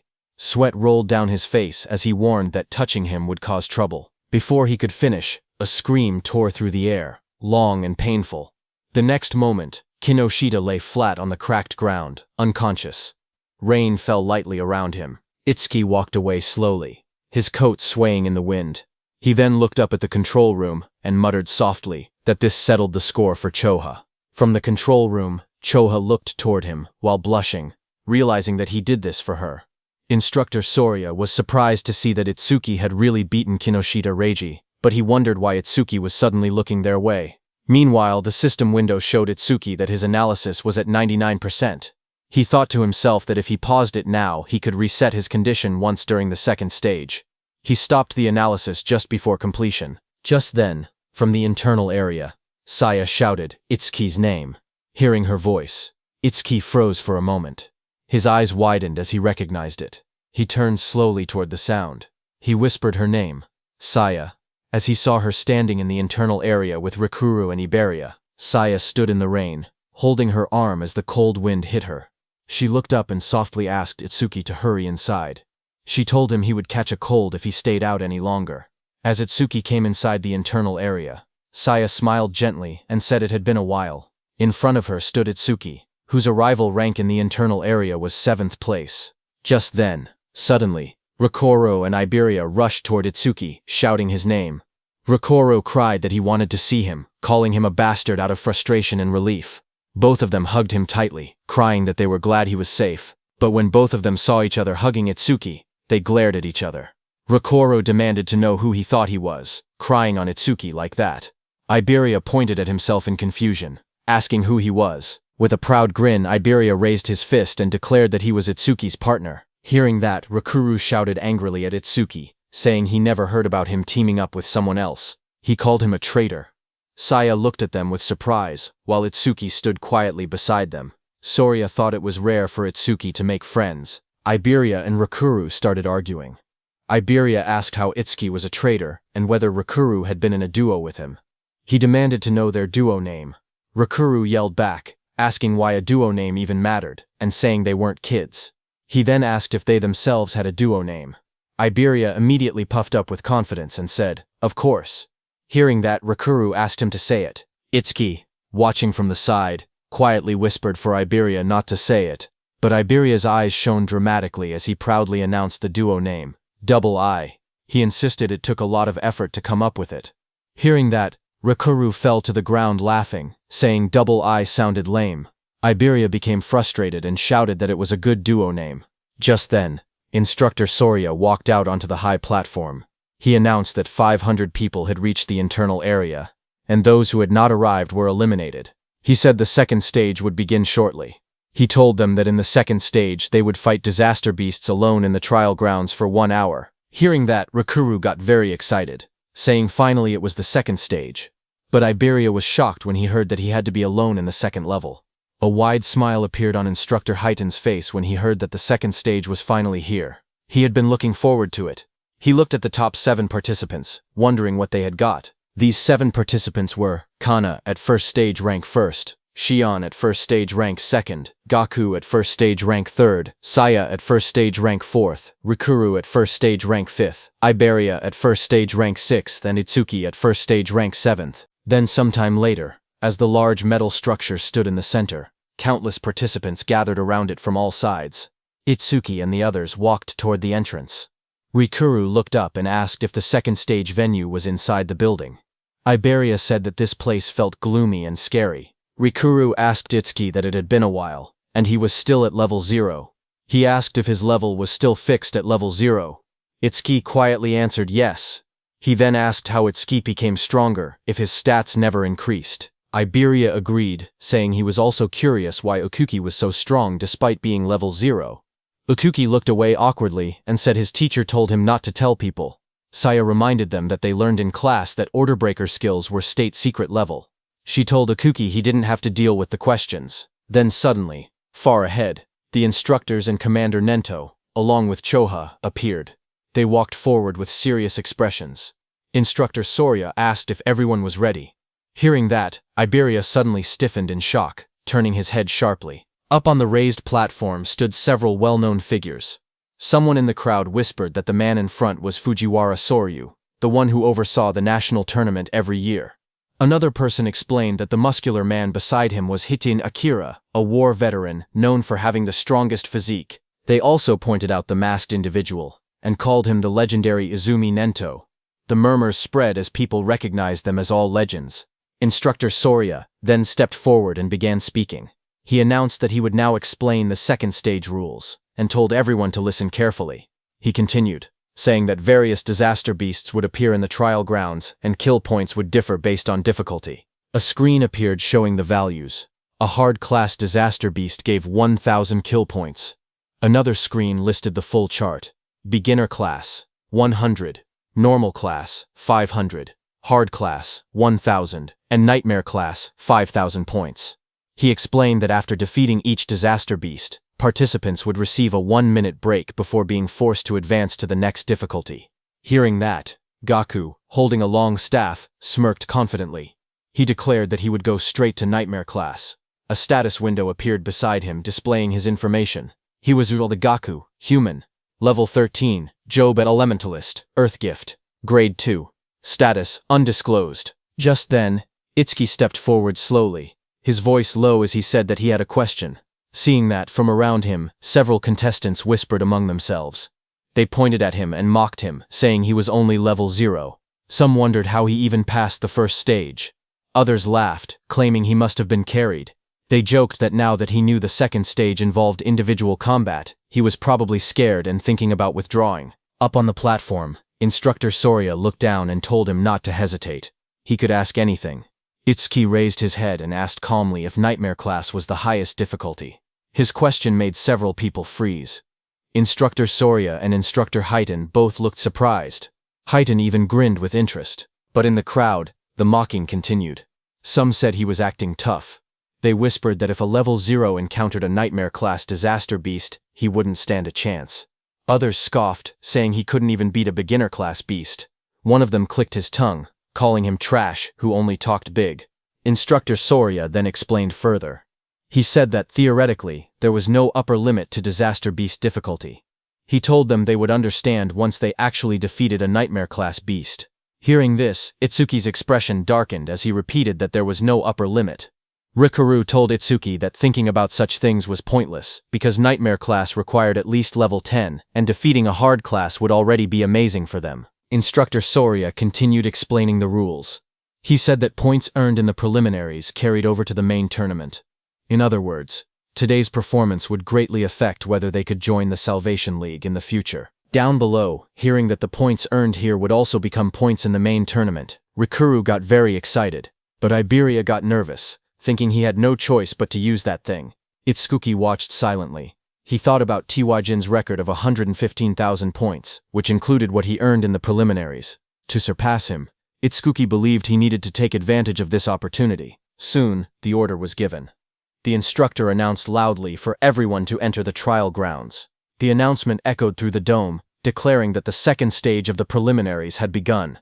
Itsuki stepped into the vast arena and quietly noted that the trial grounds didn't look much different from the regular stages. Just then, from the darkness around him, multiple red eyes appeared, watching him. A moment later, disaster beasts rushed out. A system window showed their details. Beginner class disaster beasts. Mad dogs of calamity. Level 1. There were 10 of them, and killing them gave 100 kill points. Seeing them, Itsuki tightened his stance, saying he could finally fight disaster beasts. A blue notification flashed around Itsuki, showing that Black Wall had been activated. He moved forward, focused, thinking that he couldn't increase his stats with low-level monsters like these, so he needed to finish the battle quickly.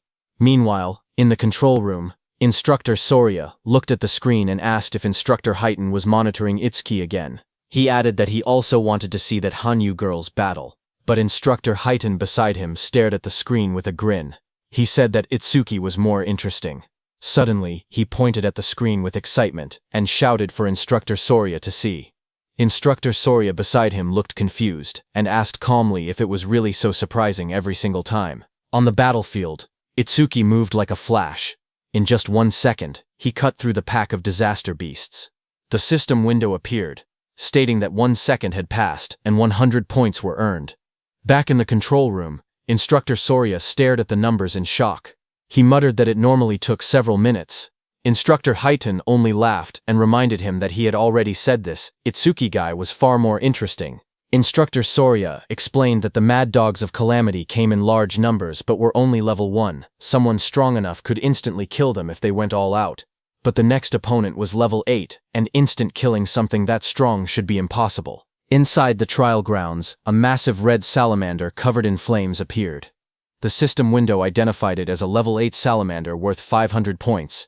Itsuki stepped forward to face it, his expression calm. From the control room, Instructor Soria commented that fighting a disaster beast 8 levels higher would make anyone struggle, but Instructor Highton disagreed, saying the level 8 salamander didn't seem like much of a threat.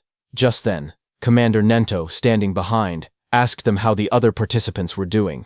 Instructor Soria apologized, saying he got too focused, and switched the display to multi-screen mode so they could watch the top 10 contestants at once. Choa beside him narrowed her eyes and remarked that her father was clearly trying to divert attention away from Itsuki's performance. Instructor Soria checked his screen and spoke calmly, saying that most participants were still fighting beginner-class beasts. On the screen, Saya unleashed swirling water as she attacked a beast, while Gaku slammed his giant hammer down with force. Instructor Soria continued watching and noted that only Hanyu Kana was managing to keep up with Itsuki. Kana stood in the trial grounds surrounded by disaster beasts, her staff glowing brightly as she fought them back. While they were watching the others, suddenly Choha, watching Itsuki, grew worried. Shock filled her face as she exclaimed that something bad was happening to Itsuki. On the battlefield, Itsuki was swallowed by a massive explosion of flames from the salamander. The fire roared around him as the monster unleashed its attack. Watching from the monitoring room, Instructor Soria panicked. He wondered if Itsuki had used too much stamina on the earlier enemies and failed to dodge. He shouted that taking those flames head-on would end badly and ordered the medical team to be called. But Instructor Highton beside him stopped him with one arm. He told Instructor Soria to wait and watch a little longer. With the speed Itsuki had shown earlier, he believed dodging this level of attack should be easy for him. On the battlefield, as the flames disappeared, Itsuki came out covered in dark ice-like armor wrapped around his entire body. A system window appeared beside him, announcing that Black Wall was activated. In the next moment, he rushed forward. Blue flames flared around him as he swung his arm, creating 2 bright arcs of power that sliced past the massive monster. The creature's huge body trembled, a clean cut appearing across its scales, its giant body splitting apart. In front of it, Itsuki stood calmly, smoke drifting from his shoulders. A system window appeared in front of him, displaying that time used was 5 seconds, and he earned 500 points. Watching from the control room, Instructor Soria stared at the screen in shock. He shouted in disbelief, wondering how Itsuki remained completely unharmed, and whether the ice armor covered his entire body. Instructor Highton beside him narrowed his eyes, questioning why Itsuki chose to take the monster's attack instead of instantly killing it. Just then, another system notification appeared beside Itsuki showing that he blocked a C-rank fire element skill with Black Wall. His defense increased by 10%. Itsuki looked at the message and thought to himself that he needed to take every chance available to increase his stats. Just then, a blue screen appeared beside Itsuki, showing his updated stats. It stated that his defense had now risen to 484. A full status window opened. It displayed, Tenma Itsuki, Human. Level 0, Fixed, Job, Order Breaker, Nirvana Gift, Nirvana Special Grade. Skills, Overmimesis. Z Rank, Thunderbreaker Level 1, Black Wall Level 2, Lotus Burst Level 1, Clear Orb Level 1, Magic Detection Level 1, and Shikigami Eater Level 1. His status was, Attack 310, Agility 341, Thunderbreaker Increase, 10%, total 1395 points. Then another screen appeared, counting down. Remaining break time, 58 seconds. There was an option to skip break. Itsuki lifted a finger toward the yes option and pressed it. He calmly decided that he wanted to test his enhanced defense against the next disaster beast. From the control room, instructors observed the next trial. Instructor Haydn asked Instructor Soria if this upcoming difficulty would test a participant's speed and combat sense. Instructor Soria nodded. On the battlefield, as the next stage monster, a glowing blue creature appeared next, an Aleki rhino. Instructor Soria continued the explanation that the rhino stored electricity in its horn when charging and could unleash a double physical lightning attack. A status window showed that it was a hard-class disaster beast, level 10 Aleki rhino that gave 1,000 kill points. Instructor Soria warned that taking the attack head-on carried 2 risks. With low defense, the horn would pierce the body, and with low lightning resistance, the shock would paralyze the body, leaving the person unable to move. Instructor Soria quietly explained that to defeat the Aleki rhino, there was only one method. He said a fighter had no choice but to rely on speed, using clever movements to wear the beast down and strike only when it was exhausted. But then his eyes widened. He suddenly leaned forward, shocked, and asked aloud what Itsuki was planning. Inside the arena, Itsuki calmly stood before the massive blue rhino. He reached out and placed his hand on the creature's glowing horn. Itsuki examined the horn closely and said that this horn was perfect for testing his defense. The rhino didn't like Itsuki touching it. The Aleki rhino let out a heavy breath, electric sparks rippling across its body as it prepared to attack. Power surged through its horn. The next second, the rhino hit Itsuki with its thunder horn, sending him flying upward, heading straight toward the rooftop. The impact sent Tenma flying backward as swirling energy wrapped around his body. Chosha saw him fall and screamed his name in panic.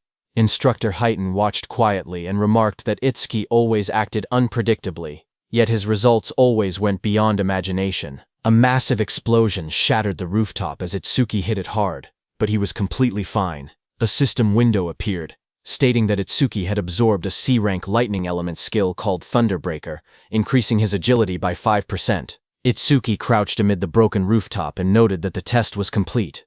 Attacks from disaster beasts below level 10 could no longer injure him. With his eyes glowing red, he lifted his head and declared that it was time to settle this. Lightning wrapped around Itsuki's body as the system announced that Thunderbreaker had been activated. His speed shot upward as his agility increased by 50%, and he launched himself forward like a bolt of blue lightning.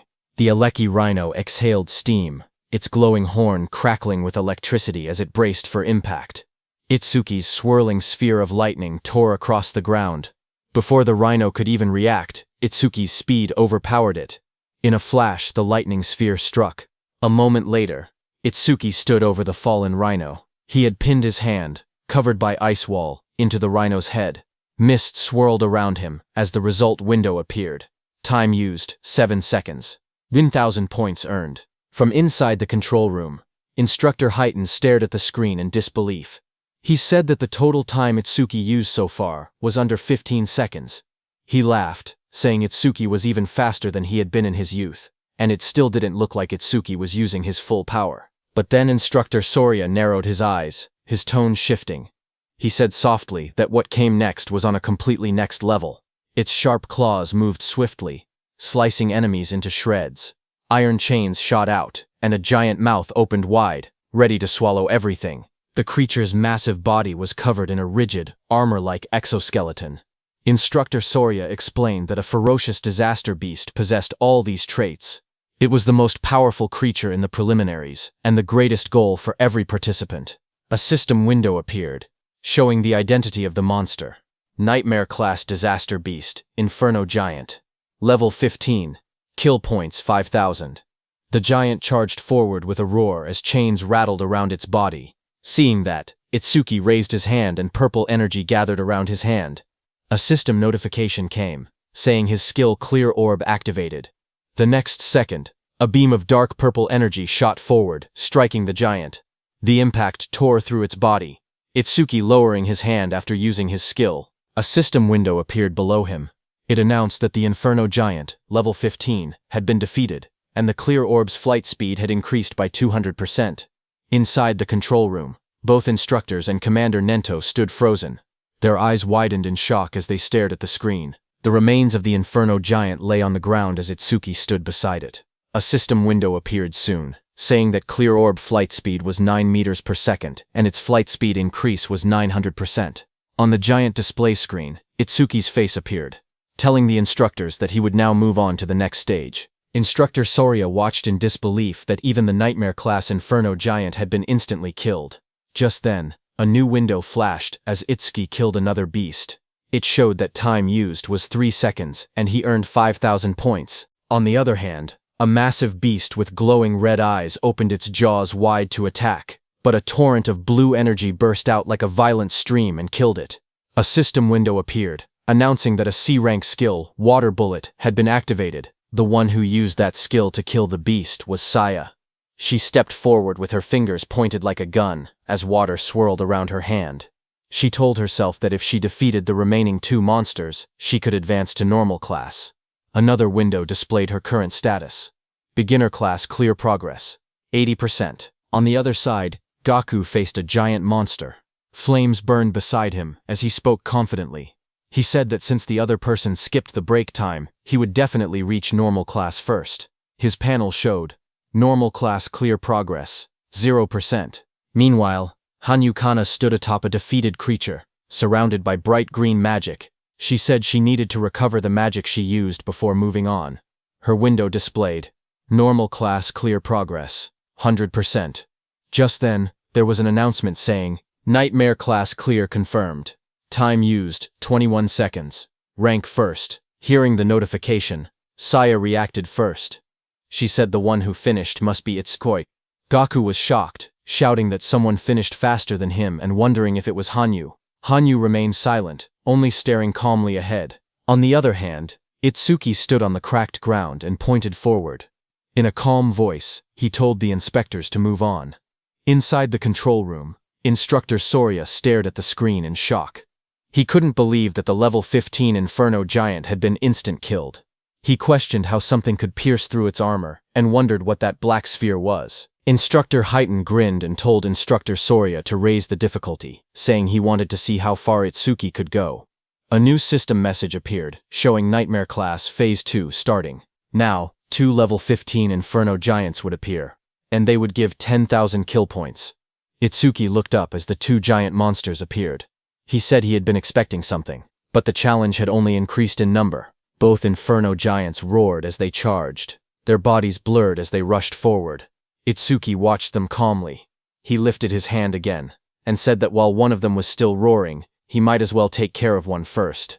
Purple energy wrapped around his arm as he prepared to attack. The clear orb activated, glowing as one Inferno Giant was struck down.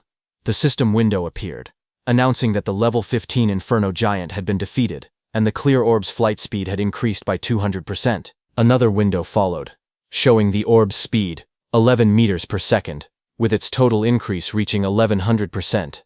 From the control room, Instructor Soria stared in shock. He shouted that it was another one-hit kill, and questioned what that strange sphere was.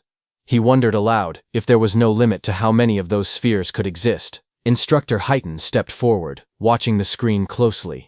He admitted that Itsuki's skill was extremely powerful, but warned that it carried a fatal flaw. Instructor Soria beside him turned slightly and asked what flaw he meant. Back inside the battlefield, the remaining Inferno Giant crashed down in front of Itsuki. Dust exploded upward as the huge creature roared with glowing red eyes. Itsuki looked at the charging beast and muttered that its speed was faster than any disaster beast he had ever encountered. Watching from the control room, Instructor Heighten explained that Inferno Giants were often mistaken for being slow because of their large bodies. But that assumption was wrong. Instructor Soria asked what he was trying to say. At that moment, Itsuki moved forward. Purple energy wrapped around Itsuki's arm as he aimed.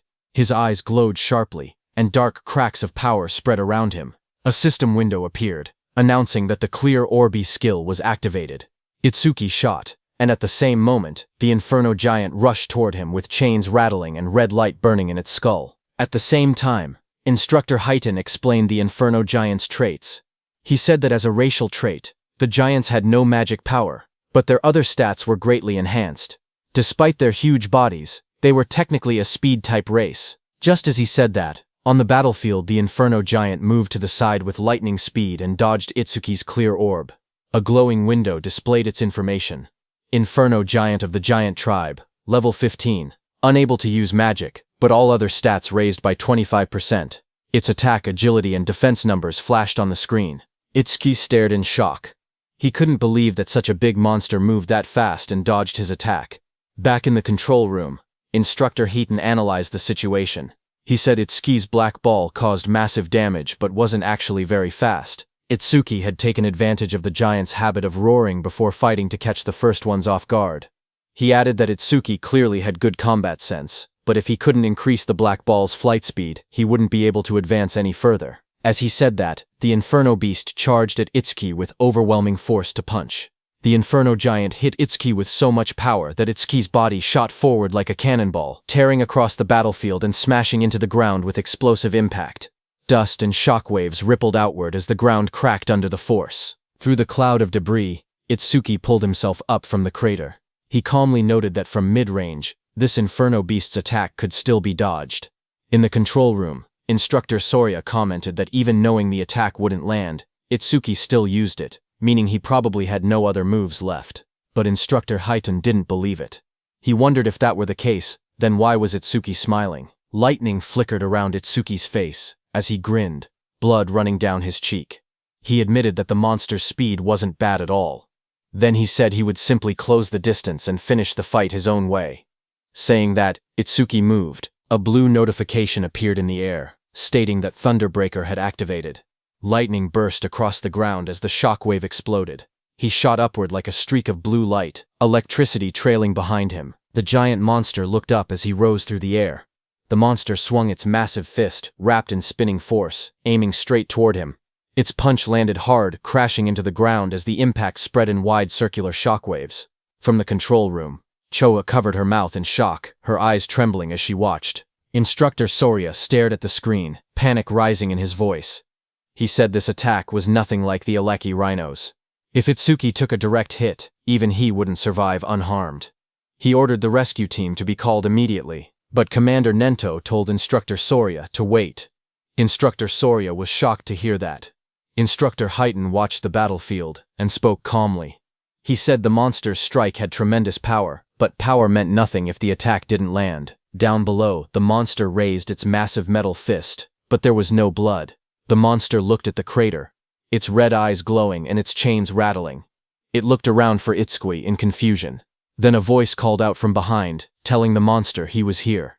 The monster turned, its jaw opening wide in surprise. Its glowing eyes widened even more when it realized Itsuki had slipped behind it without it noticing. Before the Inferno monster could react, Itsuki's powerful clear orb tore through its neck, purple energy spraying out violently. High above, Itsuki hovered in the air, lightning and violet aura swirling around him. His expression was fierce and focused as he looked at the monster. The Inferno giant collapsed, its huge frame slamming into the ground. Chains cracked apart, and its body shook violently before falling still. System messages appeared around him, showing Inferno Giant, level 15, defeated. Clear orb, flight speed increased by 200%.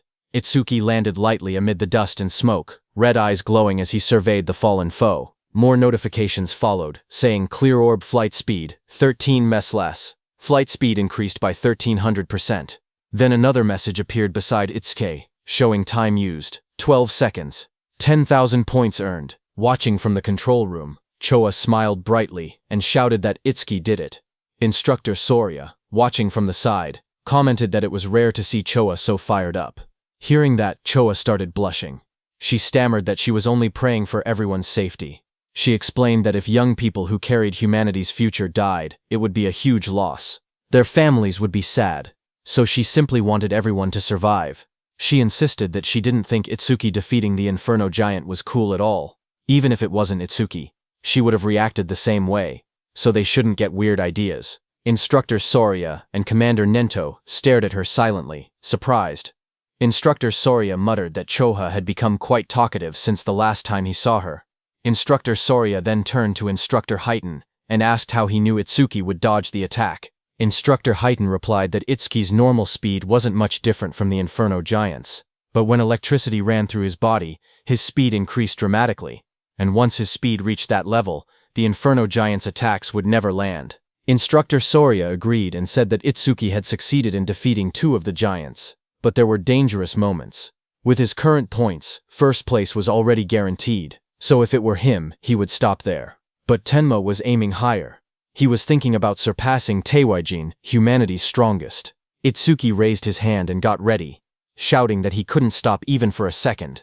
A system window appeared, showing that Nightmare Class Phase 3 had started, with 3 level 15 Inferno Giants and 15,000 reward kill points.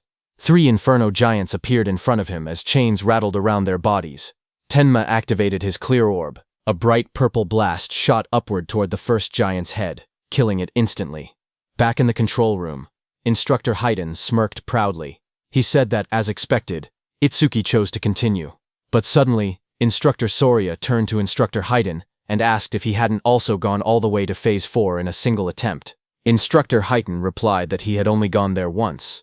Hearing that, Instructor Soria said that even with Instructor Haydn's strongest physique, he had only made it to Phase 3. They both turned to the monitor again, wondering how far Itsuki would go. On the battlefield, another giant lunged at Itsuki, but Itsuki darted forward, lightning exploding from his feet. The monster tried to catch Itsuki in its hand, but Itsuki disappeared from there and appeared behind the monster's back. Itsuki's plan was to increase his agility using Thunderbreaker, get behind the monster, and close the distance. He succeeded and shot his clear orb again. The system window flashed as Itsuki finished his second kill. One more level 15 Inferno Giant was defeated, and his clear orb flight speed increased by 200%. A second notification came, showing that clear orb flight speed was now 17 meters per second. Flight speed increase, 1700%. After killing the second monster, Itsuki floated in the air, breathing heavily, because now it was the third monster's turn. That third monster was right behind Itsuki. It opened its massive jaws, its rows of blade-like teeth glowing red. The monster swallowed Itsuki completely, and closed its mouth shut, its eyes glowing with bloodlust as the sound of cracking bone filled the air. After swallowing Itsuki, the monster stood up, thinking it had won. But Itsuki was still alive inside it. His eyes burned red as he glared at the creature. Flames curled around his arms as he shouted that he would tear it apart from its guts. A system notification appeared, showing that Lotus Burst had been activated at full output. A blast of fiery light erupted inside the monster's jaws as Itsuki's attack struck. The creature let out a distorted roar as flames burst through its mouth. A massive explosion followed. The system window appeared, stating that the Inferno Giant level 15 had been defeated with Lotus Burst, and that all skill ranges had increased by plus 1%, now totaling plus 110%. Another window showed the results.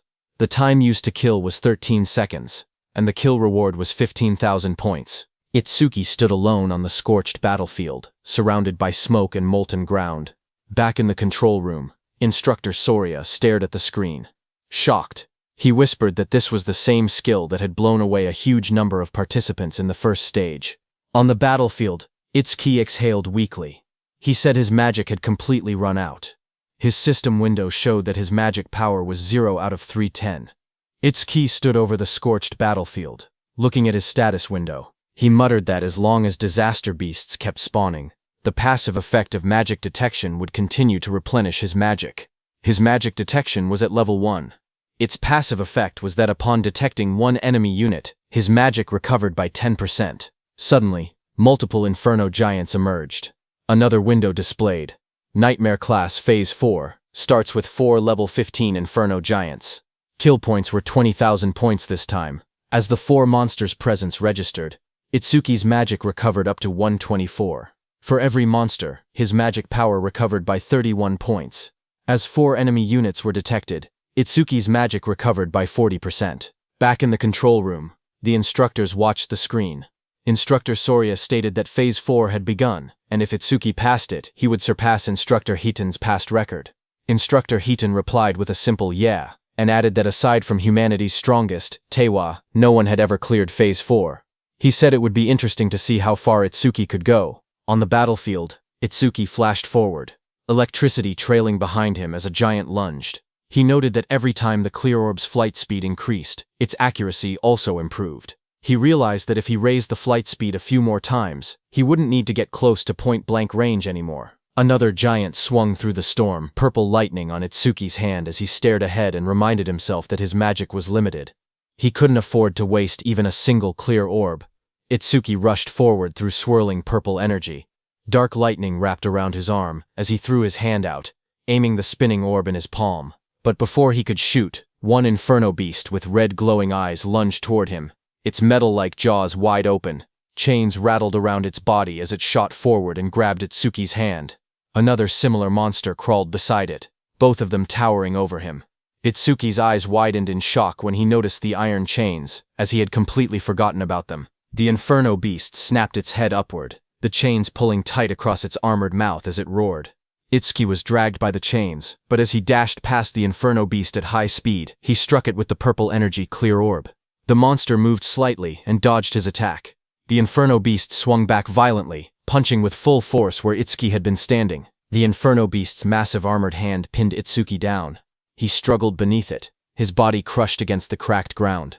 Then the giant tightened its grip, dragging him upward as dust and debris scattered everywhere. Its claws clamped around his torso, squeezing harder. Itsuki was in very bad shape, as he couldn't put any strength into that position. A sickening crack echoed as the giant's grip twisted violently. A skeletal image of Itsuki flashed, showing all the bones in his body snapping under pressure.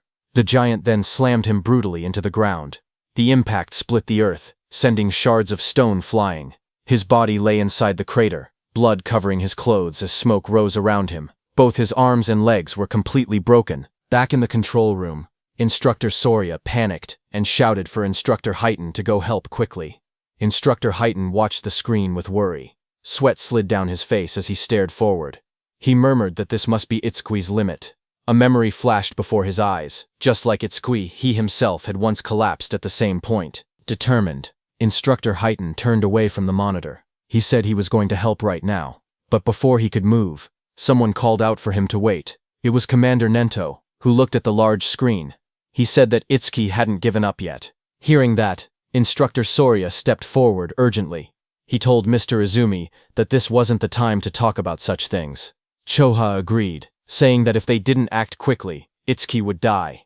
Instructor Heighten, beside him, also said that Itsuki's situation was desperate, but Commander Nento kept his eyes on the screen.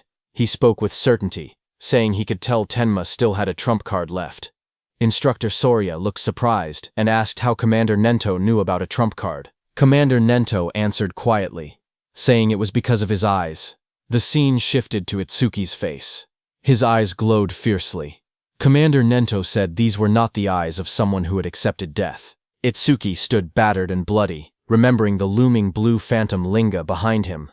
He thought about how he had exhausted every method to grow strong enough to kill that Linga who had killed his parents. Just then, a system window appeared, showing Overmimesis activated, resuming the analysis. This happened because during the battle with Kinoshita, Overmimesis had activated from Kinoshita's skill B-rank skill, Lightning Cannon. But Itsuki had chosen to stop the analysis at the very last moment. At that time, the system displayed analysis progress at 99% when Itsuki paused it. Now, when the analysis resumed, the progress reached 100%. Blue energy wrapped around Itsuki's body as he rose upward. He stated that he had prepared exactly for a situation like this. A system window appeared, showing B-rank skill Lightning Cannon analysis complete. Thunderbreaker, level 2, acquired. Choka suddenly pointed at the screen with excitement. She said that the usual blue lotus had appeared again. Beside her, Instructor Soria stared in shock and asked if that blue lotus was also one of Itsuki's skills. But he wondered aloud what use it could possibly have in Itsuki's current condition. Instructor Heighten looked toward Choha. He noticed how happy she seemed, and wondered whether she knew something they didn't. A system window appeared, explaining Tenma's new power. It showed the details of Thunderbreaker level 2, active effect. He could absorb B-rank and lower lightning attacks into his body. When releasing the absorbed lightning energy, his agility would increase by 100%. Absorption count, 0.5. Passive effect. Each time a B-rank lightning attack was absorbed, his agility increased by 10%, currently increased by 15%. Blue energy swirled around Itsuki's body. His legs lit up first, then his hands slowly clenched as the power surged. Another window appeared, showing that Thunderbreaker level 2 had been acquired.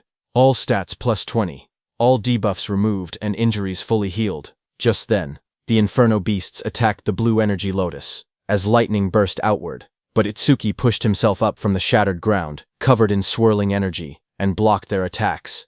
He declared that his warm-up was over. From that moment on, he said he would be going all out. A status screen appeared beneath him, showing that his attack, agility, defense, and magic had increased from 310 to 330 points each.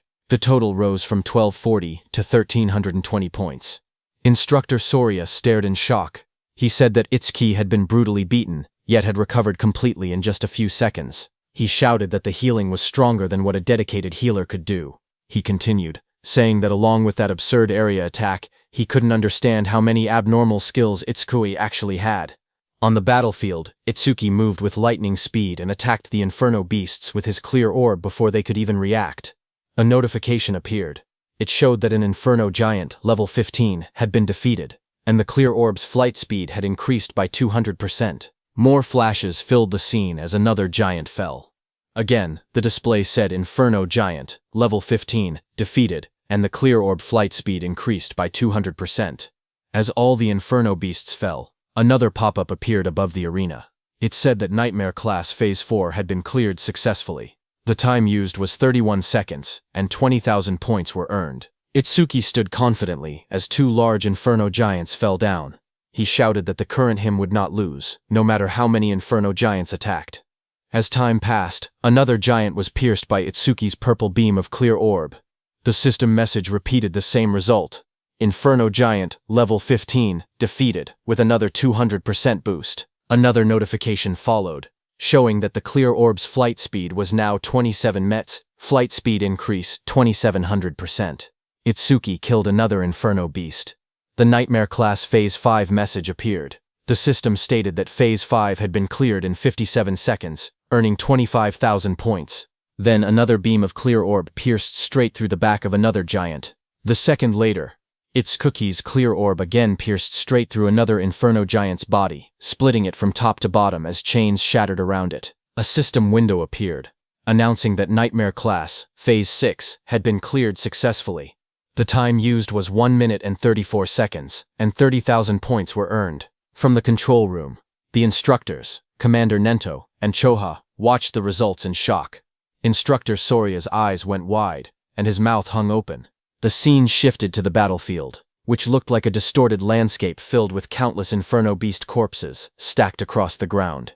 Instructor Soria's voice echoed faintly as he asked, "Is this hell?" Itsuki sat in the rubble of corpses, chains wrapped around his arms as enormous clawed limbs loomed over him. Instructor Soria's shaken voice wondered aloud which one was the real monster, Itsuki or the Inferno giants, admitting he was starting to lose track. Itsuki looked upward, panting heavily, blood covering his clothes as he looked at the camera and asked about the next phase, saying no Inferno giants were coming out. Instructor Soria stared forward in shock. He said it was unbelievable and that he had never thought something like this would happen. Sweat ran down his face as he looked at the scene before him. He slowly reached out his hand and pressed a glowing red button on the platform. With a heavy voice, he spoke into the microphone. He told Itsuki that it was over. On the battlefield, a loud announcement echoed. Instructor Soria told Itsuki that all the Inferno giants they had prepared had already been defeated. As the huge pile of fallen Inferno giants lay scattered across the ground, Instructor Soria told Itsuki that he had defeated every Inferno giant they had prepared. Hearing that, Itsuki took off the chains around his body, exhausted and covered in wounds. He asked if he had really beaten them all, reminding Instructor Soria that he had said the difficulty had no upper limit. He stood up slowly, trying to recall how many enemies he had taken down. He wondered how many points he had ended up getting. He thought to himself that if he had hit the ceiling, then the gap between him and Tuajin couldn't be that big. As he walked forward, he noted that he had achieved his other goal too, increasing the clear orb's flight speed. He considered it not a bad haul at all. A glowing panel appeared, showing the results. It listed that he had defeated 11 level 15 Inferno giants, and the clear orb's flight speed had increased by 1100%. Another notification appeared, showing the orb now moved at 38 meters per second, faster than an average car. But just as he was about to exit the training ground, a bright blue energy swirled behind him. Itsuki froze in place, staring ahead as the light rose around his body. A sharp glow flashed in Itsuki's eye as he turned his head, his expression tense and alert. But seeing what it was, he exhaled a moment later, realizing there was no threat. He muttered that he had mistaken it for another enemy for a second, because he had totally forgotten about it. Behind Itsuki, a huge glowing crystal had formed. He looked at the floating blue crystal beside him, knowing that since he couldn't level up, any experience from the disaster beasts he defeated turned straight into karma stones. The large blue stone hovered in the air, swirling with light. In the control room, the instructors stared in surprise. Instructor Soria asked why a karma stone was appearing in the trial grounds. Its blue color meant it held at least 10,000 experience points. Commander Nento explained to them that Itsuki couldn't absorb experience points, so everything he earned in the trial automatically became karma stones. Hearing that, Instructor Hiton said that he had thought Itsuki's level being fixed meant he was just faking it, but now he understood Itsuki truly couldn't level up. Instructor Soria asked if this meant that if Tenma ever teamed up with someone and entered a stage, his teammate would get all the dropped experience points. He added that it was a good thing. Itsuki had been born human. If he had been born a disaster beast, the thought alone was terrifying. Back inside the trial grounds, Itsuki grabbed the glowing blue karma stone. He held it close, the light reflecting in his eyes as he looked at it calmly. He then placed his hand on the large metal door, saying he had done what he came to do, and that it was time to head out. The heavy door slowly slid open. Outside, Instructor Soria leaned forward in excitement, telling the others that Itsuki had come out. A bright panel appeared above Itsuki as he stepped through the exit. It displayed his results. Tenma Itsuki. Preliminaries, second stage clear. Points earned, 106,600. Time used, 3 minutes 55 seconds. Rank 1. Itsuki walked forward, still covered in blood and dust. Instructor Soria hurried toward him. He said he had witnessed Itsuki's performance with his own eyes, and called him pure potential. He told Itsuki to come with him, promising to arrange a mentor worthy of him. Itsuki replied that he appreciated the offer, but he already had a teacher who trained him, so he was fine. Hearing that, Instructor Soria grew frustrated, telling Itsuki he didn't get it. He said so what if he had a teacher? He insisted that not just anyone was qualified to guide someone as talented as Itsuki. He said Tenma would be better off following someone like him, someone with connections and resources. Itsuki repeated that he was fine. Instructor Hiton, beside Instructor Soria, leaned in and warned him that if he kept pushing, Itsuki would start disliking him. But Instructor Soria refused to back down. He shouted that he couldn't give up so easily, and told Instructor Hiton to talk some sense into Itsuki. He asked if he was really okay letting someone waste Itsuki's talent. When Itsuki looked toward Instructor Hiton, he recognized him as the one who had handled Kinoshita's lackeys before. Instructor Hiton waved it off, saying he had only judged someone who broke the rules. He then smiled and told Instructor Soria that Itsuki was the disciple of Izumi, so there was no way he wouldn't help him. Hearing that, Instructor Soria froze in shock. He asked Instructor Hiton what he had said, whose disciple was Itsuki. Itsuki thanked Instructor Hiton for what he had done in the past. On the other hand, Instructor Soria stiffened as he repeated the words. Itsuki was Commander Izumi Nento's disciple. Commander Nento, standing behind, confirmed it with a confident smile. Hearing that, Instructor Soria muttered that an out-of-spec youngster had appeared, and of course he had turned out to be Izumi's pupil. Itsuki looked at Commander Nento and called him sensei. Commander Nento stepped forward and praised Itsuki, saying he had watched his performance closely. He asked if he was hurt anywhere and said he could have Choha heal him if needed. Choha, standing behind, blushed and told her father that Itsuki had been fired up about challenging Phase 7, so there was no way he could be hurt. Itsuki smiled weakly. He said he wasn't injured but admitted he was a bit worn out. He added that he would be fine after a short rest. Instructor Soria nodded, and said that if Itsuki was Izumi Nento's disciple, it made sense he could perform at this level. He then mentioned that his disciple had wiped out every disaster beast prepared for the second stage. Itsuki then asked if Tewa had made it to Phase 6 as well. Instructor Soria answered that back then, Phase 4 had been the maximum. Later they expanded it to Phase 6, but even that no longer seemed enough. He suggested they might need to extend it to Phase 8 next time. Commander Nento then told Itsuki to sit back and watch for now, because, for the other participants, the second stage had only just begun. Inside the exam field, the screen showed Rikuru. A notification appeared beside him, showing hard class progress at 100%.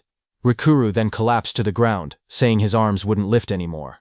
He muttered that nightmare class was beyond him. The screen displayed his result. Horino Rikuru. Second stage challenge over. Time used, 17 minutes, 17 seconds. Points earned, 1600. The screen then showed Saya, whose hard class progress was also at 100%. Saya held a massive water sphere overhead with a beast trapped inside. She said she didn't have any high firepower skills, so she was trying to suffocate the beast by trapping it in water. She admitted it was taking too long, and she was about to run out of magic. She whispered that the next difficulty might be impossible. A notification appeared beside her, showing her result. Kisaragi Saya, second stage challenge over. Time used, 19 minutes 01 second. Points earned, 1600. From the control room, Itsuki watched their results. He said Rakuru and Saya had both capped out at hard class.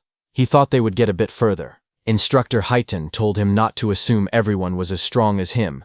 He said most participants couldn't even clear normal class. With how fast Rakuru and Saya defeated the Aleki Rhino, he said both of them were guaranteed to be in the top 10. Itsuki then asked why they hadn't been removed from the field, if their runs had already ended. Instructor Sorya explained that unless someone was seriously injured or a special circumstance occurred, participants weren't allowed to leave the trial grounds. He added that Itsuki was a special exception. At that moment, Instructor Highton then looked up and said someone else had reached Nightmare class. Inside the stage, Uegaku swung a huge hammer down with full force. Instructor Highton explained that with a rare karma tool, Gaku should be able to take down at least one Inferno Giant. Another scene showed a silver-haired girl fighting an Inferno Beast. Instructor Highton said that the Shikigami user, Akagami Shion, reaching this far was impressive too. Just then, Shion shouted for her cat Michan. Her cat jumped as Shion used its complete form. The cat turned into a massive black creature and moved forward as red light burned in its eyes. The monster rose to its full size, towering over the battlefield.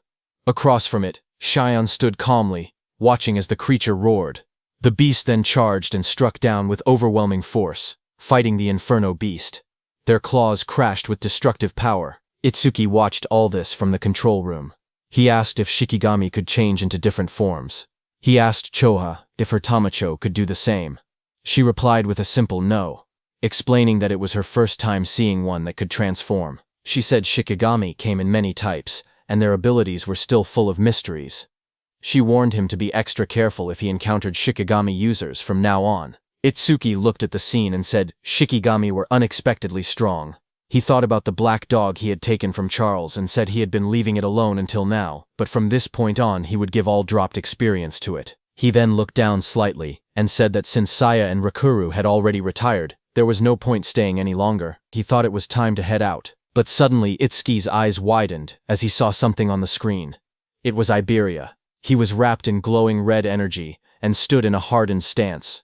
Itsuki was shocked to see him and asked what that armor was and if he had gotten it from his father. Iberia's whole body became covered by that armor as he looked at the monster in front of him. It was the strongest epic karma tool his dad had made for him. His body then transformed into a fully armored form with sharp red scales and glowing eyes. A screen displayed the item's stats. Dragon Gear. Epic. It increased attack and agility by 100. Its epic effect was that for every 1 minute equipped, attack and agility increased by 20. The maximum time was 15 minutes. Iberia knew that his tool had a will of its own and chose its master. He said it took a lot of effort before he finally obtained it. He ran toward the Inferno Beast in front of him, thinking that his armor added 20 attack and agility every minute it was equipped. But if worn longer than 15 minutes, there would be a severe penalty. So he had to finish everything within 15 minutes. Another screen appeared showing current status increase. Attack and agility increased by 120. Iberia shot forward at high speed. He thought about the announcement stating the Nightmare class had been cleared, and he believed it was probably Itsuki. He told himself he had to do his best so he wouldn't drag Itsuki down. He charged ahead, declaring that the two of them were double E. Itsuki watched him from the control room and said calmly that the armor looked good on him. Then a few minutes later, Instructor Sorya announced that the second stage was finished. From inside the control room, Instructor Sorya explained the rules. Only the top 10-point earners could advance to the national tournament's main event. He added that the top 2 would receive special rewards in the main event. Lying on the ground, Gaku smirked. He said that aside from Hanyu, there was no way anyone had more points than him. He laughed to himself, claiming those special rewards would be his. Instructor Sorya then stepped forward and announced that he would now reveal the top 10 results. A large screen displayed the rankings. First was Tenma Itsuki. His clear time was 3 minutes and 56 seconds, and his earned points were 106,600. Second was Hanyu Kana, who took 23 minutes and 43 seconds. She earned 16,600 points. Third was Uegaku. His time was 24 minutes and 23 seconds, and his points were 6,600. Fourth was Iberia. His time was 27 minutes and 59 seconds, and his points were 6,600. Fifth was Akagami Shion. Her time was 16 minutes and 30 seconds, and her points were points 1600. She failed at the Nightmare class attempt. Sixth was Horin no Rikuru. His time was 17 minutes and 17 seconds, and his points were 1600. Seventh was Kisaragi Saya. Her time was 19 minutes and 1 second, and her points were also 1,1600. Seeing the results, the crowd reacted instantly. One man shouted in disbelief, saying Itsuki had scored over 100,000 points, far more than even Tiwajin's 60,000. Another said that with a score like that, first place in the entire country was basically guaranteed. An injured man wondered aloud how many Inferno Giants Itsuki must have killed, since each was only worth 5,000 points. Seeing this, Gaku suddenly sat up, shocked that he had fallen to third place. He asked who Tenma Itsuki even was, saying he had never heard of the name before. Haru looked at her weapon and said she wanted to cross swords with Tenma Itsuki. Saya lowered her gaze. She said she hadn't expected such a huge gap between herself and Itsuki. She wondered if a combat job had ever been right for her in the first place. Instructor Soria then reported that all continental trials had ended, and the national rankings were out. He revealed that Itsuki placed first in the entire nation, ahead of second place by a massive 65,000 points. Choa, watching her father, said that she couldn't see her father's face, but she could feel it. Her father was pleased. Commander Nento looked toward the sky and said humanity's new dawn was growing brighter. Meanwhile, on the battlefield, Iberia lay exhausted on the ground. He muttered that over 100,000 points was impressive, but if it was Itsuki, taking first place was expected. He added that he had also done enough not to shame the name of Double E. He was lying next to the defeated giant machine. Itsuki walked up to him and told him he did great, saying Iberia had surprised him. Iberia smiled weakly as he was still dizzy after using that karma tool. The instructors and Commander Nento stood on the platforms watching. Then Instructor Soria announced that the 21st Salvation League National Tournament preliminaries had come to an end. On the battlefield below, Itsuki carried Iberia on his back and walked forward. The view shifted to the South Continent. District 1. A bright city square lay under the sun, with buildings, pools, and statues arranged neatly. At the center, an old man with long white hair and a beard sat quietly, eyes closed. Nearby, soldiers in armor complained. One of them frowned, saying they had been called out at dawn just to watch an old man meditate. Another soldier warned him to watch his mouth. He explained that the old man was the South Continent Commander-in-Chief, someone who could see the future. A prophet. The old man remained still, his hands resting on his stomach. His name was Balgar, South Continent Commander-in-Chief. One soldier then questioned why, if Balgar could truly see the future, they always received warnings after the barrier had already been deployed. He said that if Balgar really had foresight, he should be able to tell them the Stele impact points ahead of time. Another soldier spoke calmly. He said it was true that Elder Balgar could only foresee a tiny sliver of the future. Even so, he explained that Balgar still stood on the same level as the North Continent Commander Izumi Nento, and was considered a pillar of humanity. He said the reason he was called a pillar of humanity was because Balgar's prophecies were correct 10% of the time. At that moment, Elder Balgar suddenly lurched forward, shouting in shock. His attendants rushed toward him in panic. Balgar's voice trembled as he tried to speak. The attendants asked if he was all right, but he pushed himself up with urgency. He shouted again that the North Continent was in danger. His eyes widened, filled with terror. He cried out that a massive disaster beast assault would soon strike the North Continent. Among them, he warned, were disaster beasts with levels that exceeded 100. Then sometime later at night, the leaves rustled softly as the scene shifted to Itsuki standing under the trees. Blue system windows appeared beside him, while he looked ahead calmly. He said that his total stats had finally exceeded 1,500. The system display showed his information. Tenma Utsuki. Human, level 0, fixed. His job was Order Breaker. His Nirvana gift was a special grade Nirvana. His skills were listed one by one. Over Mimesis. Thunderbreaker level 2. Black Wall level 2. Lotus Burst level 1, Clear Orb level 2, Magic Detection level 1, and Shikigami Eater level 1. Another window showed his status. Attack 330, Agility 380, Defense 462, Magic 330, with passive increases from his skills. His total stat value was 152. Itsuki knew that when a person leveled up, leveling up normally gave 50 stat points. So looking at his status window, Itsuki realized that having 1500 total stats was the same as being level 30 for a normal awakened person. On top of that, Itsuki's agility and defense could increase infinitely through passive skill effects. He remembered how his agility and defense rose by 10%. Not only that, but even his magic also recovered infinitely with the passive effect of magic detection. However, there was no method to increase attack power. He looked down at his hand and wondered quietly if there was any way to do so. Just then, a voice called out from behind, shouting that the food was ready. Itsuki turned his head slightly at the sound, his expression calm. Behind him, Rikuru and Saya were standing. Rikuru raised a spatula happily and said he had made lots of Itsuki's favorite dishes. Saya stood beside him, smiling gently. Hearing that, Itsuki began walking toward them and said he would think about his problems later. He thought that he might get a new skill that increased attack power through overmimesis anyway. The scene shifted to the dinner table. Dishes were laid out everywhere, filling the table with a large meal. Itsuki sat among the others and remarked that it had been a while since he had eaten Rikuru's home cooking. As he sat down and looked around, he asked where Iberia was and whether he was still sleeping. Choha said yes, and told him that she had healed all his wounds and they had fully recovered, but he still seemed extremely exhausted and remained asleep. While eating, Rikuru said he was surprised that the nightmare-class dungeon that he and Saya couldn't beat was cleared by someone who was only level 7. Hearing that, Saya gasped in shock and covered her mouth. Rikuru looked at her and asked what was wrong, wondering if she was so moved by how delicious his cooking was that she had to cry out. But Saya pointed nervously and stuttered, telling him that something was behind him. Rikuru turned his head slightly and asked what she meant. Behind him, a dark figure with glowing red eyes stood silently. The shadowy figure suddenly spoke in a low voice, saying it wanted food. Seeing that, Rikuru fell back in surprise, shouting as the shadowy figure moved toward the table. Immediately, the shadow figure started eating.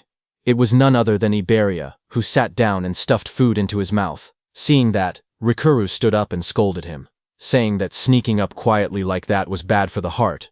He also asked why Iberia was eating at someone else's seat without permission. Hearing that, Iberia slammed his bowl on the table, holding it tightly as he ate with extreme force. Seeing that, Rikuru backed up slightly, sweating as he asked what Iberia was getting angry for. Iberia suddenly lifted his head with sparkling eyes and food crumbs on his face. He smiled widely and said the food was delicious. Seeing him energetic, Rikuru laughed proudly and said that it was thanks to his cooking. Iberia laughed even louder in response. Iberia then pointed at the plate and asked if Rikuru had made the food. He told him that he should quit being an awakened and become a chef instead, because he had way more talent for cooking. Hearing that, Saya covered her mouth, trying not to laugh, while Rikuru stood there with an annoyed expression, asking if that was supposed to be a compliment. Across the table, Commander Nento leaned forward with folded hands. He said that since all of them were aiming to become saviors, he had one question for them.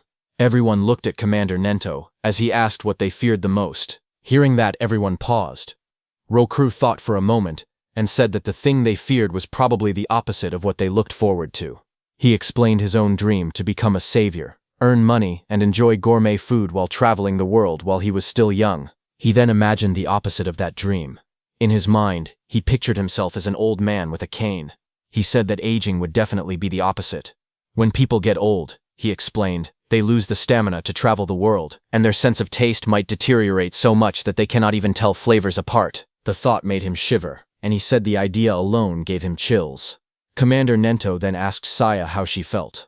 She looked down slightly and said she was born into a medical family and grew up in a hospital. She explained that ever since she was little, she had seen many people suffering from different illnesses. A memory flashed in her eyes of hospital staff rushing a patient on a stretcher past her. A sick elderly patient lay on the stretcher, his face covered with dark spots. His weak voice escaped as he looked towards Saya. Standing there, Saya had been frozen in fear. The sight had become a deep trauma for her. She explained that even a simple cold or fever now filled her with overwhelming fear. Hearing that, Itsuki remembered something. He wondered if that was why she ran away the other day after he let out just a small sneeze. Memories from the past flashed in his mind, where Saya jumped back in shock every time Itsuki sneezed loudly. Hearing her, Commander Nento told them that an awakened person's lifespan was nearly twice that of a normal human, and awakened ones almost never got sick. He told her that she could finally say goodbye to the thing she feared most. Then he turned his gaze to Iberia beside him. Iberia blinked in surprise and asked if it was his turn next. Iberia admitted that what he feared most before was failing the preliminaries. But now his fear had changed. He smiled brightly and said he was afraid of not being able to fight alongside Itsuki. He turned to Itsuki with excitement and asked what he feared most. Itsuki looked surprised and asked why the question was directed at him.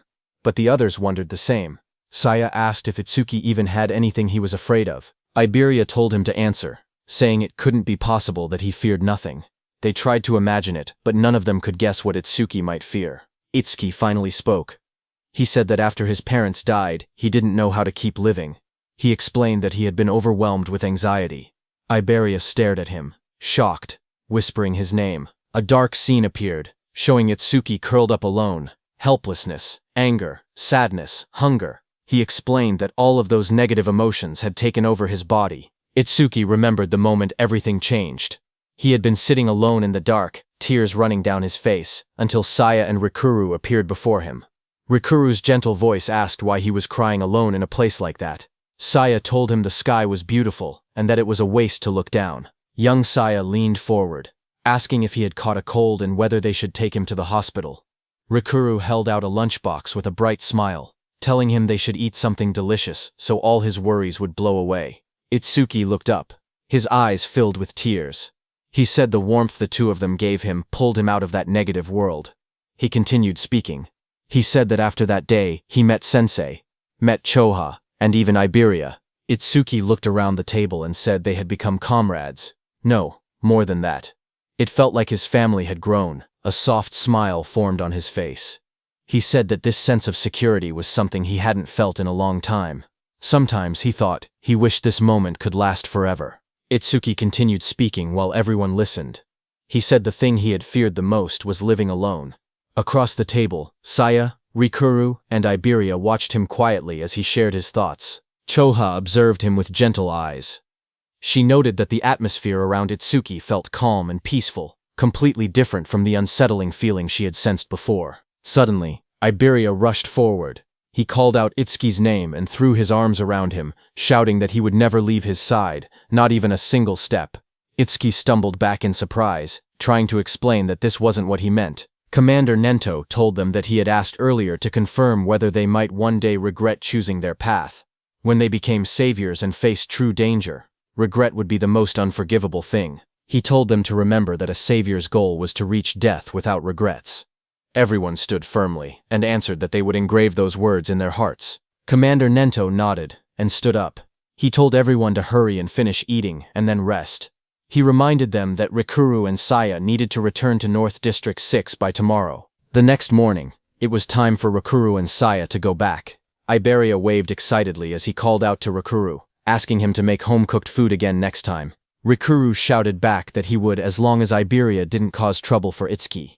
Their voices echoed as they walked ahead, promising to meet again at the national tournament. Seeing that, Itsuki walked up to Iberia, who wiped his tears. Itsuki asked when Iberia and Rikuru had gotten so close. Commander Nento soon gathered them and told them they should head back as well. Itsuki nodded, but his mind wandered. There was something he wanted to ask Saya. He thought he could ask her during the main tournament. As he walked, Itsuki suddenly paused in shock when he noticed Choha. Choha sprinted across the courtyard with urgency. Itsuki wondered why she was in such a rush. A moment later, Chosha reached Commander Nento, slightly out of breath. Commander Nento asked her what had happened. Chosha replied in a serious tone that top-secret information had just arrived from the South Continent. Commander Nento asked Choha what the secret message contained. Choha explained that the information carried an extremely high clearance level. It was something only saviors above level 50 and continent commanders were allowed to know. Commander Nento then looked at Itsuki and Iberia and said that the two of them were also permitted to hear it. Iberia lit up with surprise, asking if he trusted him that much. Chosha began delivering the message.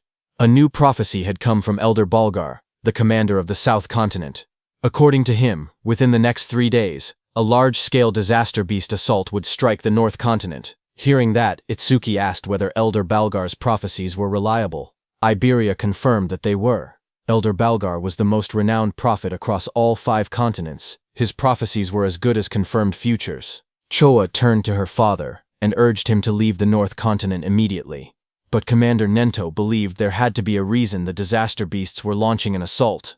This time, he said, the target was most likely him, the commander of the North Continent. The commander thought for a moment. He said that if that were true, then staying here would make him good bait. Choga stepped forward, insisting there was no reason for her father to remain in the North Continent. She reminded him that combat wasn't even his specialty, and if he already knew he was the target, then remaining here was far too risky. She urged him to evacuate to the Central Continent immediately. Tenma agreed with her. He said that if they lacked manpower, he would remain behind and fight. But the commander raised a hand, stopping them. He told them he had already made his decision and warned them not to argue further. Then he turned to Itsuka, saying there was something else he needed him to do. Itsuka protested, insisting that nothing could be more important than protecting his sensei. Commander Nento explained his request. Iberia's father, Aiden, was the greatest crafter across all 5 continents, and they couldn't allow anything to happen to him. He wanted Itsuki to guard Aiden together with Iberia. Additional awakened fighters would also be dispatched to support them. Hearing that, Iberia looked troubled. He wondered aloud why their forces had to be split just to protect his father. Suddenly a thought struck Itsuki, as he realized that Sensei might be intentionally keeping him away from the battlefield. Nearby, Chobia listened quietly until the commander turned to her as well. He said he had 3 requests for her. First, she had to announce the coming assault to the residents of the North Continent and help evacuate everyone below level 50 safely. Next, she needed to notify all awakened individuals, level 50 and above, to prepare for combat at any moment. Finally, she had to summon Heighten to this location. Since North District 1 had a low population, there would be no danger of civilian casualties. Commander Nento's eyes glowed fiercely as he declared that they would face the disaster beasts head-on right there. Choa returned to her father and reported that she had completed every arrangement he instructed. She told him Heighten would be arriving soon. Commander Nento thanked her for the trouble and told her she could rest for now. Choa hesitated, her expression softening as she looked at him in silence. Her father noticed her worry. He asked whether she was anxious about Itsui, even though Aiden already had skilled guards accompanying him. He added that if that was the case, then as her father, he simply needed to defeat all the smaller threats and lure out the main enemy. Choha lowered her gaze, her cheeks slightly flushed. She admitted that, as expected of her father, he saw through everything. Commander Nento continued speaking. He said a prophecy had revealed that a disaster beast of level 100 or higher would appear this time. In a battle of that scale, someone would be forced to reveal all their trump cards. That was the real reason he sent Itsuki away. Hearing that, Choha nodded slowly as the meaning became clear to her. If Itsuki fought such a beast using his unusual methods, his abilities would be exposed, and the enemy would try to eliminate him at any cost. Commander Nento said yes, but added that there was another reason as well. Based on Itsuki's past battles, it seemed Itsuki lacked raw attack power. Rumors said that Aiden possessed an artifact capable of increasing attack power, and sending Itsuki there might allow him to obtain it. Commander Nento explained that if Itsuki obtained the rumored artifact, everything would change. Attack, defense, mana, agility. He could become a perfect awakener who possessed every attribute. The prophecy began to unfold soon after. On day 1 of the prophecy, at 8 p.m., the northern continent was struck. In every district, stone monuments began falling from the sky like rain, crashing into the ground and signaling the start of the disaster beast assault. In North District 2, the skies were dark as Utsuki and Iberia sprinted through the cold winds. Utsuki asked how much farther Iberia's home was. Iberia estimated another 100 kilometers. Hearing that, Itsuki narrowed his eyes, thinking that a disaster beast could appear at any moment. They had to reach Iberia's father as fast as possible. Suddenly, from behind, Iberia shouted for Itsuki to look, pointing ahead in shock. Hearing that, Itsuki stopped and looked forward. Iberia's trembling voice barely formed the words. A blazing object was falling from the sky. It was a stone monument. Itsuki realized that the attack had already begun, and the monument had landed right in the middle of a populated area. The two watched as the fiery structure crashed straight into the city. The impact sent a massive explosion of light through the skyline. Itsuki's expression tightened. The warning had only been released moments ago. Civilians were still evacuating. If a disaster beast appeared now, the situation would become catastrophic. Elsewhere in the city, awakened warriors stared at the monument that had descended. Chaos erupted as they shouted that massive casualties were unavoidable, and that a disaster beast was already approaching. Someone recognized the scene. It was exactly as Elder Vargar had foretold. They cursed at how early the event had arrived. Back with Itsuki and Iberia, a glowing barrier began forming around the impact zone. Iberia panicked as he watched it rise. Itsuki was also panicking inside, thinking that if they left the citizens behind, many would die, but if they stepped in to help, their main mission would be delayed. Itsuki glanced at Iberia and thought quietly to himself. Iberia had traveled a long distance, yet he hadn't asked for a single break. He must have been that worried about his father. If he suggested stopping to save citizens now, Iberia would surely hate it. But before he could decide, Iberia suddenly pointed forward, shouting for them to go help. The barrier had trapped a disaster beast inside the city, and he insisted they couldn't ignore it. The creature inside was at least level 20.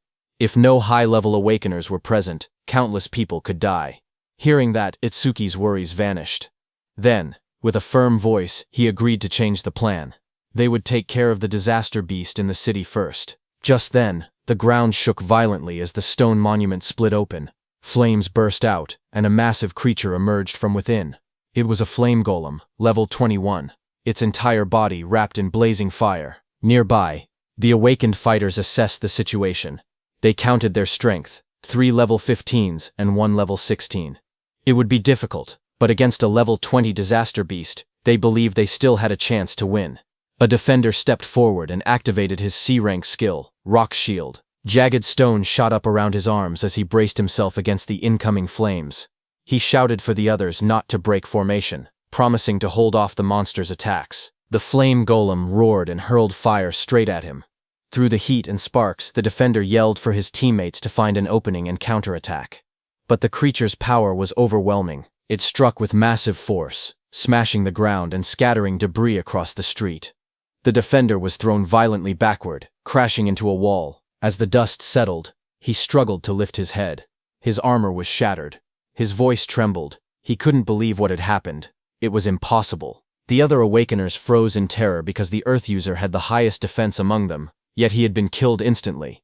If even he couldn't survive, they stood no chance at all. Panic spread across their faces as they backed away, their weapons shaking. One of them cried out, asking desperately what they were supposed to do now. The group fell into panic. One of the men shouted that fighting a creature like this was suicide and that they needed to run. As he sprinted away, flames chased behind him. Another teammate yelled for him to watch out, but the fleeing man only snapped back that they should worry about themselves. Before he could get far, a sharp presence appeared right behind him. His eyes widened in shock as the fiery monster loomed over his shoulder. Terrified, he begged for his life, promising to do anything as he activated his ability.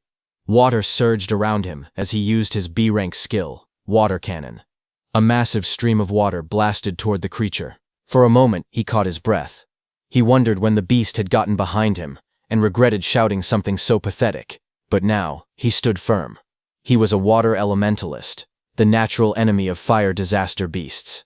This attack should have been its end. The others watched from a distance, unsure. One asked whether he had really defeated it. Another stepped forward, saying he would finish it off just in case. In the midst of drifting steam and smoke, the monster's dark silhouette still stood. The water elementalist stepped forward and warned the others not to interfere. He insisted that since he had defeated the disaster beast alone, he should be the one to finish it. But before he could act, the charred body of the creature suddenly twitched. Flames surged across its cracked surface as it rose again.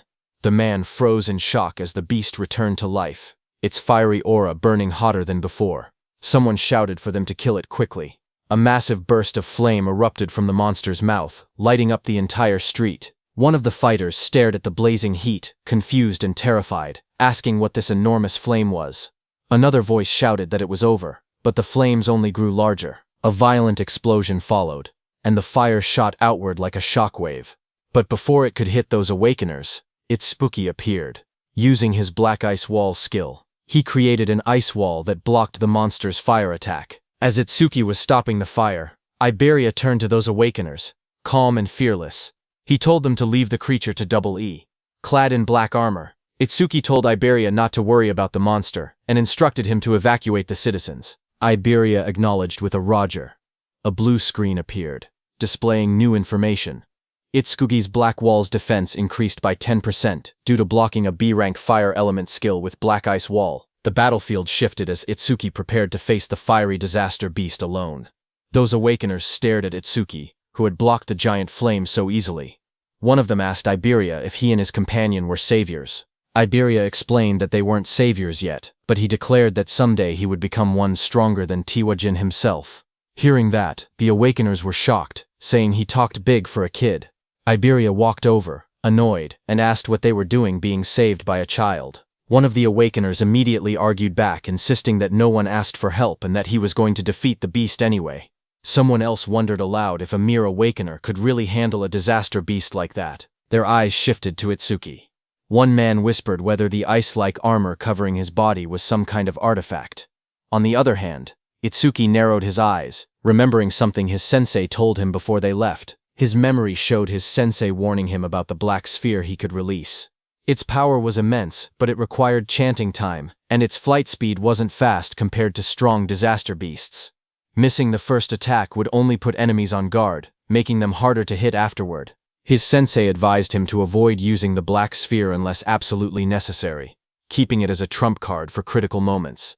The memory ended with his teacher's voice telling him to listen carefully and only use that black sphere under the right circumstances. His teacher's words echoed in Itsuki's mind. He should only use his strongest attack when he was certain he could take down the opponent. Looking at the crowded battlefield below, he realized he couldn't use the penetrating true sphere here. There were too many people around.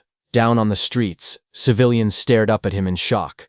Some wondered if he was an awakener who came to help. Others pointed out the equipment he wore, guessing he must be a high-level awakener. High above, the fiery disaster beast roared as it swung its massive body. Itskad, covered with lightning, shot forward, slamming straight into the creature's rocky surface. He made up his mind. If he couldn't use his special skill, he would suppress the beast with brute strength instead. With full power, he punched the beast. Explosive impacts echoed through the buildings as he drove the monster backward. His movements blurred with speed as burning fragments scattered everywhere. A bright system window flashed, showing that Itsuki's Thunderbreaker activated Thunderclap Wave. Lightning surged across his entire body as he appeared above the beast. The beast raised its head, its eyes glowing red, fire swirling around it. Itsuki struck again, driving the massive creature through the ground with overwhelming force. Dust and flames erupted as the beast crashed hard, its body half buried in the shattered street. The ground trembled from the impact. Lightning wrapped around Itsuki as he rose into the air, his entire body glowing with blue energy. Flames raged around him, but he shot downward like a meteor, slamming into the massive creature below with overwhelming force. The impact shook the entire street. A huge shockwave burst outward, cracking the ground and sending flames scattering. A crater formed where the blow landed, smoke rising from the broken asphalt. People watching from a distance stared in disbelief. One person said the disaster beast was being pushed back completely, even though it was supposed to be powerful. Another mentioned that the awakener looked like he was only 18. Someone else suggested the beast must have been injured beforehand, but an awakener nearby could only stare with wide eyes, whispering in shock that this couldn't be real. Even a level 21 flame golem couldn't fight back at all against that young man. He wondered who the young man facing it truly was. When the smoke finally cleared, the battlefield was quiet. The golem lay smashed into the ground. One of the awakeners looked around in confusion and asked where the young man had gone. Another man explained that as soon as the young awakener defeated the disaster beast, he left the area with the blonde boy. That water-type awakener claimed that the only reason a level 0 awakener could do something like that was because he had already weakened the flame golem's health beforehand. But the first awakener looked uneasy. Even he, a level 15 awakener, couldn't track the young man's movements with his eyes. He said that the power to send a flame golem flying with bare hands was unbelievable. He added that if his status showed level 0, his real strength had to be comparable to level 30. On the other hand, Itsuki and Iberia were already running. While running, a thought troubled Itsuki. If a beast of that level couldn't be killed instantly, things would only get harder in the future. He muttered that he had to increase his attack power somehow. Just then, a system window appeared, displaying Itsuki's current stats. Attack, 330, Agility, 760, plus 100% due to Thunderclap Wave activation. Defense, 495, increased due to Black Ice Wall, 50%, Mana, 330, recovers 10% of mana upon detecting one enemy unit. Itsuki stared at the numbers, knowing he needed to grow stronger as quickly as possible. On day 1 of the prophecy, At 10:30 p.m., Itsuki and Iberia ran through the rain-soaked streets. Iberia stared in awe, saying Itsuki's speed was so incredible that he couldn't even track him with his eyes. Itsuki replied calmly that speed meant nothing without power. While they were running, suddenly Iberia started panting heavily, admitting he had never thought of Itsuki that way before. When they stopped, he told Itsuki that if he wanted to raise his attack power, he knew a good method. Itsuki looked at him and asked what he meant. Iberia explained that his dad's warehouse contained tons of artifacts, and there had to be one that boosted attack. He said Itsuki was strong and was also Sensei Izumi's student, so his dad would definitely be happy to let him have one. As he spoke, he imagined Itsuki wearing a powerful artifact, standing tall in a dark, glowing armored suit. The thought made him laugh to himself in a strange way. But Itsuki looked unimpressed and asked what that creepy laugh was about and what exactly he was imagining. Iberia cheered excitedly and told Itsuki to follow him. Once they arrived, he said he would ask his father to prepare a useful artifact for Itsuki. Itsuki watched him struggle to stand straight and thought to himself that he had already slowed down on the way. But even with all that agility, Iberia must have had trouble keeping up. Itsuki then stepped forward and grabbed Iberia by the arm. Iberia panicked and shouted, asking what Itsuki was doing. Itsuki told him not to push himself if he was tired. If they ran into a calamity, he wouldn't be able to fight properly in that condition. Before Iberia could answer, Itsuki lifted him and dashed forward at full speed. Iberia yelled that he wasn't ready, but the wind tore past them too fast for him to react. The two shot through the city like a blur. Iberia screamed that it was too fast, while Itsuki said they had already wasted enough time and told him to hold on. Later, at 11:05 p.m. on day 1 of the prophecy, the moon hung over a quiet set of wooden houses deep in the forest. A gust of wind swept through as they arrived. Iberia collapsed forward, shaking. He gasped that they finally made it and complained that he thought his arms were going to rip off. As they walked deeper into the woods, Itsuki asked why his father chose to live so far from town when the town was much safer. Iberia replied that his father said the town was too noisy for him to focus on his crafting. Ahead of them stood an old wooden house. Iberia explained that the place might look run down, but its defenses were strong. His father had traps set all around the perimeter. Itsuki nodded, saying he thought he felt a faint magical fluctuation. A system window appeared as he activated magic detection. Iberia told him not to worry. As long as Itsuki followed him closely, he wouldn't trigger anything. Itsuki silently thought that with his detection ability he could avoid them on his own. Iberia walked ahead proudly as Itsuki asked him to watch his step. But Iberia grinned to himself, happy that it was finally his turn to take the lead. But the next second, a small trap placed on the ground clicked under Iberia's foot. Iberia froze. He started sweating as he realized he had stepped right on one of the traps.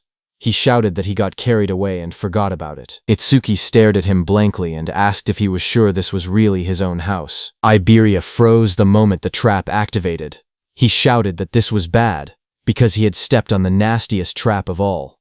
Itsuki focused for a moment and noticed the magical fluctuation around them growing stronger. A loud mechanical roar echoed through the forest as the ground shook. From the dust rose a massive humanoid construct, an iron golem, glowing with red eyes and a core embedded in its chest. A system window appeared, listing its stats: Attack 500, Defense 500, Agility 300, Magic 200. Itsuki's eyes widened in surprise.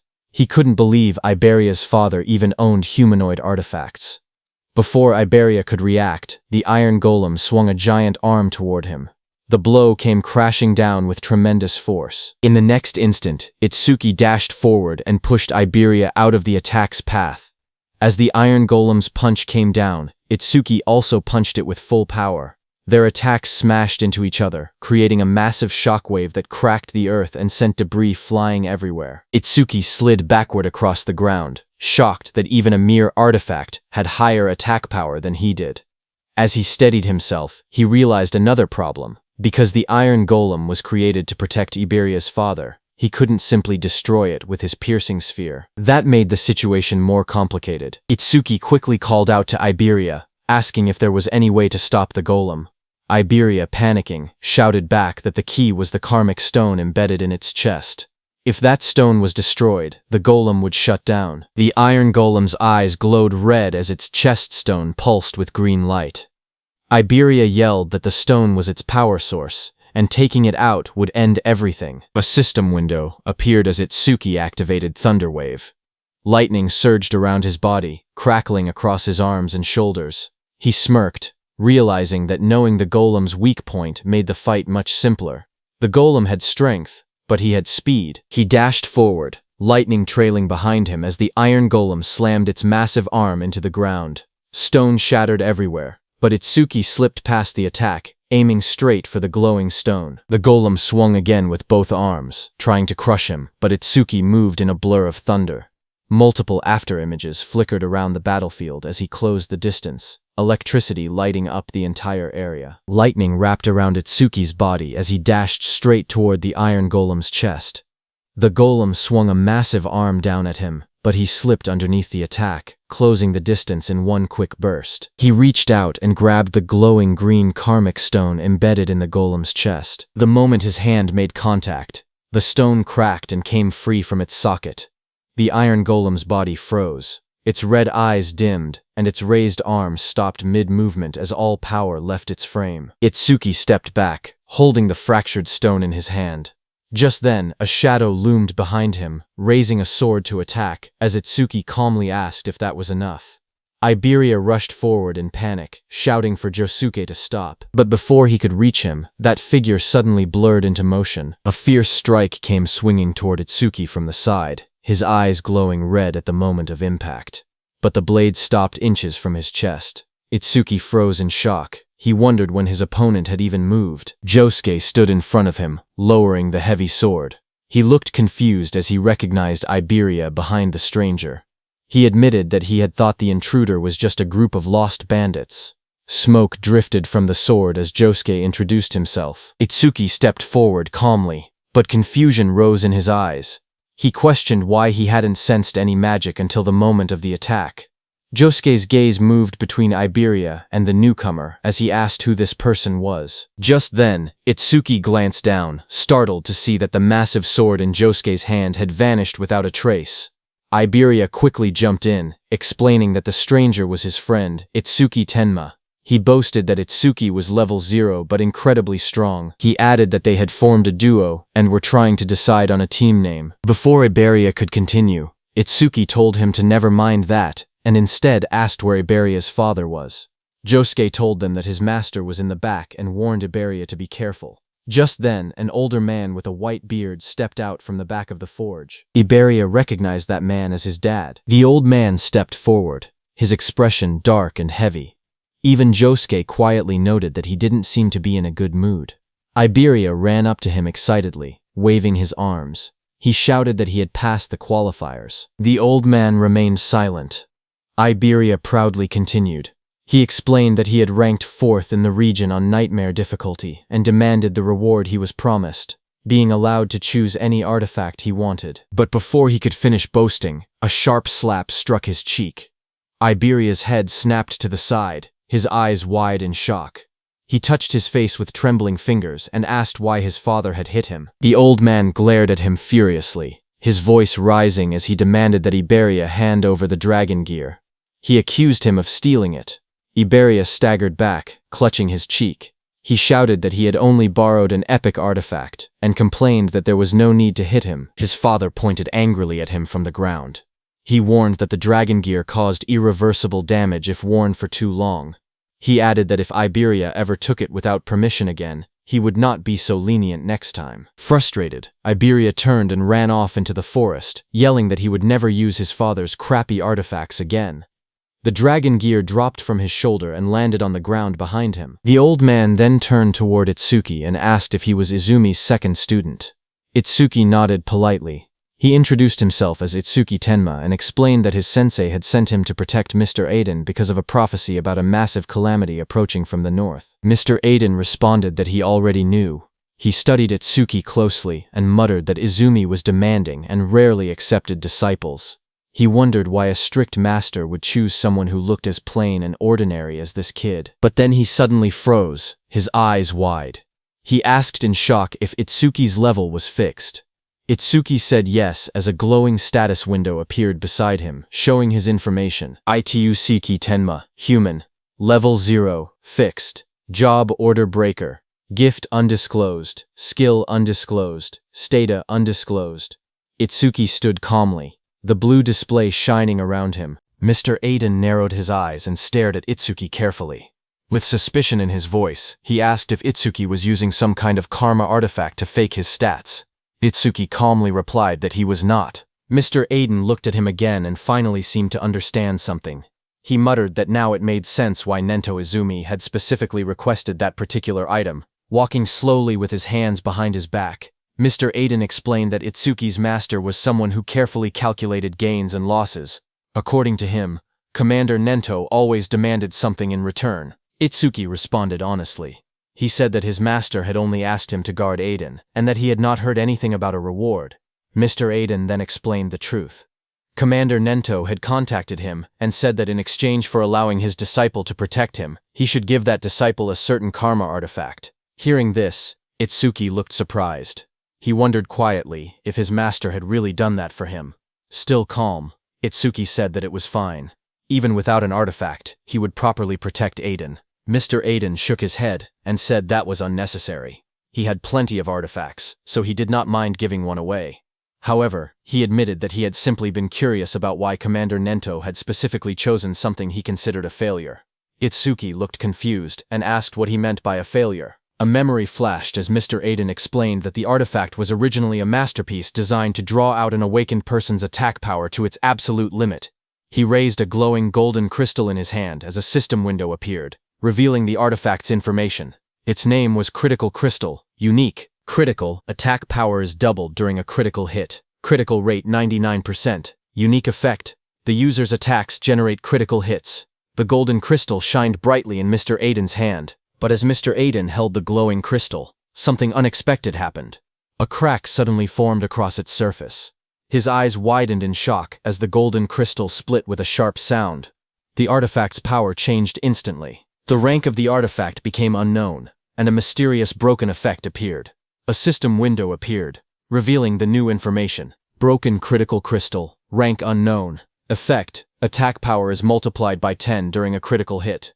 Critical rate 0%. It increases by 1% every time an enemy unit with higher attack power than the user is defeated.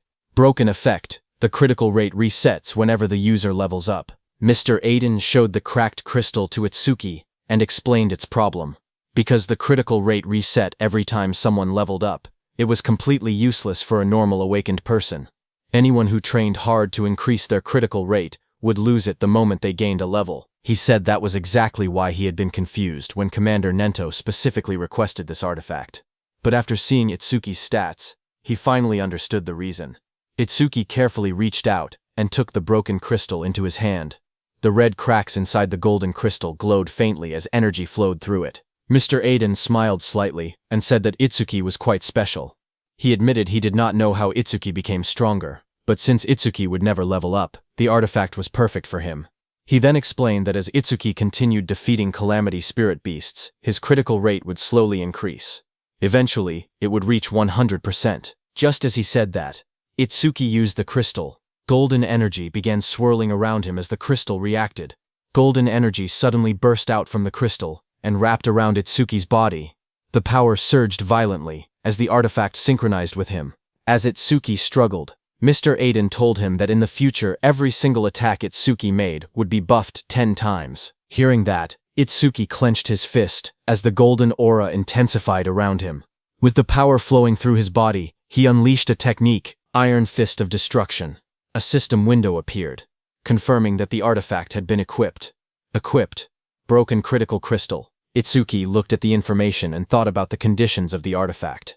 His critical rate would only increase when he defeated enemies with higher attack power than him. He quietly admitted that the condition was a bit harsh. However, he decided not to worry about it for now. He would think about a counter-strategy after they finished this raid. Just then, another system notification appeared, showing the crystal's information. Its effect was that it increased attack power 10 times on critical hits. Its current critical rate was 0%, but it would increase by 1% for every kill of a stronger enemy. The broken effect was that it reset upon leveling up. After observing the artifact's reaction, Mr. Aiden spoke again. He said the artifact seemed to be equipped properly, and that it was truly compatible with Itsuki. Itsuki then admitted that he had actually been struggling because his attack power was low. He thanked Aiden, saying the artifact helped him a lot. Aiden waved his hand dismissively. He explained that he created the artifacts, while others used them to fight the Calamity Spirit beasts. Both of them were simply doing their part for the survival of humanity, so no thanks were necessary. As he spoke, Aiden turned and began walking away. He added that unless someone already knew his location in advance, there was no reason for beasts to attack such a remote place. For now, he told Itsuki to rest. Just as Aiden finished speaking, something strange suddenly appeared in the sky above the forest. Aiden's eyes widened in shock as he noticed a massive pillar of energy descending from the sky. The atmosphere trembled as the force rushed downward. A loud impact followed, as the energy slammed into the forest. The force spread outward like a shockwave. Nearby, Itsuki and Josuke instinctively raised their arms to shield themselves as the powerful energy burst through the air. Iberia, who was inside the house, opened his window and stared in disbelief, shouting in confusion and asking what had just happened. He looked toward the sky with wide eyes and realized something unexpected. A barrier had appeared. Looking up, they saw a massive green dome covering the entire area. The strange barrier surrounded the forest, glowing with an eerie green light. Seeing the enormous dome above them, Iberia shouted in shock, wondering why there was a green barrier there. Mr. Aiden looked toward the sky with a serious expression. In his mind, a troubling thought appeared. Only the commanders-in-chief of the 5 continents should know his location. He wondered if it was truly a coincidence that a stone monument had fallen here, or if something else was happening behind the scenes. Before he could think further, Josuke suddenly shouted loudly. He quickly warned everyone to get back. The Calamity Spirit beasts were coming, and they were already heading straight toward them. Itsuki stood quietly and focused his senses. His eyes sharpened as he felt a powerful presence approaching. He calmly said that he could feel it. Something was moving toward them at an incredible speed. Moments later, the ground began shaking as multiple creatures rushed forward through the forest. At first, Itsuki counted 6 of them. Then they realized there were even more. The monsters burst out of the trees, charging straight toward them. One of the creatures revealed itself clearly. A system window appeared, identifying it, one horned demon from the Horned Demon tribe, level 14. Seeing the monster rush forward, Itsuki shouted that they were here. The demon lunged toward Itsuki with its massive arm raised, aiming a brutal strike at him, but Itsuki stopped its attack with his bare hands. The next second, Itsuki pierced the monster's body with his black ice wall. Blood burst out as the blade tore through its flesh. At the same moment, a system notification appeared. Activating Black Ice Wall. More monsters rushed forward from different directions, opening their jaws wide as they attacked together. Electricity crackled around Itsuki's body as he moved calmly through the battlefield. Inside his mind, he thought that enemies at this level were not a problem. No matter how many came, he could finish them instantly with Lotus Explosion. However, he hesitated, thinking that Josuke might not be able to withstand the shock of a Lotus Explosion, and it was still risky. Itsuki glanced behind him and remembered that Aiden and Iberia were hiding in the shed right behind him. If he used Lotus Explosion recklessly, the blast might catch them as well. Because of that, he held back his power and continued fighting the monsters directly instead. After defeating the surrounding monsters, Itsuki stood quietly among the fallen enemies. Looking at the battlefield, he calmly admitted to himself that he was probably more suited for fighting alone. Just then, he suddenly paused. He sensed something unusual. Itsuki frowned slightly as he felt another surge of mana spreading through the area. This new wave of power felt far stronger and more intense than the ones that had appeared before. Moments later, a massive creature revealed itself. A system window appeared, identifying the monster. Two-horned guardian beast of the Horned Demon tribe. Level 24. At the same time, far away in a dark and terrifying realm, towering demonic structures stood beneath a crimson sky. Inside a sinister palace, the most powerful demon emperor, Linga, sat on the throne. An orange-haired figure standing in front of him spoke calmly. He reported that the first wave of the advance party had already been teleported to the human realm, consisting of lower-class slave demons. Then he asked another question. Among the 8 demon kings, which one should be entrusted with leading the main force? At that moment, Demon Emperor Linga said that thanks to the eye he had left behind during the last descent into the human realm, the demon race had already discovered the existence of a certain important person. With a cold command, the demon emperor told him to capture them. This orange-haired figure was Enma, also known as Yama, one of the 8 demon kings. He asked whether the task should also be entrusted to one of the 8 demon kings. However, the demon emperor sitting on the throne calmly refused the idea. He said that sending a demon king might destroy the very eye that had been secretly left behind in the human realm. Because of that risk, he decided that the matter would instead be handled by a demon general. The order was accepted without hesitation. Demon King Yama simply replied that it would be done as commanded. Then Demon Emperor Linga declared that the command of the main force would be completely handed over to Inshokuma, also known as the ape-eating demon king. The scene then shifted to a terrifying beast-like demon. This was one of the 8 demon kings, Inshokuma. Demon Emperor Linga said that since Inshokuma had not eaten a living human in a very long time, he was certain that Inshokuma must be extremely hungry. At the same time on the battlefield, while Itsuki was fighting, a loud scream suddenly echoed through the area. Hearing it, he immediately recognized the voice. It was Iberia. His expression changed as he realized something was wrong. He wondered if a disaster beast had broken into the room. But before he could react further, a disaster beast burst forward to attack. A system window appeared in front of him, identifying the beast as a double-horned guardian from the Horned Demon Clan, level 24. The beast attacked with overwhelming force, striking toward him without hesitation. Seeing the situation, Itsuki's eyes sharpened. He realized that things had reached a critical point, and he had no choice but to use that power. As the attack came crashing down, Itsuki quickly glided on the ground and dodged it. At the same time, he aimed at the beast and used Clear Orb. He judged that the creature's attack power was likely higher than his own. However, if he managed to defeat it, he could increase his critical rate. A system notification appeared, explaining the effect of the broken critical crystal.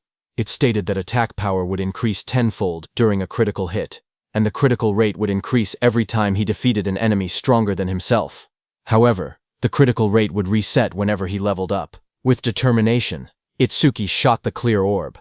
A beam of purple energy shot into the sky, cutting through the darkness like a sharp spear as the attack was released. Another system message appeared, saying Clear Orb was activated.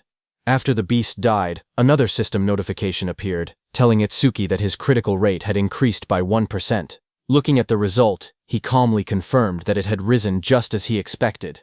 Without wasting time, he turned and spoke to Josuke. He told him that he would take down the disaster beast that had broken into the room, and that everything here would be left to him.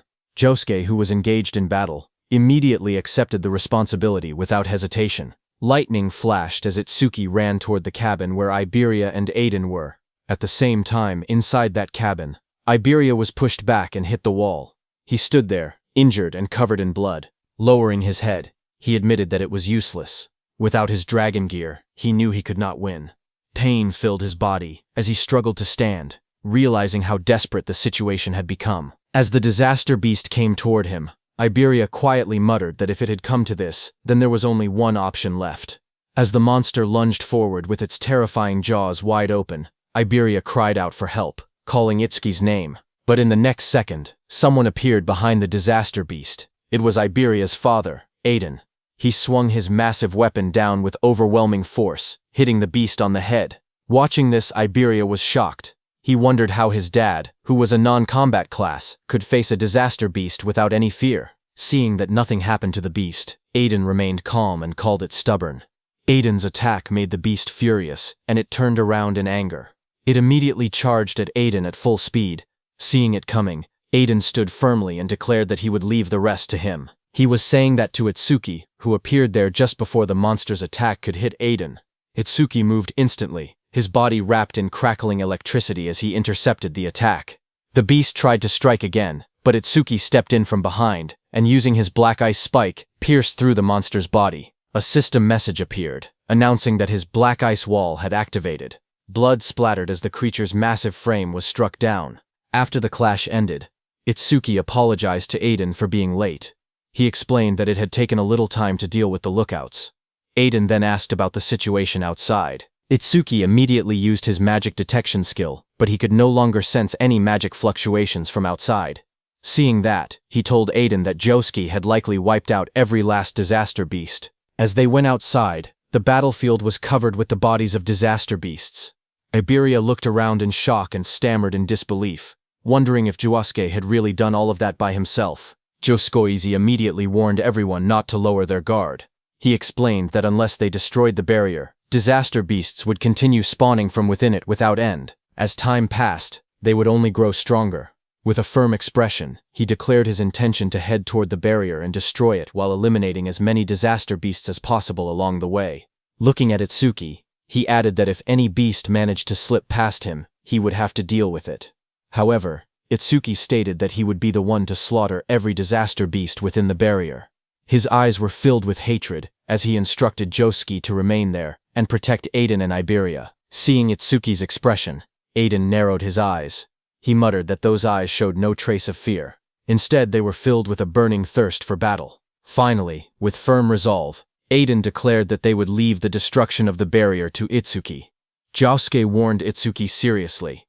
He explained that if the barrier was green, then the disaster beasts inside would be at least level 250. He asked if he was truly prepared for something like that.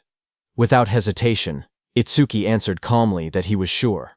Lightning crackled violently around Itsuki as he ran toward that green barrier. A sharp smile formed on his face as he admitted that finally, he could fight to his heart's content.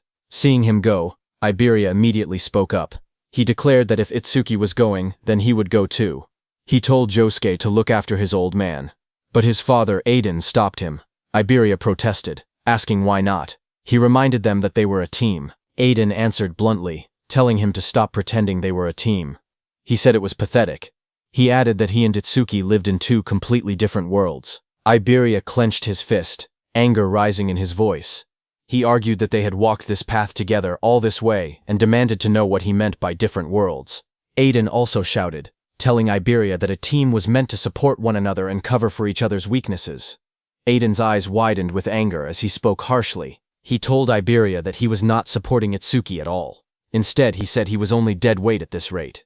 His voice grew even colder as he warned that he would end up getting Itsuki killed. Hearing that, Iberia froze, shock spreading across his injured face. Aiden continued, saying that he was not just talking about him alone. He explained that Itsuki was special. No one else from his generation could even stand on the same stage as him. Then he asked Iberia if he had ever truly seen the look in Itsuki's eyes when he faced a disaster beast. He told Iberia that those were the eyes of someone drowning in hatred. At the same time, while Itsuki was running toward the barrier, a system window appeared showing, "Mana 5 enemy units have been detected. 50% of Itsuki's mana recovered." Itsuki noticed it immediately. He realized that 5 disaster beasts must have just come out of the barrier. He calmly acknowledged that this had brought his mana back to full. Ahead of him, massive disaster beasts with sharp purple spikes and rows of jagged teeth emerged, blocking his path as lightning continued to crackle around his body. Lightning surged wildly around Itsuki as he faced them. His eyes burned with determination as he shouted for them to get out of his way. A system window suddenly appeared, showing Lotus Blast had activated. In the next instant, a massive explosion erupted in the forest, flames bursting outward with overwhelming force. Another system message appeared showing, 5 enemies defeated with Lotus Blast. Range of all skills increased by 5%. His critical hit rate increased by 1%. Now his broken critical critical rate was 2%. Itsuki moved forward through the fading flames, his expression calm but focused. He admitted to himself that the double-horned guardian's defense had been far too high. It had taken 80% of his mana just to bring it down with Lotus Blast. Even so, he firmly decided that he would not allow a single one of them to reach Iberia or the others. In the distance, smoke and fire from Lotus Blast rose above the trees. Josuke turned toward the explosion in shock and demanded to know where it had come from. Iberia immediately realized and stated that it was Itsuki's skill and that he must have run into disaster beasts in the forest. Josuke stared toward the forest, his expression serious. He thought that an explosion of that scale was not something a mere level 0 should be able to trigger. A troubling thought crossed his mind. He wondered if the reason Itsuki could not level up was because of a debuff from his gift. Meanwhile, Itsuki reached and stood before that glowing green barrier. He quietly acknowledged that this was the green barrier. He realized that the disaster beasts inside seemed to be on a completely different level from the ones he had faced so far. He immediately activated his mana detection. However, Itsuki was shocked to see that his mana detection could be blocked. Because of that, he could not judge the number or strength of the disaster beasts inside. Then he remembered something his teacher once said. The level of disaster beasts inside a barrier could be determined by its color. Gray barriers contain disaster beasts from level 1 to 25. Green barriers contain disaster beasts from level 26 to 50. Blue barriers held level 51 to 75. Purple barriers held level 76 to 100. Red barriers contained level 101 and above. Since this barrier was green, the disaster beasts inside were between level 26 and 50. Itsuki looked at his hand calmly and concluded that if he killed them all, they would drop a massive amount of experience. Tuki then summoned his Shikigami, Death Hound. White petals of light swirled around him as a massive spectral hound formed at his side, its sharp teeth glowing in the darkness. Just as the Death Hound appeared, a system window displayed its information. Death Hound B rank, level 16. Skill, Death Smell, C rank, detects all traces of mana within the area to locate and track the source. Respawn design, Death's Craving, B rank, drastically reduces respawn time after the Shikigami dies. Its attack stat was 250, agility was 250, defense was 150, and mana was 150. The Death Hound's glowing eyes shone in the darkness as it stood beside Itsuki. Itsuki placed his hand on the hound's head and told it that it would receive all the experience that dropped later. However, he made one thing clear. Until he gave the order, it was not allowed to lay a single finger on them. The green barrier loomed in front of him as the hound crouched low, teeth bared and ready. Before entering the barrier, Itsuki's eyes sharpened. He declared that every disaster beast inside the barrier was his prey. Meanwhile, on Prediction Day 1 at 11:30 p.m., Commander Nento was seated in a garden when Choha arrived there with a man. She informed her father that the awakened guards had arrived. A young man stepped forward confidently. He introduced himself politely, saying that from that moment on, he, a first-class savior, would serve as Commander Nento's protector. This man was level 63 Wind Elementalist, first-class savior, Kei Chirijima. Commander Nento thanked him for coming. Choha then explained that besides him, 5 third-class saviors and 3 second-class saviors had also arrived. Commander Nento asked her if Akira Hiton had not arrived yet, saying he had assigned Hiton to guard the perimeter. Choha frowned slightly and explained that when they spoke 6 hours ago, he had said he was already on his way. However, when she tried calling again 3 hours later, she could not get through. She added that massive stelas had been falling across the northern province since 8 p.m. that night. Because of that, she thought he might have run into trouble along the way. Still, she remained confident. Commander Nento stated that a normal disaster beast would not be a threat to him. After all, he was one of the 6 pillars among the special class saviors. He asked her to keep trying to contact him, adding that only a special class savior could stand against the disaster beasts appearing there. Choha quietly responded that she understood, but hearing all that, the Wind Elementalist spoke up, questioning whether they were overestimating the special class saviors a bit. He argued that no matter how strong Wajin Tei and Akira Hiton were, they were still only human. He continued confidently, saying he did not believe there was such a vast gap between the special class saviors and those in the first class. They might struggle a little, but there was no way they could not defeat a disaster beast that a special class savior could. Commander Nento told the Wind Elementalist that it was good to be confident, but thinking one could stand on the same level as a special class savior was another matter entirely. He added that such thinking likely came from never having fought a truly powerful disaster beast before. Just as he said that, suddenly there was a blast in the sky as a huge pillar fell down. Seeing that, the Wind Elementalist reacted instantly, saying a stele was approaching, and a disaster beast was coming with it. He raised his sword as the air trembled around him. As the stele fell to the ground, it created a huge purple barrier. Seeing that, Commander Nento declared that it had finally arrived. At the same time, Choha tried once more to reach Akira Hiton, but her voice shook as she admitted it was useless. She still could not contact him. The Wind Elementalist smirked confidently. He declared that if even a special class savior could not make it, then he was not much to rely on. He told Commander Nento there was no need to worry. They would finish every last one of them off. His expression then turned serious as he looked toward the purple barrier. He boldly stated that he would prove right now that a first class was just as capable as a special class. On the other hand, at Itsuki's side, he entered the green barrier with his Death Hound. Inside the barrier, A strange green glow filled the surroundings. Itsuki walked beside his death hound, quietly observing the area. He noted that the scenery inside the barrier was not any different from the outside. However, he admitted that there was an aura in the air that made him feel uneasy. A system notification appeared, saying mana detection activated. Itsuki focused and sensed the fluctuations of mana inside the barrier from where he stood. But just as he expected, he could not grasp the situation outside. After observing carefully, he concluded that the inside and outside of the barrier seemed to be separate spaces. Just then, his mana detection detected 5 enemy units, which restored 50% of Itsuki's mana. Itsuki calmly observed the surroundings and said that he now had a general idea of where the 5 detected units were located. He then turned to his death hound and gave it a clear order. It was to stay there and wait. If it found any disaster beasts that had fled, it could eat them. After giving the command, he softly praised it, calling it a good boy. Another system notification appeared, showing activating Thunderbreaker, roaring wave. Blue lightning began to crackle around his body as his eyes sharpened with focus. He decided that he should start moving as well. At that moment, 2 muscular disaster beasts charged forward at high speed, their claws digging into the ground as they rushed toward him. Suddenly, electric energy surged through the air as one of the beasts reacted in surprise. It was Itsuki. He activated his Black Wall skill and struck the 2 disaster beasts. With a single attack, he killed both of them by piercing their bodies with Black Wall. Just then, 2 more beasts appeared. Lightning exploded across the battlefield as Itsuki struck the first disaster beast directly. Blue energy tore through its body, and blood burst from its wound as it was slammed into the ground. The second beast immediately rushed forward, but Itsuki's electric current surged between them like a roaring wave. The ground cracked under the force as his attack ripped through both monsters.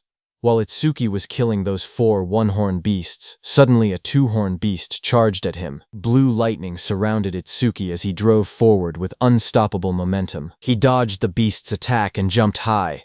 A system notification appeared, activating clear orbs piercing sphere. A glowing purple sphere formed around Itsuki's finger. It shot forward with incredible force, piercing straight into the beast's chest and drilling through its armored body. The impact cracked the monster's armor apart as the energy pushed deeper inside. That beast fell to the ground. A system notification appeared, showing critical rate increased by 1%. Itsuki landed on the ground, lightning still flickering around him. His broken critical crystal had reached 3% critical rate. After killing those 5 beasts, Itsuki immediately moved forward. Seeing that his critical rate had gone up again to 3%, he calculated that statistically, this meant about 3 critical hits for every 100 attacks. He thought maybe he would get to see his first real critical attack soon. While moving, something else caught his attention. This was the first time he had seen a stele from this close. He narrowed his eyes and thought that if he broke the stele, then the barrier should disappear. He thought 1 hit should be enough. But at that moment, a system notification appeared, showing 1 enemy unit detected and 10% of his mana restored. Itsuki's eyes widened as he realized that there was still 1 left. Immediately, he used all the force in his body to stop himself. Lightning cracked violently around his legs as he stopped. Just as he stopped, many sharp spikes came toward him at full speed. He immediately jumped back and dodged those spikes. A sharp thought crossed his mind. If he had not sensed the mana fluctuation and stayed on high alert, he would have already been impaled. He fell back, crouching low as debris scattered around him. His eyes narrowed as he saw those spikes coming from behind the stele. Itsuki realized that this 6th monster was hiding behind the stele. He stared at the disaster beast's shadow carefully, realizing it was a different kind of disaster beast than the ones before. Meanwhile, from far away, Iberia watched the large green barrier curve over the forest like a dome, glowing faintly in the night. Worried, Jusuke told Iberia that even Itsuki might not be able to stop all the disaster beasts. So he told Iberia that it was dangerous outside and that he should wait inside the room. Iberia, who was still shaken by his father's words, lowered his gaze and asked Josuke if he would really end up letting Itsuki die someday. Josuke told him that Master Aiden had a habit of exaggerating, so he should not worry too much about it. But Iberia admitted that, looking back, he felt like he had really just been dead weight. Josuke then explained that the level of disaster beasts inside a green barrier usually ranged between 20 and 50. He asked Iberia honestly whether he had the confidence to defeat even a level 26 disaster beast. Iberia quietly answered that he did not. Not at all. Seeing his discouraged expression, Josuke told him not to be so down. He clarified that he was not saying Iberia was useless. When he himself had been about that age, he had not even had the courage to step into a green barrier and fight a disaster beast. Iberia looked at him in surprise and asked if that was true, even for Josuke. Josuke's expression turned serious as he explained that the difference between gray barrier disaster beasts and green barrier disaster beasts was not simply a matter of levels. Iberia asked him if there was something else. Josuke told him that the disaster beasts inside gray barriers had no intelligence. They were merely creatures that endlessly repeated cycles of slaughter and destruction. They were strong, yes, but with a proper plan, there were many ways to defeat them.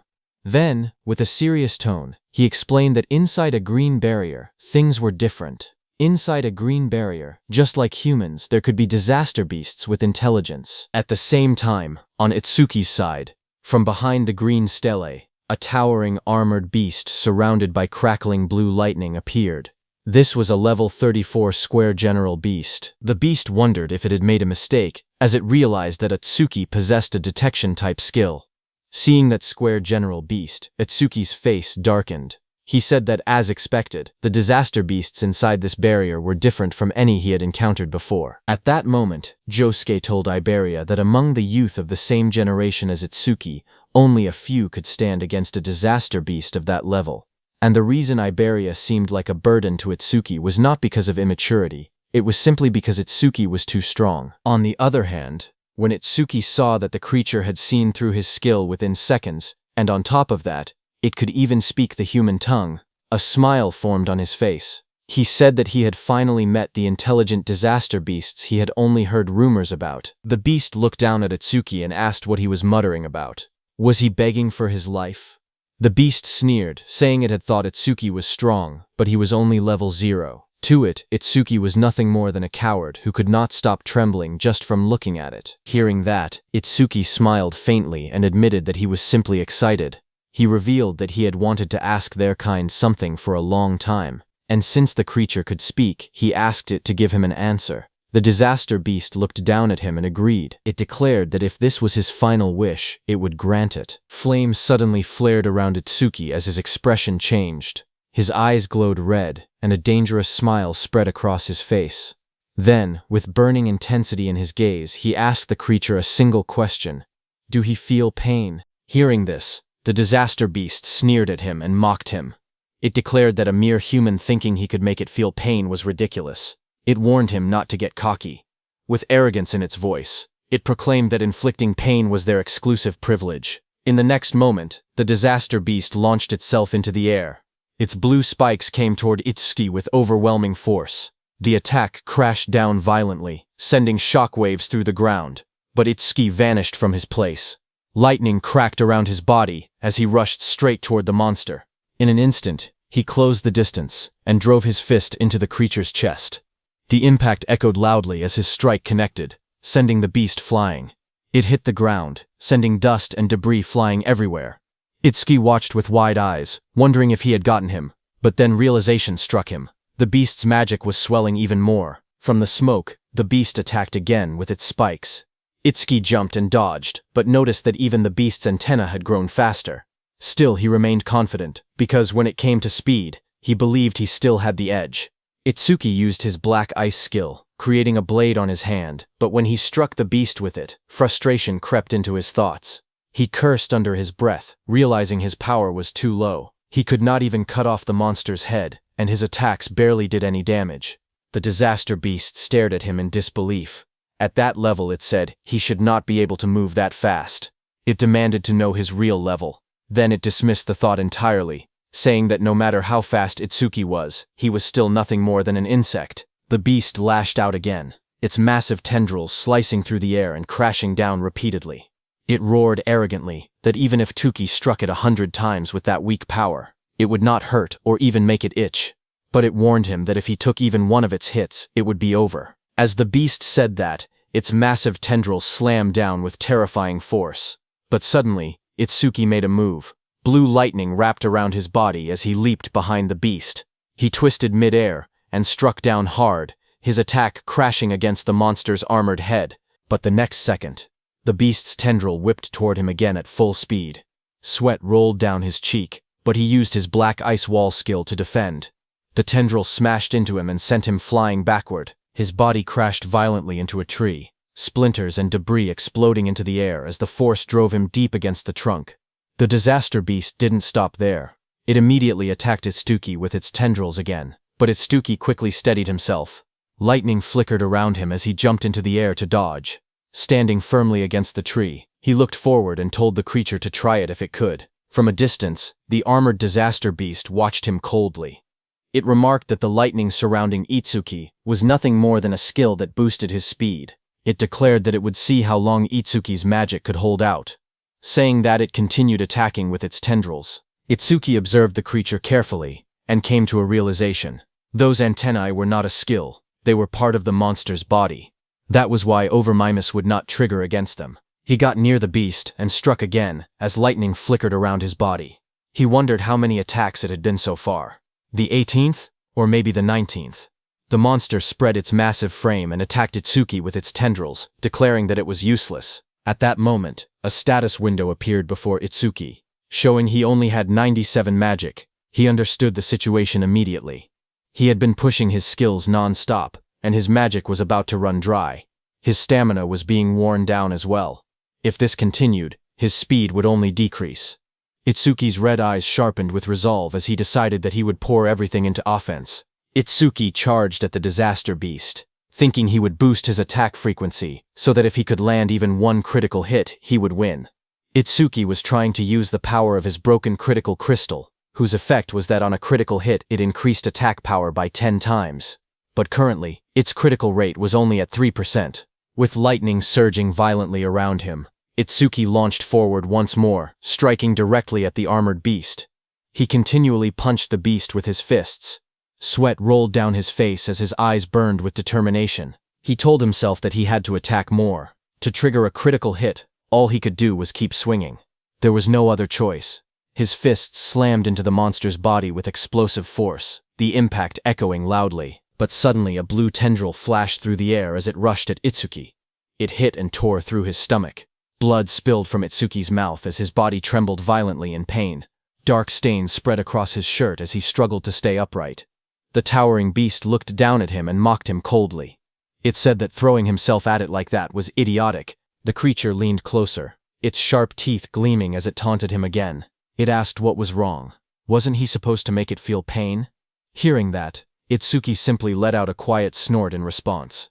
The monster's grin widened. It remarked that he was still alive and admitted that his defense seemed to be quite high. But suddenly Itsuki's red eye flared brightly, veins spreading across his face as a fierce smile twisted his lips.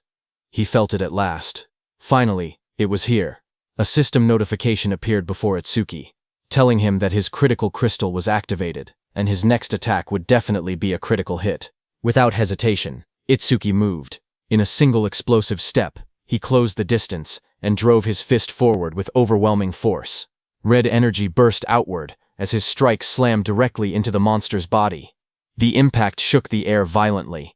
The beast screamed in pain as it was sent flying backward. Its massive body tore through the forest, crashing through trees as splinters and debris scattered everywhere. Smoke and dust rose into the air as the monster landed heavily on the ground. It could only stare in disbelief. It questioned what had just happened and why Itsuki suddenly possessed such terrifying power. Standing calmly amid the fading red glow, Itsuki looked at his fist. His breathing steadied as he admitted quietly that the power was stronger than he had expected. After landing that critical hit, something inside him changed. All kinds of emotions began rising from deep within his chest. Focus sharpened his mind. Satisfaction spread through him. A strange ecstasy followed. He realized he had never felt like this before. Even though blood was pouring out of the wound in his stomach, he did not feel any pain at all. The injury was deep, and his shirt was soaked in red, yet his body felt strangely light. He looked down at the beast calmly and admitted that this feeling was incredible. Itsuki then reached out and grabbed the beast's head, asking whether it felt any pain from that attack. Hearing that, confusion filled the beast's voice. It wondered what kind of human he was. Humans were supposed to be weak and fragile. It even accused him of clearly being over level 40, saying that showing fake stats was cheating. But as Itsuki grabbed the beast's head, it panicked and shouted, asking what he was about to do. Itsuki told the beast that until now, all the disaster beasts he had faced lacked intelligence. Even when they died, they barely screamed. But this one was different. He grabbed the creature firmly and squeezed. The beast let out a loud, terrified scream. A wide grin spread across Itsuki's face as his red eyes glowed fiercely in the darkness. He admitted that a scream from a disaster beast capable of feeling pain was truly pleasant to hear. The creature trembled in terror.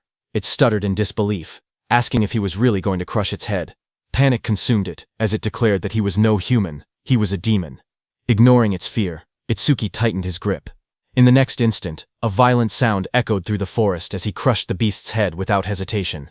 Blood splattered across the tree behind them. A system notification appeared, showing his crit rate increased by 1%. Itsuki stood before the fallen body and calmly stated that it was finally done. Another notification followed, saying broken critical crystal crit rate was now at 4%. As the tension faded, Itsuki felt the strange excitement from earlier slowly disappear. The special sensation that had filled his chest was vanishing. Then reality returned. The searing pain from the wound in his stomach began to kick in. He steadied himself and observed the surroundings. The barrier around the area had turned transparent, which meant there were no disaster beasts left inside. He looked at the transparent pillar in front of him and thought that if he crushed it, all that would remain would be the stele. Without hesitation, he pulled back his fist and drove it forward with force. A sharp cracking sound echoed as his punch struck the structure. The ground around the stele shattered, cracks spreading across the area as debris scattered in every direction. Itsuki calmly admitted that it was weaker than he had expected. Exhaustion finally caught up to him. He leaned back against the broken structure, blood still staining his clothes. Before returning to Iberia, he reminded himself that there was something he needed to check. His expression turned serious as he quietly called his death hound. A dark figure rushed overhead. Itsuki lifted his head slightly and ordered it to show its face. Death stepped forward, its red eyes glowing fiercely in the darkness. It looked larger than before, its claws digging into the ground as it growled. Itsuki, sitting on the ground nearby, looked up at it calmly and noted that it seemed bigger than before. Then he paused for a moment and continued observing it carefully. Then he realized the reason. Its level had increased by 3. Not only that, but it had also gained 150 stat points. A system window appeared before him, showing the Deathhound's stats. It was a B-rank Shikigami at level 19. Its skills were Death Smell, a C-rank skill that detected all magic traces in the area and located and tracked their source. And Respawn Desire, a B-rank skill that greatly shortened respawn time after a Shikigami's death. It had 250 attack points, 250 agility, 150 defense, and 150 magic. It also had 150 unassigned stat points. After reading the information, Itsuki understood that as its level increased, its body also grew larger. He realized that it had not been his imagination. This meant that if it gained dozens more levels, it would grow even bigger. He imagined an enormous beast towering over him and calmly admitted that he could not wait to see how large it would become. It was 11:35 p.m. on Prophecy Day 1 when Itsuki destroyed that stellar. Just as he destroyed it, from above the forest, the dark green barrier vanished, leaving the crescent moon shining clearly in the night sky. Iberia and Josuke stood among the trees, staring upward in shock. Iberia pointed toward the sky and shouted that the barrier had disappeared. He declared that Itsuki had done it. Seeing that Itsuki had destroyed the green barrier in about 10 minutes, Josuke admitted that there were probably no intelligent disaster beasts inside, but even so, that speed was incredible. He acknowledged that Itsuki was already far stronger than he himself had been back then. Meanwhile, Itsuki leaned against Death's large body. Blood stained his clothes as he struggled to remain steady. With long-distance travel and continuous battles, Itsuki's stamina was almost gone. On top of that, the blood loss had pushed his body to its limit. Itsuki looked at Death and spoke weakly. He told Death that since it could track magic, he instructed it to follow his magic trail and carry him to Iberia. Death lifted its head and let out a low howl into the night, ready to obey. Its loud, echoing cry rang out across the dark forest.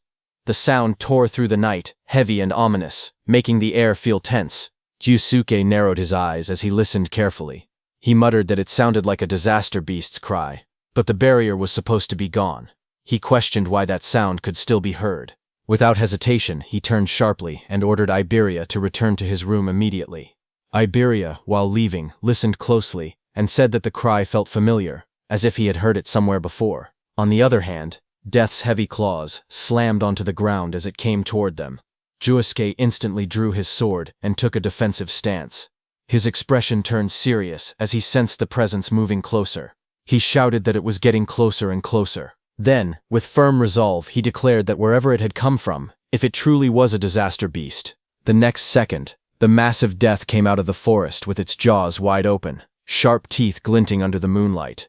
Josuke gripped his sword tightly and swung it with full force.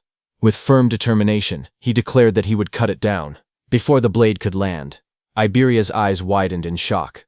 He suddenly realized what he was looking at.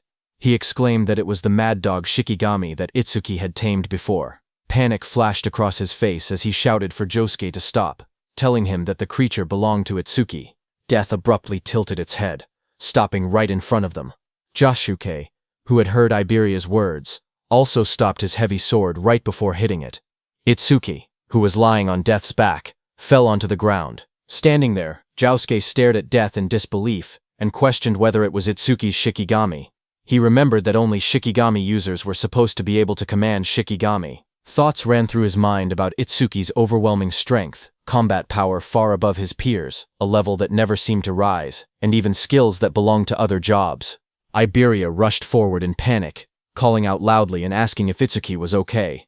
Seeing him lying motionless on the ground, Josuke felt that Itsuki was always one mystery after another. Iberia dropped to his knees beside Itsuki and noticed the blood covering his clothes and face. His voice trembled as he asked what had happened to him and why he was covered in blood. Itsuki slowly opened his eyes and weakly called out Iberia's name. His vision blurred as darkness crept in. In a faint voice, he asked to rest for a bit. Seeing this, panic completely overtook Iberia. Tears streamed down his face as he shouted helplessly, asking what he should do. His sobs echoed in the night. Just then, Josuke spoke behind him, saying that Itsuki was not dead, so there was no need to cry.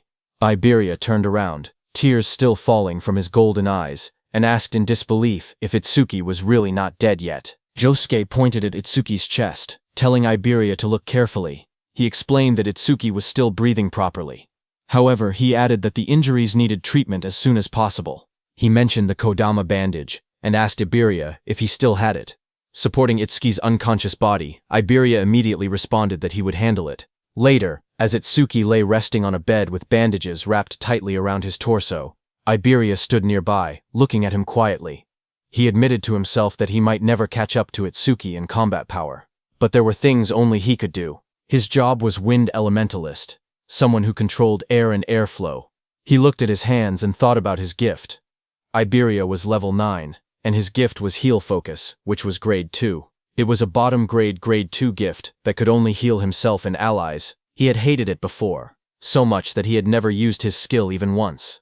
But for Double E, and for Itsuki, he resolved that he would use it as many times as it took. A system message appeared before Iberia, as he used his C-rank skill Heal Wind. Green wind energy began to gather around his body, swirling like soft flames as he activated the skill. Standing beside the bed, he stretched out his hand toward Itsuki. Bright green light wrapped around Itsuki's body, floating gently in the air along with glowing symbols of healing. Iberia quietly urged him to get better soon, for the sake of their duo. Sweat rolled down Itsuki's face as the healing wind surrounded him. Iberia called out his name anxiously. At the same time, on Commander Nento's side, at 11:35 p.m. on Prophecy Day 1, something changed. From the stele that had fallen near Commander Nento's estate, a massive purple barrier unfolded and spread outward. The ground trembled as someone came flying and struck against a tree, sending debris flying. It was the level 63 Wind Elementalist, first-class savior Kei Chirijima, who fell beside Commander Nento. Chocho was shocked to see the Wind Elementalist come flying. She quickly used her healing powers, telling him to stay with her. She said she would treat him immediately, and asked what it was like outside that barrier. That injured Wind Elementalist struggled to speak. With fading strength, he told them to run. Breathing heavily, the Wind Elementalist explained that the creature's build, defense, power, and speed were all off the charts. He said that not even special-grade saviors could stand against it. He concluded grimly that humanity could never possibly defeat a monster like that. Just then, that powerful beast descended through the smoke. A system window appeared, showing that it was a level 81 Minotaur warrior of the Bull tribe. The injured wind elementalist told Commander Nento that he must flee. The enormous Minotaur stared down at Commander Nento and remarked on his strange outfit. It asked if he was Izumi Nento. The monster grinned and swung its massive fist toward Commander Nento, saying it was lucky to run into the target so quickly. There was no need to trouble Lord Saru Shokuma over this. Hearing that, Commander Nento realized that he was really their target. He said that in that case, it was one less thing to worry about. Its massive fist slammed down, bursting outward in a blinding shockwave that shook the surroundings.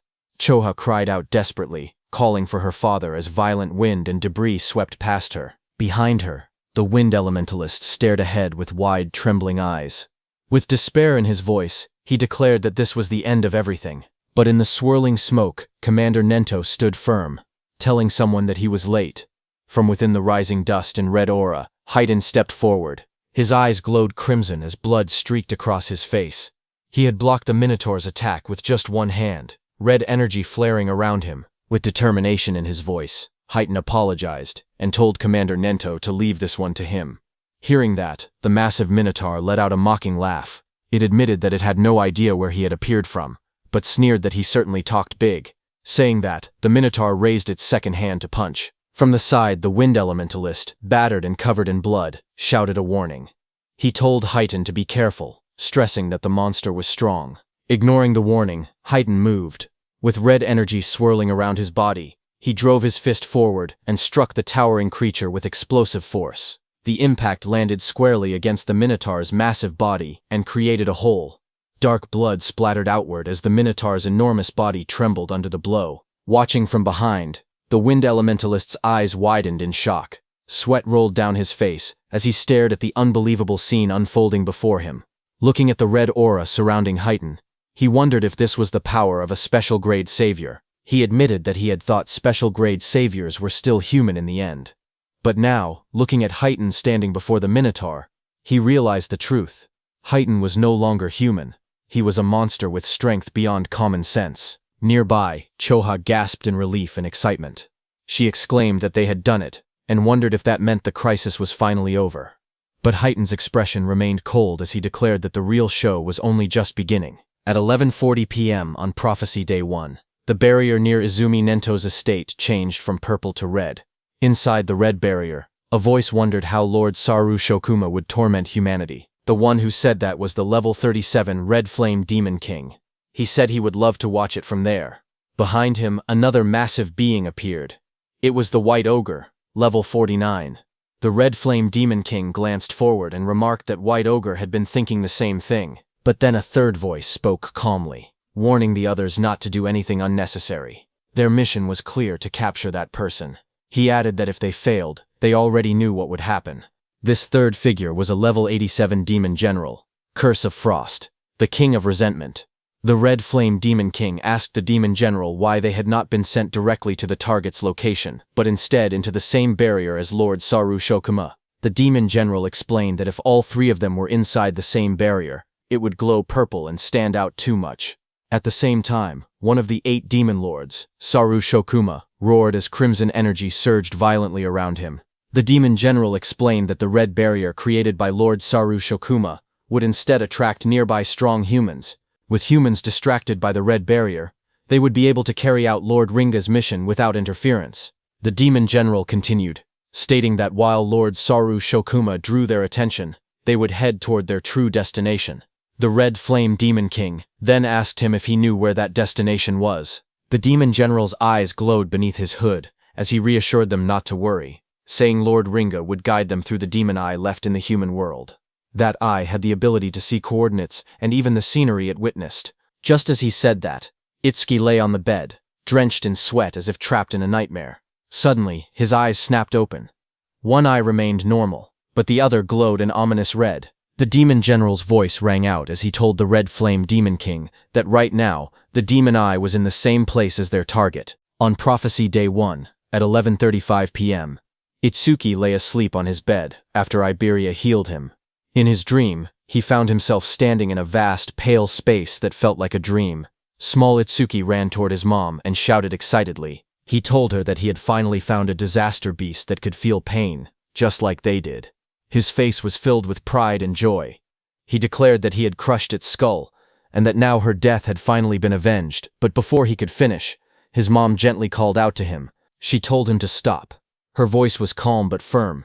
She explained that there were things far more important than revenge. Small Itsuki looked at her in confusion and asked if anything could be more important than wiping out every last disaster beast. His mom gazed at him softly. She told him that he should not use his power for vengeance. Instead, he must use it to protect the ones he loved. Hearing that, Small Itsuki's eyes widened in disbelief as he shouted that it was impossible. His body trembled with rage. With his fist clenched tightly, he declared that he would never forgive the disaster beasts that had killed her and his father. His voice echoed through the empty space as he swore that he would make sure every last one of them was dead. His eyes glowed red with fury, his expression twisted by anger and grief. His mom stood quietly before him, her gaze calm and steady. There was no anger in her eyes, only a gentle understanding. After a moment of silence, she softly told him that it was time for her to go, and slowly started to disappear. Her words froze him in place. Small Itsuki rushed forward in panic, shouting and asking where she was going. His voice trembled as he told her that he still had so much more to say. His mom looked at him gently as her body slowly began to dissolve into drifting light. In a soft voice, she called his name and pleaded with him not to let hatred consume him. Her form continued to scatter into glowing fragments, fading little by little into the surrounding emptiness. Small Itsuki reached toward her desperately, his hands stretching out as if he could still hold on to her. His voice broke as he cried out for his mother. Their fingertips nearly touched, but the light swallowed her hand before he could reach it. Tears welled up in his wide eyes as he stared helplessly at the space where she had been. Moments later, he stood alone. A tear slid down his cheek as he looked upward, his expression lost and hollow. Behind him, a dark presence emerged. A cold voice mocked him, saying that shedding tears for the dead was typical of a lowly creature. Hearing that, Itsuki's jaw tightened. He returned to his adult form. His eyes burned with emotion as he struggled to contain his feelings, fury and sorrow mixing within him. He clenched his teeth as he recognized the presence before him. He called it by name, Linga, the devil of ruin. From the swirling red abyss, a towering demonic figure, Linga, emerged. Its body was muscular and covered in dark, twisted markings. Horns curved from its head, and a crimson aura pulsed around it like a living flame. Linga looked down at him calmly and asked if he had finally come back to his senses. It remarked that he only took the form of a child when he was with that woman. Rage exploded within Itsuki. With blazing eyes, he shouted at the demon, calling it a bastard. His body burned with fury as he jumped toward Linga, shouting that he would kill it. Red energy surged violently around him, but as his punch passed through Linga's body, Linga only sneered. It told Itsuki not to be in such a hurry, promising that he would taste that feeling again soon enough. The air trembled as dark purple power gathered around Linga's body, swirling like a storm that froze Itsuki. Then, in a cold whisper, Linga declared that true despair that was what awaited Itsuki. As he spoke, the space around Itsuki shattered, and he fell into darkness. While falling, Itsuki's muscles tensed, veins bulging as fury burned through him. With blazing red eyes, he roared into the void, shouting that he would kill Linga, no matter what it took. His voice echoed fiercely through the shattered space. In the next moment, everything snapped. He jolted upright, drenched in sweat, his breathing heavy and uneven. His eyes trembled as pain throbbed through them. A dream, he muttered to himself in confusion. In front of him, he saw Iberia and his death hound standing nearby. Suddenly, Itsuki pressed his hand against his face, wincing. His eyes were not even injured, yet they hurt unbearably. Slowly, realization dawned on him. Come to think of it, he blinked, noticing something strange. His wounds, they had healed. Just moments ago, he had been in critical condition. He wondered if Iberia had used the Kodama bandages to fix him up. He slowly shifted his gaze toward the side of the bed. Iberia was asleep, leaning against the mattress peacefully. Seeing that, he wondered why Iberia was sleeping in a place like this. Then he remembered that Iberia had said he was going to take a break. He reminded himself that he had to make sure Death did not bark, or it would wake him. In the corner of the room, Death stood silently. Its glowing red eye stared forward. When Death saw that Itsuki had awakened, it barked in excitement. The thing Itsuki was trying to dodge eventually happened at the bed. The next second, Iberia's eyes snapped open. Without hesitation, he thrust his hand forward, releasing a burst of swirling energy toward Itsuki, shouting that it was a disaster beast and that he had to protect Itsuki. The wind spiraled through the room, wrapping around Itsuki as he sat on the bed, but he remained calm. He glanced at the rushing force and told Iberia that a light breeze like that would not even make a disaster beast flinch. Iberia's face lit up with relief when he saw Itsuki open his eyes. With a wide smile, he exclaimed that Itsuki was finally awake. He let out a breath of relief and happily said that his treatment had actually worked. Without hesitation, he threw himself forward and hugged Itsuki tightly. Itsuki, still sitting shirtless on the bed, looked slightly stunned. In his mind, he noted that Iberia still had the habit of hugging people whenever he got excited. After a moment, Itsuki calmly asked how long he had been unconscious.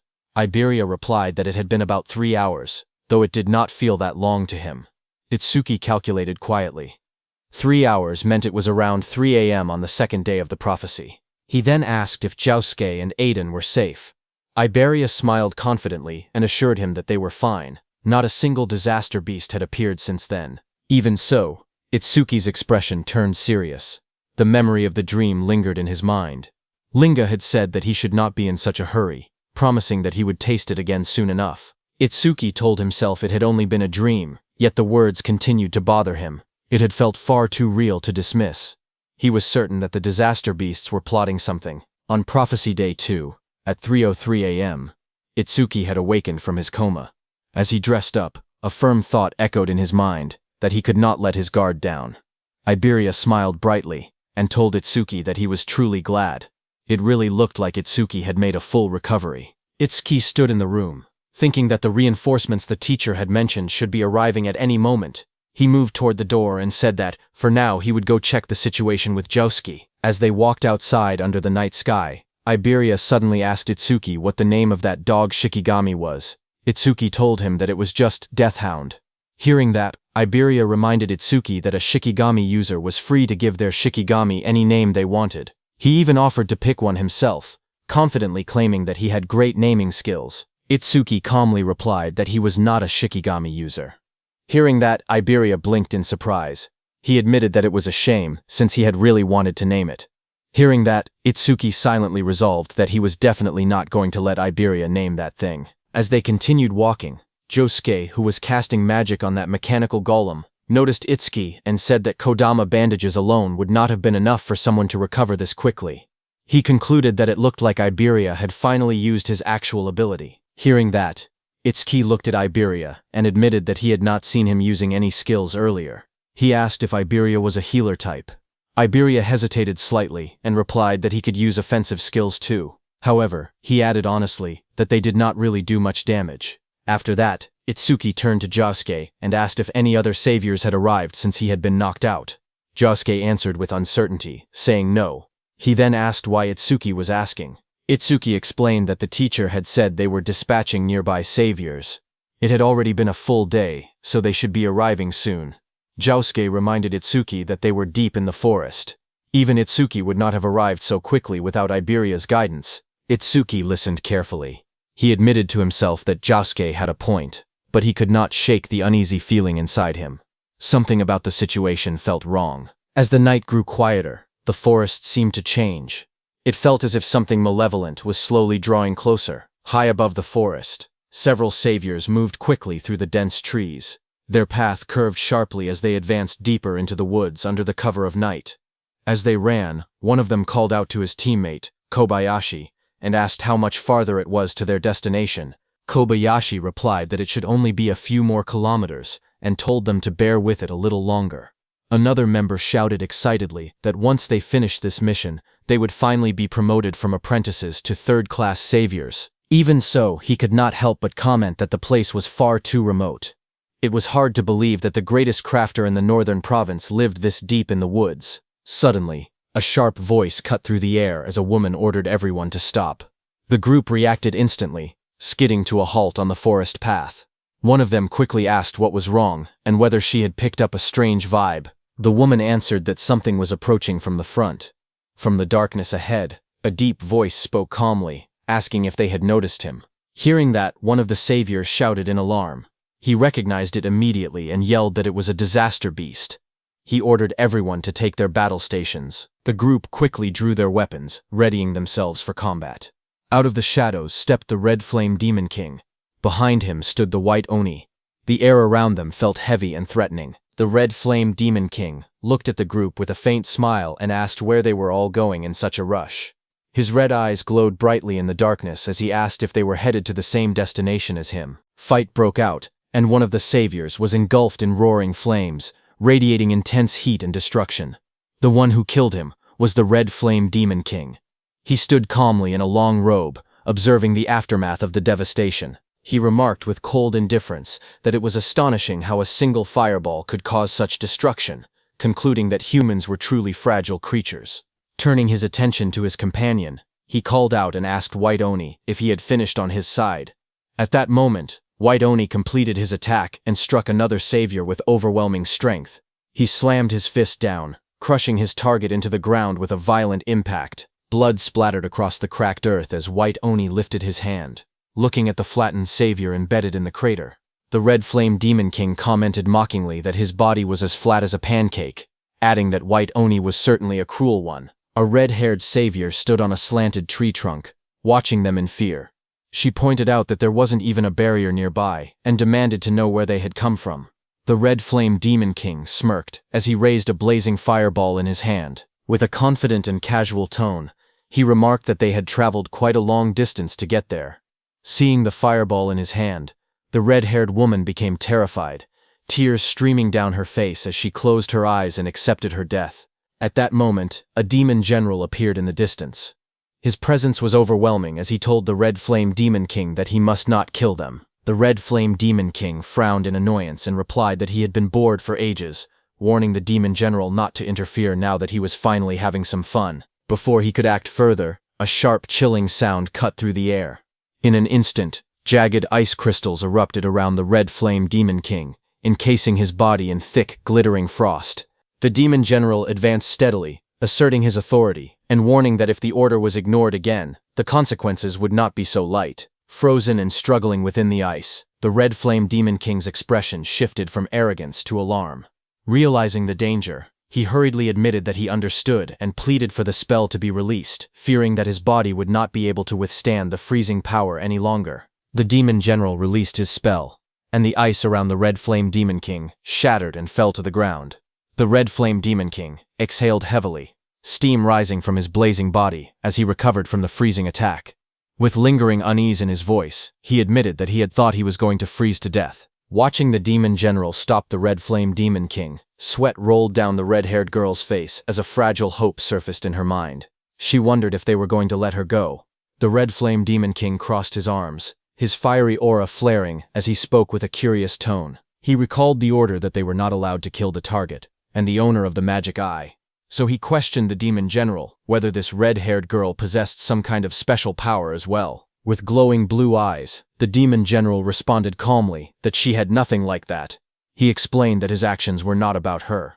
Instead, he stated that he simply wanted to test the new ability bestowed upon him by Lord Linga. Saying that, he raised his hand toward the red-haired girl. Seeing this, the red-haired woman became extremely frightened, and before she could do anything, dark energy surged around her. Her body convulsed violently, shadowy tendrils wrapping around her as she screamed in agony. Moments later, the violent transformation subsided, and she slumped forward, her head hanging low as her hair fell over her face, leaving her eerily still against the tree. Observing the scene, the Red Flame Demon King remarked with casual indifference that she had ended up dying anyway. The demon general corrected him, stating that she was not dead but simply undergoing demonization. Suddenly, the woman's head snapped up. A glowing sigil ignited on her forehead, and her eyes turned bright and unnatural as dark energy pulsed around her transformed face. The oppressive aura signaled that the change was complete. The Red Flame Demon King, intrigued, repeated the term demonization, waiting for an explanation. The demon general told him that humans who undergo demonization become completely subservient to Lord Linga. In other words, this red-haired woman was now on their side. As the transformation finished, the woman dropped to her knees and bowed deeply before the demons. In a submissive and obedient tone, she addressed him as the Wrath King and asked for his orders. The demon general issued his command in a cold, authoritative tone. He instructed the newly demonized woman to hide her identity and remain undercover within the human community until the day Lord Linga descended. Bowing her head obediently, she acknowledged the order and replied that she would do as commanded. The demon general continued, outlining her cover story. He told her that when the time came, she would report that her team had been attacked by disaster beasts in the forest, and that she was the only survivor, saved by the sacrifice of her comrades. With her head still lowered in submission, she answered simply that she understood. Satisfied, the demon general ordered her to get going. Moments later, the woman's eyes, now shadowed and eerie from demonization, stared forward blankly. But in the next instant, her expression shifted. Shock flashed across her face, as if a fragment of her original will had resurfaced. Startled, she stumbled backward in the forest, her breathing quick and uneven. Realizing the danger and urgency of her situation, she turned and fled at full speed through the trees. The Red Flame Demon King and the Demon General stood watching her departure without concern as she disappeared into the distance. After she left, the Red Flame Demon King questioned the decision with a hint of disdain, stating that while making humans do their bidding was fine, he did not see the point of recruiting such a weakling. In response, the Demon General explained that it was not just about her. He revealed that tens of thousands of humans had already been demonized, including the Awakened. He said that when Lord Linga unified the world, these infiltrators would play a crucial role. With the explanation given, the Demon General walked ahead and ordered them to stop dawdling and follow him, emphasizing that the mission was more important than ever. On the other hand, at Prophecy Day 2, at 3:05 a.m., the golem that Otsuki had destroyed before was completely repaired, its glowing eyes and sturdy frame radiating power. Observing it, Josuke explained that the Iron Golem's stats were roughly equivalent to a level 30 Awakened, making it a valuable asset to compensate for their labor shortage. However, Iberia remarked that they likely would not even need such assistance if Josuke and Itsuki were present. While discussing their preparations, Josuke suddenly brought up Itsuki, asking where he was. Iberia replied that Itsuki had gone to the workshop. He explained that Itsuki wanted to ask his father something about the critical crystal. Inside the workshop, Itsuki stood beside Eden as they discussed the recent battle. Eden asked if Itsuki had truly landed a critical hit during the fight with the disaster beast, and inquired about his critical rate at the time. Itsuki revealed that his broken critical crystal had originally given him a 3% critical rate, but after defeating the creature, it had increased to 4%. Hearing that, Eden remarked that achieving such a feat with only a 3% critical rate was incredibly lucky. Itsuki agreed that he thought so as well. He then explained that after landing that critical hit, it was not just his concentration that had improved. He described entering a strange state, where he felt as if he were omnipotent, and asked whether this was also an effect of the critical crystal. Hearing this, Eden reacted with surprise. He asked if it was a sensation where a person's senses become sharp enough to perceive everything around them, yet they remain calm and completely unaffected. Itsuki thoughtfully touched his chin, and agreed that the description perfectly matched what he had experienced. Hearing this, Eden expressed his surprise, realizing that Itsuki had entered a flow state. Itsuki repeated the unfamiliar term in confusion, and asked Eden to explain. Eden explained that a flow state occurs when a person becomes completely immersed in a task. In this state, one's sense of time becomes distorted, and both concentration and excitement reach their peak simultaneously. Hearing that, Itsuki became more confused and tried to understand. Eden then simplified the explanation, saying that, in short, it meant being in the zone. To illustrate, he described how a painter might forget to eat because they are so absorbed in their work. He added that an athlete whose body moves instinctively during a match is also in a flow state.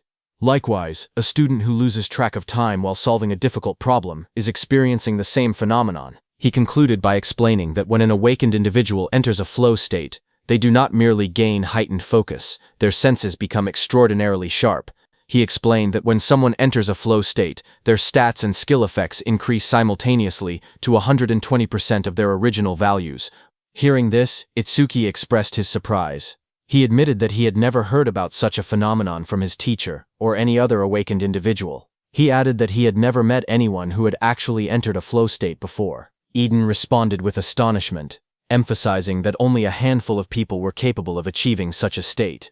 He went on to explain that entering a flow state requires the awakened individual's own skill, a clear and focused mind, and a great deal of luck. If even one of these elements is missing, entering a flow state becomes impossible. Itsuki, absorbing this information, remarked that he had not realized the requirements were so strict. Eden then stated that it was no exaggeration to say that entering a flow state marks the boundary between a genius and an average person. He added that among the awakened across the 5 continents, including Wajin-Tae, there was not a single person who could enter a flow state at will.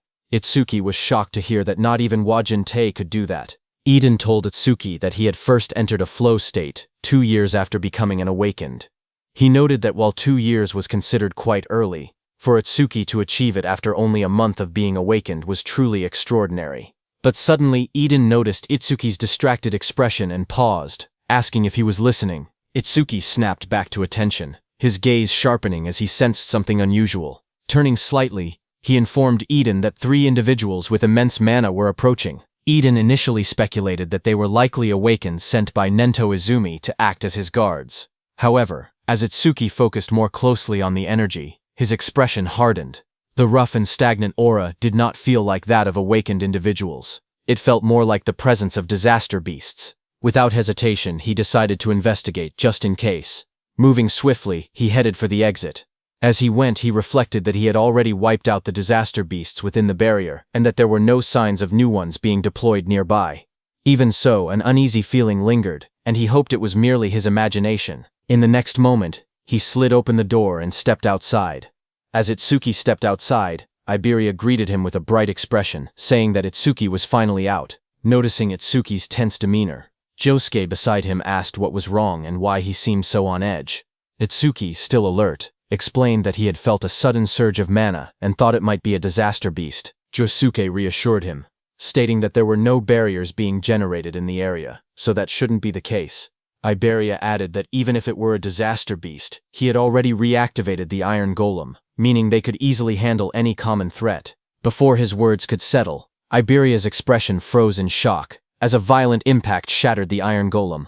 The massive golem was destroyed in an instant, its body cracking and collapsing amid sparks and debris. Everyone was stunned, realizing that the Iron Golem had been taken down before it could even react. Josuke immediately raised his weapon, while Itsuki stood ready with electricity crackling around him. In the distance, 3 terrifying figures emerged, and one arrogantly declared that since there were only 3 opponents, it would be an easy task. It was the Demon General, the Red Flame Demon King, and White Oni. Their overwhelming presence confirmed that what had arrived was far more dangerous than a mere disaster beast. On Prophecy Day 2 at 3:01 a.m., the demons stood in front of Itsuki and the others, surrounded by a thick crimson aura. Their presence felt overwhelming. Itsuki narrowed his eyes as he observed them carefully. He could immediately tell that they were far stronger than the monsters inside the barrier. The pressure they emitted was on a completely different level. He focused on the Demon General standing at the front. The magical waves radiating from the Demon General were enormous, unlike anything he had ever seen before. The Demon General in dark armor stepped forward, its glowing eye shining coldly. In a calm but commanding tone, it declared that it would go capture the target and leave the rest to the others. Before turning away, it gave a final instruction to the other 2 demons. Whatever they did, they were not allowed to destroy the Demon Eye. The Red Flame Demon King, standing beside the White Oni, assured the Demon General not to worry. Itsuki stared ahead in shock as the enemy's words echoed in his mind. He questioned whether the target they mentioned was Aiden. Behind him, Iberia's eyes widened. He could hardly believe what he was hearing. The disaster beasts were talking. Before they could react further, the Demon General moved toward them. Josuke's voice rang out firmly, declaring that he could not let them pass. But in the next instant, the Demon General had already moved behind them. Everyone was shocked to see what had just happened, and Josuke's expression tightened in disbelief. He wondered when the enemy had moved. Itsuki gritted his teeth. The speed was overwhelming, far too fast. Without hesitation, Josuke charged forward with his sword raised high, shouting that no matter what he would stop the enemy. At the same time, lightning surged around Itsuki's body as he swore that he would not let the demon get anywhere near Aiden. Without looking back, the Demon General raised its clawed hand. A cold blue aura swirled around its fingers as sharp energy gathered in the air. In the next instant, a massive surge of icy power shot forward, creating an ice wall behind him. Josuke, who charged straight toward it, was stunned to see the towering wall of ice rise in front of him. But without slowing down, he swung his blade with all his strength and struck the frozen barrier. The impact echoed loudly, but the wall did not break. Sweat ran down his face as he gritted his teeth. The surface was incredibly tough, far harder than he had expected. Before he could react again, Itsuki shouted from behind him, telling him to watch out. Josuke's eyes widened as he realized that the white Oni, with rows of sharp teeth, was right behind him. With a terrifying roar, the white Oni brought its massive fist crashing down toward Josuke as he raised his sword to block the incoming blow. The white Oni's fist came down with terrifying force. The impact sent a violent shockwave across the ground, and Josuke was thrown back by the sheer pressure of the blow, his body spinning as he struggled to keep hold of his sword. Itsuki called out his name as he tried to go help him, but at that moment, the Red Flame Demon King, surrounded by blazing flames, coldly told Itsuki that he had no time to worry about others. As he said that, a burning sphere of fire gathered in the Red Flame Demon King's hand. With a sharp motion, he launched the attack. The blazing projectile tore through the air at incredible speed. A notification appeared telling Itsuki that this was Red Flame Bullet. That Red Flame Bullet rushed forward like a comet. Seeing the incoming attack, Itsuki shouted for Iberia to get away from there immediately. Iberia, startled and pale, quickly responded that he understood. In that instant, Itsuki also activated his Black Wall skill and formed a shield of black ice around his hand. The Red Flame Bullet struck the ground with explosive force, erupting in a violent blast of fire as Iberia ran toward his house, where his father Aiden was. On Itsuki's side, his hands were completely burned. Flames roared wildly as shards of black ice were blown apart from his hand in the explosion. Just then, a system message appeared, saying it had detected an A-rank skill, Red Flame Bullet. Overmimus activated. Another notification appeared, showing the analysis progress at 1%. Sweat ran down Itsuki's face. Seeing the notification, he realized that the enemy's skill was A-rank.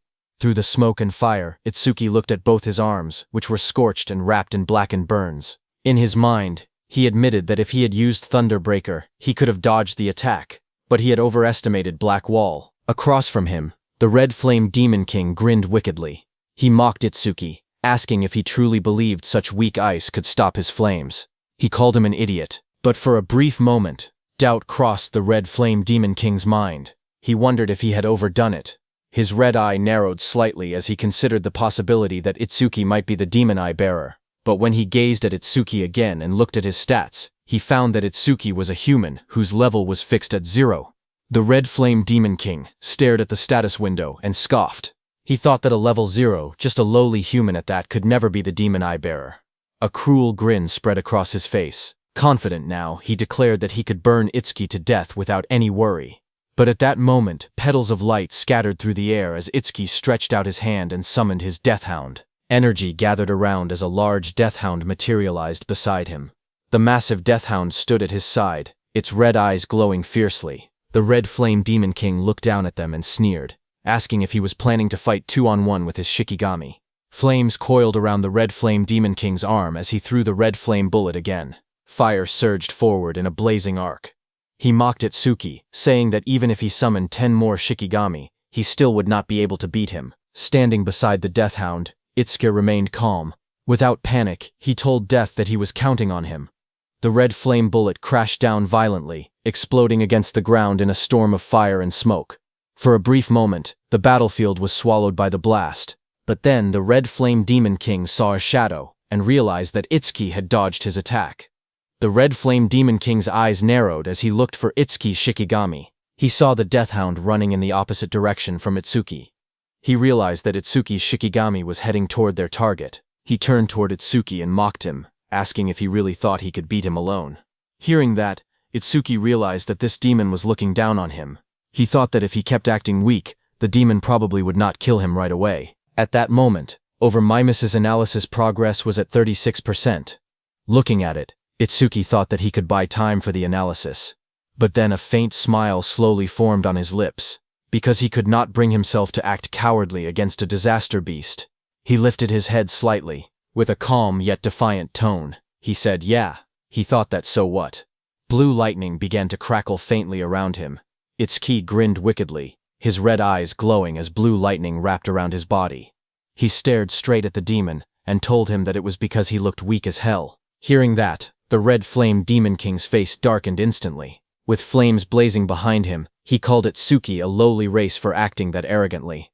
Flames spiraled upward as the Red Flame Demon King raised his hand. Fire roared violently around him. He declared that he had been planning to toy with him, but had now changed his mind. He shouted that he would turn him to ash right away. Saying that, he threw a massive red flame bullet at Itsuki. Itsuki dashed through the blazing attack, lightning flashing around him. He observed calmly that the demon's attack had grown bigger, but his speed had not changed. He quickly analyzed the situation and realized that this demon was a skill-based, long-range type. Itsuki's eyes sharpened with determination as he charged at the demon, thinking that if he closed the distance, that demon was finished. Seeing Itsuki, the Red Flame Demon King's eyes widened in surprise. He was stunned by Itsuki's speed, who, in a single instant, closed the distance between them. The Red Flame Demon King stared in disbelief, realizing that the gap had vanished in the blink of an eye. But then a slow grin stretched across the Red Flame Demon King's sharp teeth. Before Itsuki's strike could land, a wall of blazing fire appeared between them. Itsuki's eyes widened in surprise as he recognized that it was a flame shield. The Red Flame Demon King raised his hand and created another red flame bullet. With a confident smirk, he asked if Itsuki really thought he would not notice his own weakness. Saying that, he threw the red flame bullet. Itsuki was very close and could not dodge in time. A massive explosion burst outward like a blooming red flower. The flames surged forward and slammed into Itsuki's chest. His body was thrown violently through the air. He came crashing hard to the ground but quickly balanced himself. At that moment, in Itsuki's mind, a single thought surfaced. He had fallen for it. The realization struck him heavily. The opponent was an intelligent disaster beast. How could he have made such a mistake? Standing in front of him, the Red Flame Demon King looked at Itsuki and said that with that kind of speed, there was no way Itsuki was truly level 0. But then through the smoke and dust, Itsuki slowly stepped forward. His arms and one leg had turned dark from burning. Smoke curled around his body as he lowered his head and moved ahead step by step. The Red Flame Demon King stared at him with burning red eyes and a cruel smile. He admitted that Itsuki had completely fooled him. Then, with a wide grin, he told Itsuki that it would be easier for him to die if he simply lay down quietly. Through the smoke, Itsuki remained standing as a system notification showed that my misanalysis progress was at 79%. Seeing that, Itsuki wondered if it was because the skill was A rank that the analysis was taking quite a while. Another notification appeared, showing that the analysis progress was at 80% and increasing. On Prophecy Day 2 at 3:14 a.m. In the quiet darkness of the night, Aiden's wooden workshop building stood under the faint glow of moonlight. From within the shadows, a voice called out Aiden's name. It was the Demon General. He stated that Aiden had created 3 unique grade artifacts, 16 epic grade artifacts, and countless rare grade artifacts. The Demon General declared that Aiden was the most talented crafter among the human race. Aiden, who stood there, responded dryly, asking if summarizing his life's work like that meant that the Demon General was planning to kill him. The Demon General reassured him, saying that as long as he remained useful, there was no reason to kill him. Hearing that, Aiden narrowed his eyes. He said he understood, but unfortunately, he was not the type who enjoyed taking orders. In the next instant, he gripped a blade from the side. His eyes flashed red with fierce determination as he swung the weapon toward himself without hesitation. But in the next instant, a chilling force exploded through the workshop. Ice formed around Aiden's body in a blink. Sharp blue crystals spread across his arms, chest, and beard, locking him in place before he could kill himself. Aiden's eyes widened in shock. He realized that his entire body had been covered in ice in an instant. The skill was at least A rank. The Demon General looked down at him coldly and told him to give up, because whether he lived or died was a decision for him to make. Aiden struggled and tried to resist, but the frost continued to bind him firmly. Hidden nearby, Iberia watched the scene unfold. Sweat rolled down his face as he covered his mouth to keep quiet. He thought that at this rate, his father was going to be kidnapped. He wondered what he should do. Should he launch a surprise attack? Before he could decide, a sudden blur tore through the room. A massive death hound rushed forward at incredible speed. Seeing that, Iberia's eyes widened as he recognized that it was Itsuki Shikigami. The death hound lunged forward with its jaws wide open, red eyes blazing and fangs fully exposed.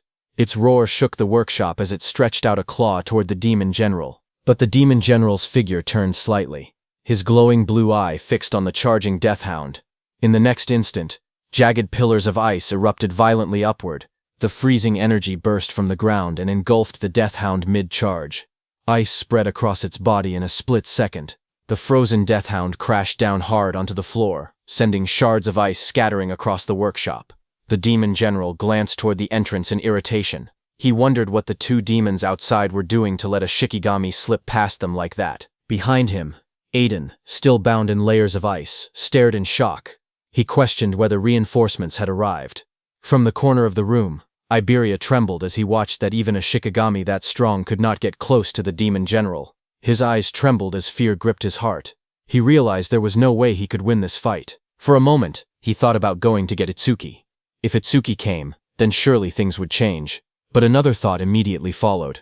His father's voice echoed in his mind, warning him that one day he would end up getting Tenma killed. Iberia then remembered that Itsuki had already been seriously injured before arriving here. If Itsuki still had any strength left, he would have come himself instead of sending a Shikigami. The truth hit him hard. If he went to get Itsuki now, it might only put him in even more danger. His head lowered slightly, shadows covering his face as doubt and guilt swirled inside him. Then his expression slowly hardened. He could not let that happen. Determination burned in his golden eyes as he clenched his jaw. He decided that he would save his father himself. As his gaze sharpened, he suddenly remembered that there was something he could use. The dragon gear. A surge of hope flashed through his mind. If he had the dragon gear, then even he might stand a chance of winning. Without hesitation, he rushed out of the workshop, remembering that it should be under his father's bed. Sweat ran down his cheek as he clenched his teeth. He told his father to hang on, promising that he was coming to save him. Back in the workshop, the demon general let out a cold scoff. He remarked that someone had been hiding nearby, but ran away instead of helping, calling them a pathetic coward. Hearing that, Aiden realized that it was Iberia. He said that was fine, because the demon general was an opponent even Tenma and Josuke might not be able to defeat together. No matter what he did, Iberia must not come back. In the next moment, the demon general declared that he was taking Aiden to their destination now. He added that the cleanup would be left to the other two demons outside. At the same time, outside, flames burst violently into the sky as the Red Flame Demon King unleashed a blazing attack, shouting the name of his technique, Red Flame Bullet. At that instant, Itsuki activated his black ice wall. He forced himself to move despite the pain. His leg had been badly burned, but he decided to use black ice wall to cover it. The thick black ice formed around his injured leg, reinforcing it. With that support, he believed he could at least move a little. The next second, the Red Flame Demon King shot a violent wave of flames toward him. A system message flashed as Itsuki activated his roaring wave. Lightning crackled around Itsuki as he backed away and dodged the Red Flame bullet. The Red Flame Demon King watched him with a burning red gaze. He remarked that even with a body torn to shreds, Itsuki was still managing to dodge. He called him stubborn. But he had noticed that Itsuki's speed had dropped significantly. Flames coiled wildly around the demon's massive frame as he spread his arms, fire erupting behind him like a blazing crown. He questioned how much longer Itsuki could keep dodging. He unleashed another red flame bullet. A massive sphere of fire shot forward, tearing through the air. Itsuki twisted his body mid-movement, lightning flickering around him as he barely avoided the blast. His eyes sharpened when he noticed that the Red Flame Demon King was using both hands this time. The Red Flame Demon King's voice boomed again as he used rapid fire. In the next instant, multiple red flame bullets rained down like meteors. Itsuki's eyes widened in shock as sweat rolled down his cheek. Red flame bullets surrounded Itsuki from every direction, closing in like a cage of flames. In the next instant, explosions erupted around him. The flame bullets struck the ground one after another, tearing through the battlefield. Itsuki twisted his body desperately, barely slipping past several of them. But as more came crashing down, he realized the truth. There were too many bullets to track. Sweat ran down his face as he clenched his teeth. Under normal conditions, he would have been able to dodge them without much trouble. But in his current state, his battered body could no longer keep up. Just then, a massive red flame bullet hit his already injured leg. Because of that, Itsuki lost his balance, and in the next second, multiple red flame bullets came down on him. At that moment, a system message appeared, showing his analysis progress was at 90%. One after another, all those red flame bullets hit Itsuki from every direction. His analysis progress increased to 92%. Flames continued to crash into Itsuki's body as he endured the burning storm. His analysis progress rose to 94%. The fire swallowed him whole, exploding against his chest and shoulders. His body was thrown backward by another violent blast. His analysis progress reached 96%. The flames intensified, roaring like a raging sea. A massive explosion struck him head-on, slamming him down as fire spread across the ground. His analysis progress was still at 98%. His body lay engulfed in flames, smoke rising from the battlefield. Fire wrapped around him from every direction. Through the blazing heat, a thought crossed his mind. His mother's last moment flashed before his eyes, where she was burning in blue fire, but she wore a faint smile as she looked at Itsuki. Back on the battlefield, the red flame demon king grinned viciously. Flames spiraled in his hands, condensing into a blazing vortex. He thrust his hands forward, and a massive spear-like projectile of red fire shot downward with terrifying speed. This was Red Flame Bullet, Penetrate. The blazing red flame bullet tore through the air, descending toward Itsuki with overwhelming force. But suddenly, a faint blue light flickered around Itsuki's body. A translucent sphere of energy wrapped around him at the last possible second. Seeing that, he wondered if he had made it in time. Just then, a system window flashed before his eyes, showing that analysis progress had reached 100%. Immediately, a blue energy lotus formed around Itsuki, and the red flame bullet of the Demon King passed through, hitting the ground behind and exploding. The red flame Demon King narrowed his eyes, staring at the strange blue glow that had blocked his attack, and wondered what it was. On the other side, inside that blue lotus, a system notification appeared, saying Red Flame Bullet Analysis Complete, obtained Black Ice Wall Level 3. This was just as Itsuki had thought. He did not gain a new skill. Instead, the level of Black Ice Wall had simply increased. Another window opened, explaining the skill Black Ice Wall Level 3. Its active effect was that when activated, it continuously generates ice on the body's surface by consuming mana. It can block fire element skills of A rank or lower. Its passive effect was that it increases defense by 15% when blocking a fire element skill of A rank or lower. More messages followed. As Itsuki obtained Black Ice Wall Level 3, all his stats increased by 50, all debuffs were removed, and his wounds were fully healed. His status screen updated instantly. Attack increased from 330 to 380. Agility from 330 to 380. Defense from 330 to 380. Mana from 330 to 380. Total increased from 1320 to 1520. Blue ice-like energy flowed across Itsuki's body, covering the burns and injuries. The charred flesh on his face slowly restored. Feeling the surge of power within him, Itsuki realized that all his stats had increased by 50 at once. Itsuki stood up and calculated the increase in his strength, and realized that it was equivalent to gaining 4 levels for a normal awakened. It was not bad at all. With this boost, he no longer had to fear the Red Flame Demon King's red flame bullets. He concluded that once he closed the distance between them, victory would be his. Across from him, the Red Flame Demon King narrowed his glowing eyes. He noticed that the red flame bullet had not even grazed Itsuki. Suspicion rose in his mind as he questioned whether it was some kind of defensive skill. Still, he sneered and declared that with a body already in that condition, Itsuki would not be able to maintain such a defense for long. The next second, that blue lotus opened, spreading like frozen petals. Seeing that, the Red Flame Demon King's lips curled into a wicked grin. He said he knew it. Flames roared in his hand. With a confident smirk, he declared that the games were over, and that it was time to end everything. But in the next instant, his red eyes widened in shock. He stared ahead in disbelief, stunned by what he was seeing. Itsuki stood upright as blue energy swirled around him. The torn fabric hanging from his shoulders fluttered lightly, but his body was no longer damaged. The wounds that had covered him moments ago were completely gone. The Red Flame Demon King stared at him in disbelief, pointing out that his body had been in tatters just a moment ago, yet now it was fully restored. Itsuki lowered his head slightly, his voice calm and steady. He admitted that he had originally planned to leave the demon for later, and go save Aiden first. However, he added that the demon's flames had brought back some unpleasant memories. Because of that, he had changed his mind. Then the atmosphere immediately shifted. His eyes glowed red in the darkness, his expression turning cold and merciless. With a low, unwavering voice, he declared that he would crush the demon first. On the other hand, at Josuke's side, a violent gust of wind tore through the forest, scattering leaves in every direction as the shockwave pushed everything back. Josuke was sent flying through the air, his massive sword held tightly in both hands. His eyes widened as he realized just how overwhelming the force behind that attack was. He gritted his teeth as he struggled to stabilize himself mid-air. If he had not blocked White Oni's attack with his karma tool, he knew he would already be dead. His body slammed across the ground. He tried planting his blade into the ground to stop himself from being pushed away.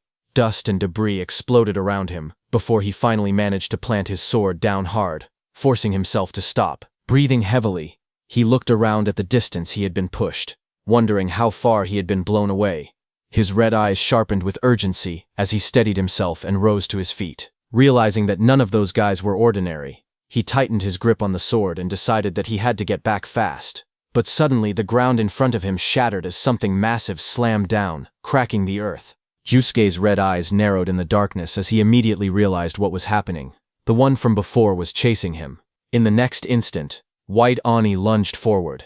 Its muscular body bulged as its long tongue lashed through the air. Rows of sharp, jagged teeth filled its wide grin as it rushed ahead with terrifying speed. Josuke steadied his massive sword and looked down at White Oni with a calm expression, thinking this was perfect. This would take a lot of pressure off Itsuki.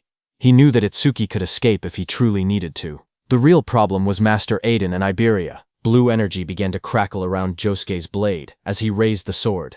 Lightning-like sparks danced along the steel, illuminating half of his face. He made his decision. He would take this one down as fast as possible and return to back them up. In his heart, he silently urged them to hold on until then. On the other hand, at Aiden's house, inside the quiet room, Iberia looked around carefully and thought that it should be somewhere around there. Dropping low to the floor, he reached his hand beneath the bed, his fingers stretching forward in the dim light.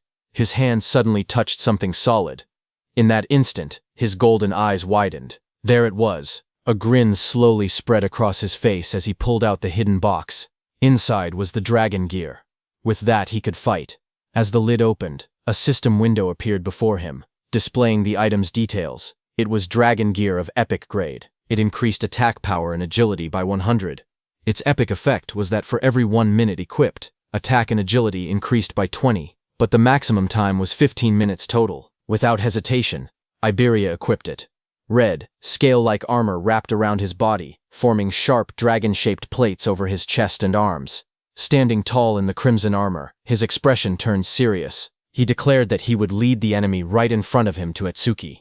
He put on the helmet, its jagged scales locking into place with a heavy metallic rumble. With firm resolve, he declared that this time he absolutely would not drag them down. The dragon mask fully formed over his face, glowing faintly as power surged through him. He remembered his father's warning. Dragon gear caused serious side effects if worn for more than 15 minutes. Even so, he steeled his heart. No matter what, he would save his father within 15 minutes. In the next instant, he kicked off the ground. The floor shattered beneath his feet as debris exploded outward. A system notification appeared, showing dragon gear equipped for 1 minute, attack increased by 120, and agility also by 120. Elsewhere, beneath the moonlit sky, the demon general moved with Aiden through the forest. Aiden was trapped inside jagged crystal ice, carried along helplessly. While being carried, he questioned whether it was truly fine to be so relaxed, warning that others would soon catch up. The demon general responded calmly that among humans, only special-grade saviors posed any real threat to him. He added that they were all currently occupied with the demon lord. Aiden was shocked to hear that. He thought that if something at the demon lord level had been deployed, then the demons must have other goals as well. Calmly, he decided to test the waters. Looking toward the demon general, he asked whether all of this trouble had been for the sake of capturing him alone. The demon general responded coldly, telling him not to flatter himself. It was not only for him. They had several other objectives too. Hearing that, Aiden silently muttered that it was just as he had suspected. Aiden began to speak again, asking what exactly their group was planning. But before he could finish, the demon general clicked his tongue in irritation, calling them a persistent bunch. In the next instant, a shadow shifted across the forest floor, as if someone had just arrived at great speed. Still encased in ice, Aiden's eyes widened as he wondered if it was Josuke or Itsuki who had come. Yet even with reinforcements, he knew the truth. Alone, the odds of winning were slim. Just then, a red blur tore through the forest at terrifying speed, slicing through the air as it rushed straight toward the dark figure below. It was Iberia. He jumped at the demon general. With burning rage in his voice, Iberia shouted for him to give his father back. At that moment, a system message flashed before his eyes. He had equipped the dragon gear for 2 minutes, granting him 140 attack and 140 agility. Seeing him, the demon general's glowing blue eyes narrowed beneath his hood. In a cold, annoyed tone, he muttered that first it was a Shikigami, and now even a human brat had appeared. He shouted in anger, asking what those demons were doing. The one he was talking about was the Red Flame Demon King, who was fighting Itsukuo. The Red Flame Demon King stood facing Itsuki, who had just come out of the Blue Lotus after recovering. The Red Flame Demon King's eyes widened because he remembered that Itsuki's entire body had been scorched. Sweat slid down his face as he stared at Itsuki in disbelief, asking how he had recovered so much in such a short time. The Red Flame Demon King spread his arms wide as fire exploded around him. With a cruel grin, he declared that it did not matter how many times Itsuki recovered. The result would always be the same. Flames gathered violently in front of him, compressing into blazing projectiles. He roared out the name of his attack, Red Flame Bullet, Rapid Fire. In the next instant, countless fire bullets rained down like meteors, tearing through the air with explosive force. But Itsuki stood firm in the center of the inferno, as the red flame bullets closed in from all directions. At that very moment, a system message flashed, saying Black Wall activated. The next second, the fire bullets crashed against Itsuki one after another, detonating in a storm of flames that swallowed the entire area. Watching the explosion, the Red Flame Demon King sneered. He mocked Itsuki for standing his ground instead of running, shouting that he would turn him into charcoal. But as the smoke slowly cleared, a figure emerged from the flames. Itsuki stepped forward calmly, his body unharmed beneath the Black Wall's protection. He stated coldly that that level of flame no longer worked on him. Another system notification appeared, saying he had blocked an A-rank fire element skill with Black Wall, and his defense increased by 15%. Another system panel appeared, showing that his defense had risen to 627, and with Black Wall it added a further 65. Lightning crackled violently around his body as he leaned forward, his red eyes gleaming. He declared that the demon was the one stuck on the chopping block now. Itsuki activated his Thunderbreaker, and in the blink of an eye, he reached the Red Flame Demon King. Seeing that, the Red Flame Demon King's grin faltered. He let out a stunned sound as he noticed that Itsuki's speed had increased again. Still, he reassured himself that he had his red flame barrier. In the next instant, Itsuki vanished in a burst of lightning. With a savage smile, he declared that first, he would strip the scales, every last one of them. Wrapped in spiraling thunder, he spun like a drill and shot forward at blinding speed with his spiked hands. The Red Flame Demon King stood firm behind his blazing red barrier, convinced the attack would fail. He wondered if Itsuki had forgotten about it. But then the lightning-coated strike smashed directly into the crimson barrier. The impact cracked the surface instantly. Lightning exploded across the battlefield. As Oshiki shot forward like a black spear wrapped in thunder, energy burst outward around him, tearing through the air as he descended toward the demon below. His eyes burned crimson, and his mouth twisted into a savage grin. A system notification flashed before him, announcing that he had blocked an A-rank fire element skill with Black Wall. His defense increased by 15%. Another panel appeared. His defense had risen to 684, and Black Wall added a further 80 points. Across from him, the Red Flame Demon King's face tightened.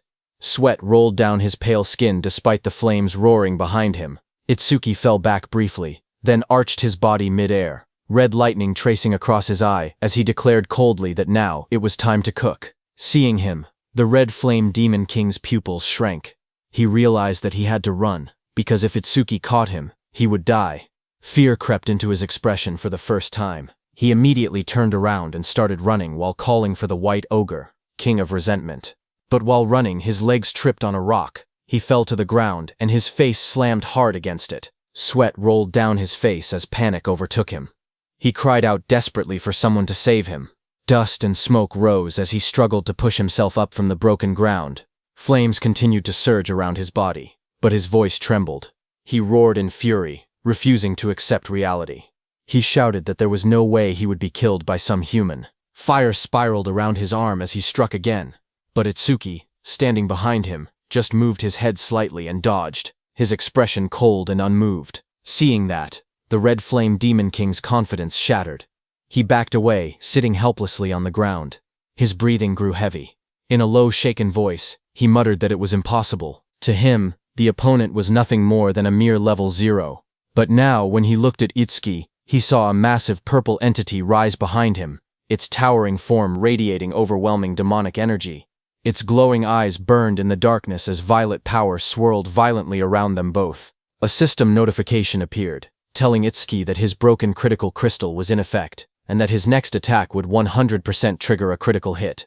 Energy gathered around Itsuki's arm, twisting into a sharp, spiraling blade of purple force as he prepared to strike. Seeing that, sweat poured down the red flame demon king's face, his red eyes trembling. In disbelief and fear, he called Itsuki an actual demon. Red flame demon king staggered backward. His eyes trembled as he let out a strained breath. In shock and fear, he realized the truth. He was facing a demon. Before he could react, Itsuki moved. Red and blue energy surged across his body like tearing lightning. In a single fluid motion, he slashed downward, the empowered strike crashing into Red Flame Demon King's head with overwhelming force. The blow detonated on impact. A violent explosion erupted from the point of contact, smoke and debris bursting outward in all directions as the ground shattered beneath them. When the dust settled, Red Flame Demon King's massive body lay motionless on the broken earth. Itsuki stood over him calmly, his eyes cold and emotionless as embers drifted through the air. Clicking his tongue softly, he thought to himself that of all times, a critical hit had to trigger now. He had wanted Red Flame Demon King to suffer much longer. His eyes dimmed slightly as he reflected inward. He realized he had entered a flow state once again, and just like before, it had happened immediately after landing a critical hit. Just then, a thought crossed his mind. Perhaps whenever a critical hit triggered, it automatically pushed him into a flow state. A status window appeared before him. His status had risen to 120%. Attack, 456. Agility, 456 plus 68. Boosted by Thunderbreaker's 15% bonus. Magic, 456. Defense, 456 plus 296. Enhanced by Blackwall's 65% bonus. Currently, his total stat points were 200 now. Seeing that, he realized that thanks to the flow state and the passive effects of his skills, his total stats had already surpassed 2,000. Not far away, green energy suddenly began to gather above the corpse of the Red Flame Demon King. The energy twisted and condensed, forming a glowing orb. Itsuki immediately understood that this was the karma of the slain disaster beast, transformed into an orb. Suddenly, the orb divided into two and shot forward, streaking across the sky like green comets. Itsuki's eyes narrowed as he saw one heading toward the forest. He realized that this karma orb had flown toward Josuke. His gaze then shifted to the second karma orb. Looking at it, Itsuki realized that it was heading toward the workshop. He frowned slightly. With Death and Aiden there, the orb should have split into two according to the life signs present. But it wasn't splitting. Something about that felt wrong. Lightning burst beneath his feet as he launched himself forward, the ground cracking from the force of his acceleration. As he dashed through the air, a grim thought crossed his mind. Death, as a Shikigami, was immortal unless he personally retrieved him. His eyes sharpened. He refused to believe it. But what if Aiden was already? Meanwhile, on Iberia's side, he clenched his fist and drove himself down like a bolt of thunder to attack the Demon General. But the Demon General created an ice barrier and blocked his attack. Seeing that, Iberia was stunned. Even his full-power strike, boosted by Dragon Gear, failed to break the Demon General's defense. Iberia straightened slowly as a faint red glow pulsed in his eyes. He said that if one attack was not enough, he would keep attacking without pause. Seeing this, the Demon General's cold eyes gleamed. It mocked him, saying he still had not realized the gap between their strength. Seeing that it was Iberia and not Itsuki or Josuke, Aiden was stunned, his face twisted with fury, his eyes blazing as he shouted that he did not need Iberia's help. He ordered him to take off the Dragon Gear immediately. He warned that the tool had terrifying side effects and threatened that if he refused, he would disown him. But Iberia did not hesitate. He charged straight toward the Demon General, saying that even if his father chose to cut him off, he would still save him. Iberia remained firm and thought that if Itsuki had been there, he believed he would have made the same decision. Seeing the reckless descent, Aiden's eyes widened in alarm. He shouted for him to stop, but in the next instant, jagged ice burst outward around Aiden's mouth too. He gritted his teeth, struggling inside the frozen prison as a low groan escaped him. The Demon General watched coldly. In a mocking tone, it muttered that this was what humans called family love. To it, Humans were nothing more than disgusting creatures, ruled by their strange emotions. As Iberia continued to charge at him, the demon general raised one clawed hand lazily and declared that it no longer had time to play with him. In the next instant, Iberia's whole body froze within massive ice spikes. His body was covered by jagged crystal and swirling frost. The demon general then turned around and started leaving with Aiden, telling Iberia to know his place. Aiden, still encased in ice, let out a pained groan. He struggled to reach his son, but he could do nothing and could only watch Iberia frozen there. As they left, Iberia was left behind in the forest, trapped in thick ice, unable to even move. A system message flashed coldly in the darkness, telling him that he had equipped the dragon gear for 3 minutes. On the other hand, on this prophecy day 2 at 3:20 a.m., the second karma orb arrived at the warehouse where Itsuki's Deathhound had been frozen by the demon general. It was absorbed by Deathhound. Immediately, a system notification appeared, saying Deathhound leveled up from level 19 to level 20. With a deafening roar, Deathhound shattered the ice completely, its fur bristling and its red eyes glowing fiercely in the night. Just then, Itsuki also arrived and was surprised to see only his Deathhound there. Seeing Itsuki, Deathhound bared its fangs and let out a furious roar. Itsuki immediately noticed that Deathhound's level had increased. He realized that the karma orb had been absorbed by Death. Deathhound lowered its head slightly, its glowing eyes flickering as it growled. Itsuki turned his gaze toward it and asked what had happened to Aiden and the disaster beast. Deathhound turned its head toward the direction where the demon general had taken Aiden. Seeing that, Itsuki turned his head in that direction, and suddenly his eyes widened in shock. Not far away, there was a huge hole in the wall surrounded by jagged shards of ice. Seeing that, Itsuki was stunned, wondering what on earth had just happened. When Itsuki stood in front of that hole in the wall, a powerful surge of purple energy hit him hard. Itsuki stared at it in shock. He could clearly feel an intense magical wave. Blue lightning crackled violently around Itsuki's body as he dashed forward at lightning speed, knowing that he did not have time to wait for Josuke. On the other hand, on Josuke's side, a crimson slash tore across the battlefield, cutting down one of White Oni's arms. But White Oni did not fall. It twisted its massive body and retaliated instantly.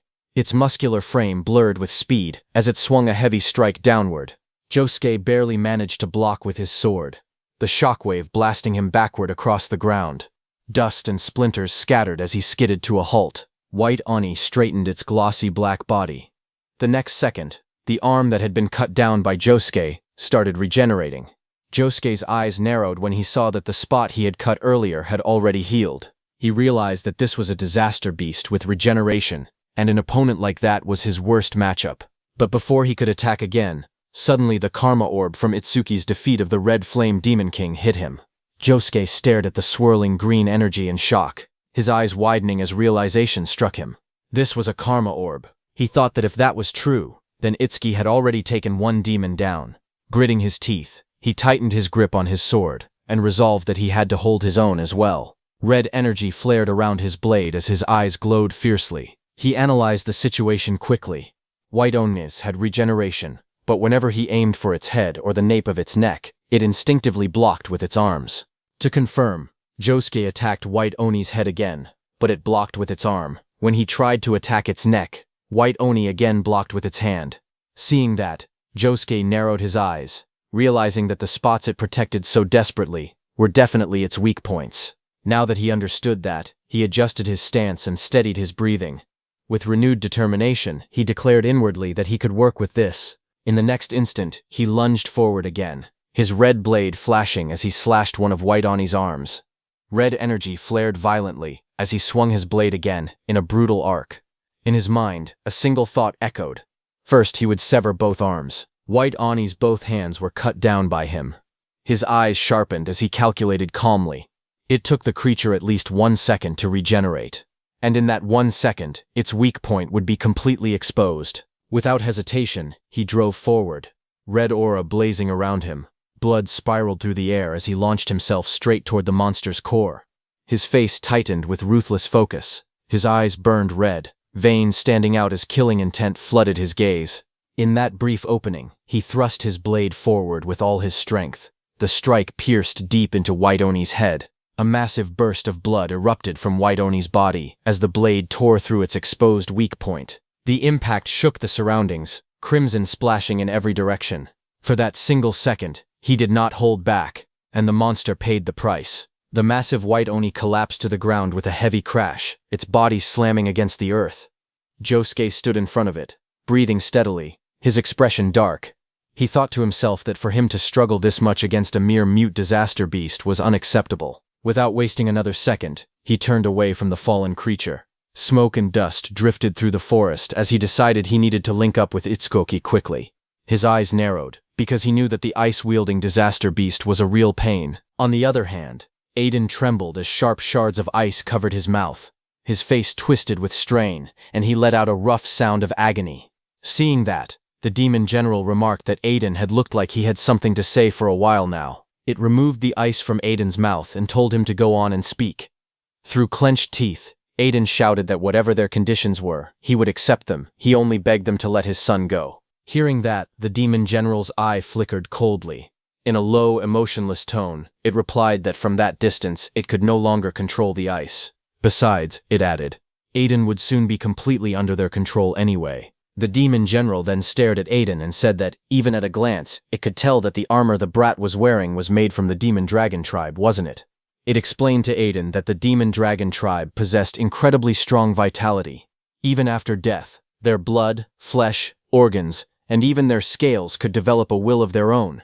It said that the weapons made from demon dragons retained a residue of that will. If someone wore them for too long, the user's consciousness would gradually be swallowed. In the end, the wearer's entire body would be taken over, becoming a genuine dragon. As it said that, Iberia, who was trapped in the ice, lost his mind and roared like an animal. He shattered the ice with brutal force and broke free. His body twisted and expanded as scales formed across his crimson skin. Smoke poured from his mouth, and his eyes burned with a feral glow. He had lost his reasoning and completely turned into a dragon. The scene shifted back in time. It was Prophecy Day 1. While Itsuki was heading towards the green barrier, Iberia walked behind him, watching his back with concern. In his heart, he quietly prayed for Itsuki to stay safe. As Itsuki disappeared into the forest, Josuke suddenly asked Iberia if he really looked up to Tenma that much. Iberia clenched his fists slightly and answered without hesitation that he wanted to become someone like Itsuki. Josuke turned to him and simply asked why. Caught off guard, Iberia blinked in surprise. He stammered as he tried to answer. Josuke's expression remained calm, but his eyes were serious. He told Iberia that by now he had already met many amazing people. Aiden, Tiduajin, and Izumi Nento. Josuke continued, saying that even he himself had gained more fame and battle experience than Tenma. He looked at Iberia with a calm but piercing gaze and asked why it was specifically Tenma he wanted to become like. The question caught Iberia off guard. His golden eyes widened and he hesitated, unsure how to respond. Seeing his reaction, Josuke lightly patted Iberia's shoulder and told him not to worry. He said he was just asking casually. Iberia lowered his head slightly, his expression turning thoughtful. He admitted that, now that he thought about it, he had never really considered the reason before. A question echoed in his mind. Why did he want to become someone like Itsuki? The scene shifted to the past. 10 years earlier, a young Iberia stood in a bright courtyard, holding up a wooden sword with excitement. He shouted joyfully, full of energy and innocence. Behind him, his mother watched with a warm smile. She asked him if he liked his birthday present. Without hesitation, the young Iberia beamed and answered happily that he did. The young Iberia suddenly raised his wooden sword with excitement and declared that he had made up his mind. With sparkling eyes, he proudly announced that he was naming it the Justice Unbeatable Hero Sword. His mother paused for a moment, slightly surprised by the grand name, but she forced a gentle smile and told him it was a nice name. Young Iberia laughed brightly under the sky, lifting the sword high above his head. He boldly declared that he was an awakened one, and told the disaster beasts to prepare themselves. Without hesitation, he began running across the courtyard, shouting that he was going to show everyone. From the doorway, his mother watched him with worry in her eyes and told him to be careful out there. Behind her stood Aiden with a stern expression. He glanced at her and asked quietly whether Iberia had any friends. Later, Iberia stood proudly with his wooden sword resting against his shoulder. His eyes closed with confidence as several children gathered around him in admiration. But in the next moment, the atmosphere shifted. A faint, unsettling smile appeared on those children's faces. One of the boys stepped forward slowly, stretching out his hand toward the wooden sword. His face was calm, but his eyes carried something dark as he admitted that he felt jealous. He asked to see it for a bit. Young Iberia froze, clutching the sword tightly to his chest. The children began to gather around him. Voices surrounded Iberia from every direction, asking if his dad was a famous crafter. They pointed out that if that were true, then his father could make things like that as much as he wanted. They assured him they would give it right back. Standing alone in the center, young Iberia's body trembled. He stared down at the sword in his arms, thinking that he had just gotten it. It was his. He told himself that he had to refuse clearly. Suddenly, one boy leaned close, his face darkened by shadow. In a low voice, he asked if he was really not going to lend it. Sweat rolled down young Iberia's cheeks. His lips trembled as he forced a stiff smile. After a moment of hesitation, he gave in. With a shaky voice, he said it was okay, and slowly offered the sword forward. That boy took Iberia's sword and shouted proudly that he was an awakened one. He declared that the disaster beasts should prepare themselves as he charged forward. Young Iberia stood there as those boys took his sword, watching from a distance. He lowered his head slightly, his teeth clenched, and a bead of sweat running down his cheek. In a trembling voice, he told them they had to give it back. Later, he returned home. His mother sat calmly on a bench with a book in her hands, while his father was forging swords. Noticing him, his mother smiled warmly and asked if he had fun. Young Iberia forced a bright smile, and with a cheerful tone, he answered that yes, it had been really fun. But his mother's eyes widened slightly as she looked at her son. A hint of confusion crossed her face as she suddenly asked where the wooden sword was. Aiden glanced toward young Iberia and muttered that those brats must have taken it again. Hearing that, his mother clutched her book tightly, saying that if it had been taken, they needed to get it back. But Aiden said that even if they retrieved it, other children would just take it again next time. He swung his hammer down with force and shouted that Iberia could not even protect something precious to him, and that he did not even have the courage to call for help. The words cut deeply. He declared harshly that he had not raised Iberia to be this spineless. That night, young Iberia curled up alone in the darkness, hugging his knees tightly to his chest as the echo of those words lingered in his mind. Tears rolled down his cheeks as he lay on his side, staring into the darkness. His golden eyes trembled as a question echoed in his heart. Why was it that he looked up to Etsuki? Then a few months later, inside a quiet hospital hallway, chaos broke out. Aiden grabbed the doctor by the collar, his voice shaking with anger as he demanded to know what it meant that there was nothing more they could do. The doctor, trying to remain calm, apologized and said they had done everything possible. He explained gently that his wife had been frail from the very beginning. Aiden's face twisted in despair. He shouted bitterly, asking if they were supposed to just sit and wait for her to die. The doctor lowered his gaze and asked him to please stay by her side for now. He added softly that she did not have much time left. Inside the hospital room, Aiden's wife lay weakly on the bed. Soft light filtered through the window as she turned her head and called out to Iberia. Young Iberia stood beside her bed, his small hands trembling. His voice cracked as he whispered, "Mom." She reached out gently and told him not to cry. With a faint smile, she looked at him tenderly and said that although his father called him spineless, she knew the truth. He was simply too kind. She looked at her son with tired but gentle eyes. In a soft voice, she told him that kindness without strength could turn cruel. If he remained weak, he would fail to protect the people he loved and end up hurting himself as well. Her gaze grew serious as she asked him to promise her something. She told him to become strong and to use that strength bravely. She believed that one day he would grow into someone kind and courageous, a truly strong awakened. At last, she asked him to take care of himself.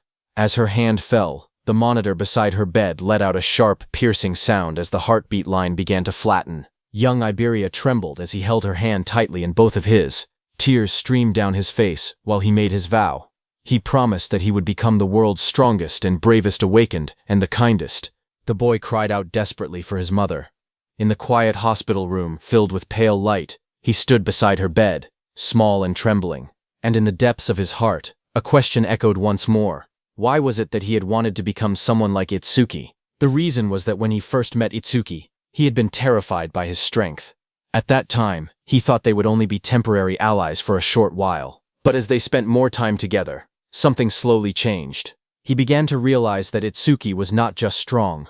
Whether he stood before over 100 awakened or faced a terrifying disaster beast, he never hesitated and charged forward without fear. He possessed an insane courage that never allowed him to flinch, and behind that stern, unyielding face, he sometimes showed a quiet and gentle kindness toward his comrades.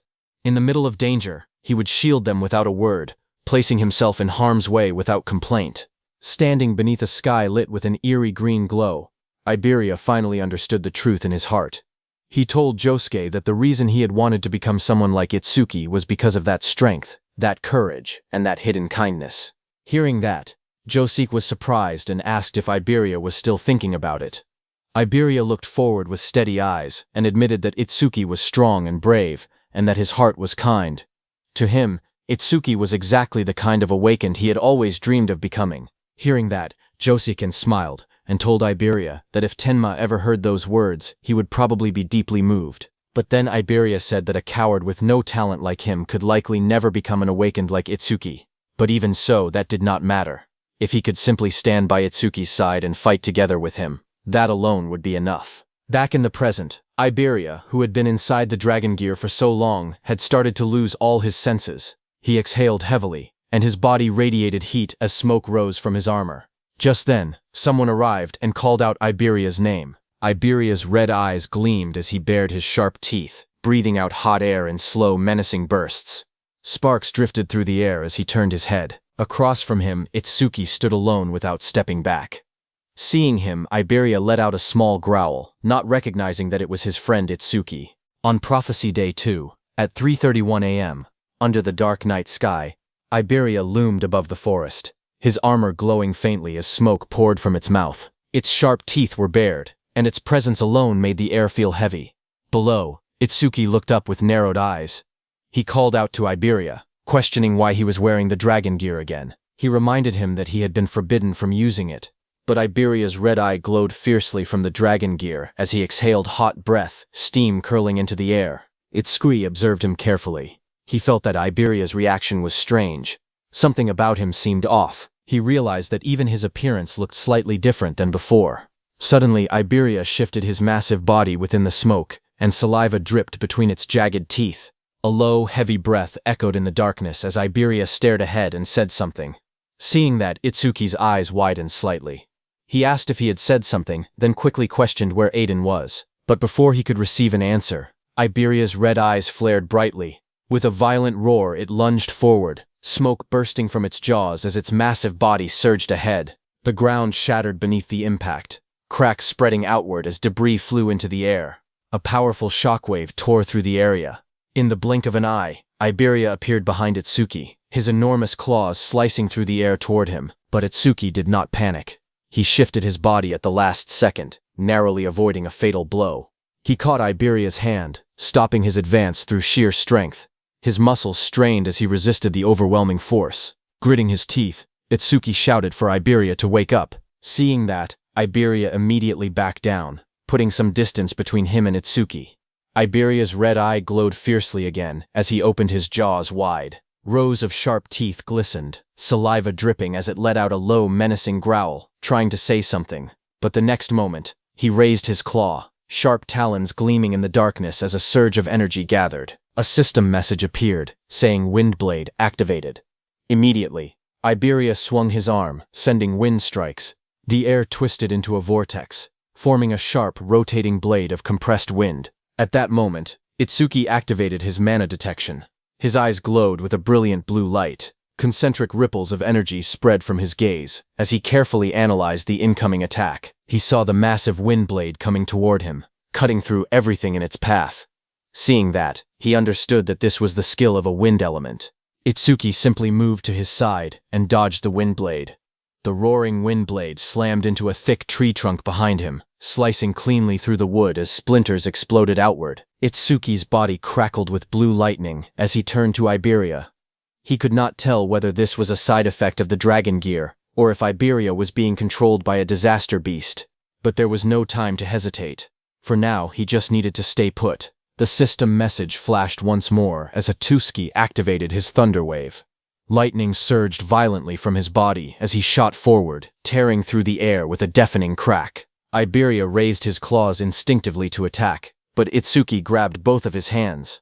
Just as he did that, smoke poured from Iberia's jaws, and he roared in fury. Watching closely, Itsuki's eyes sharpened.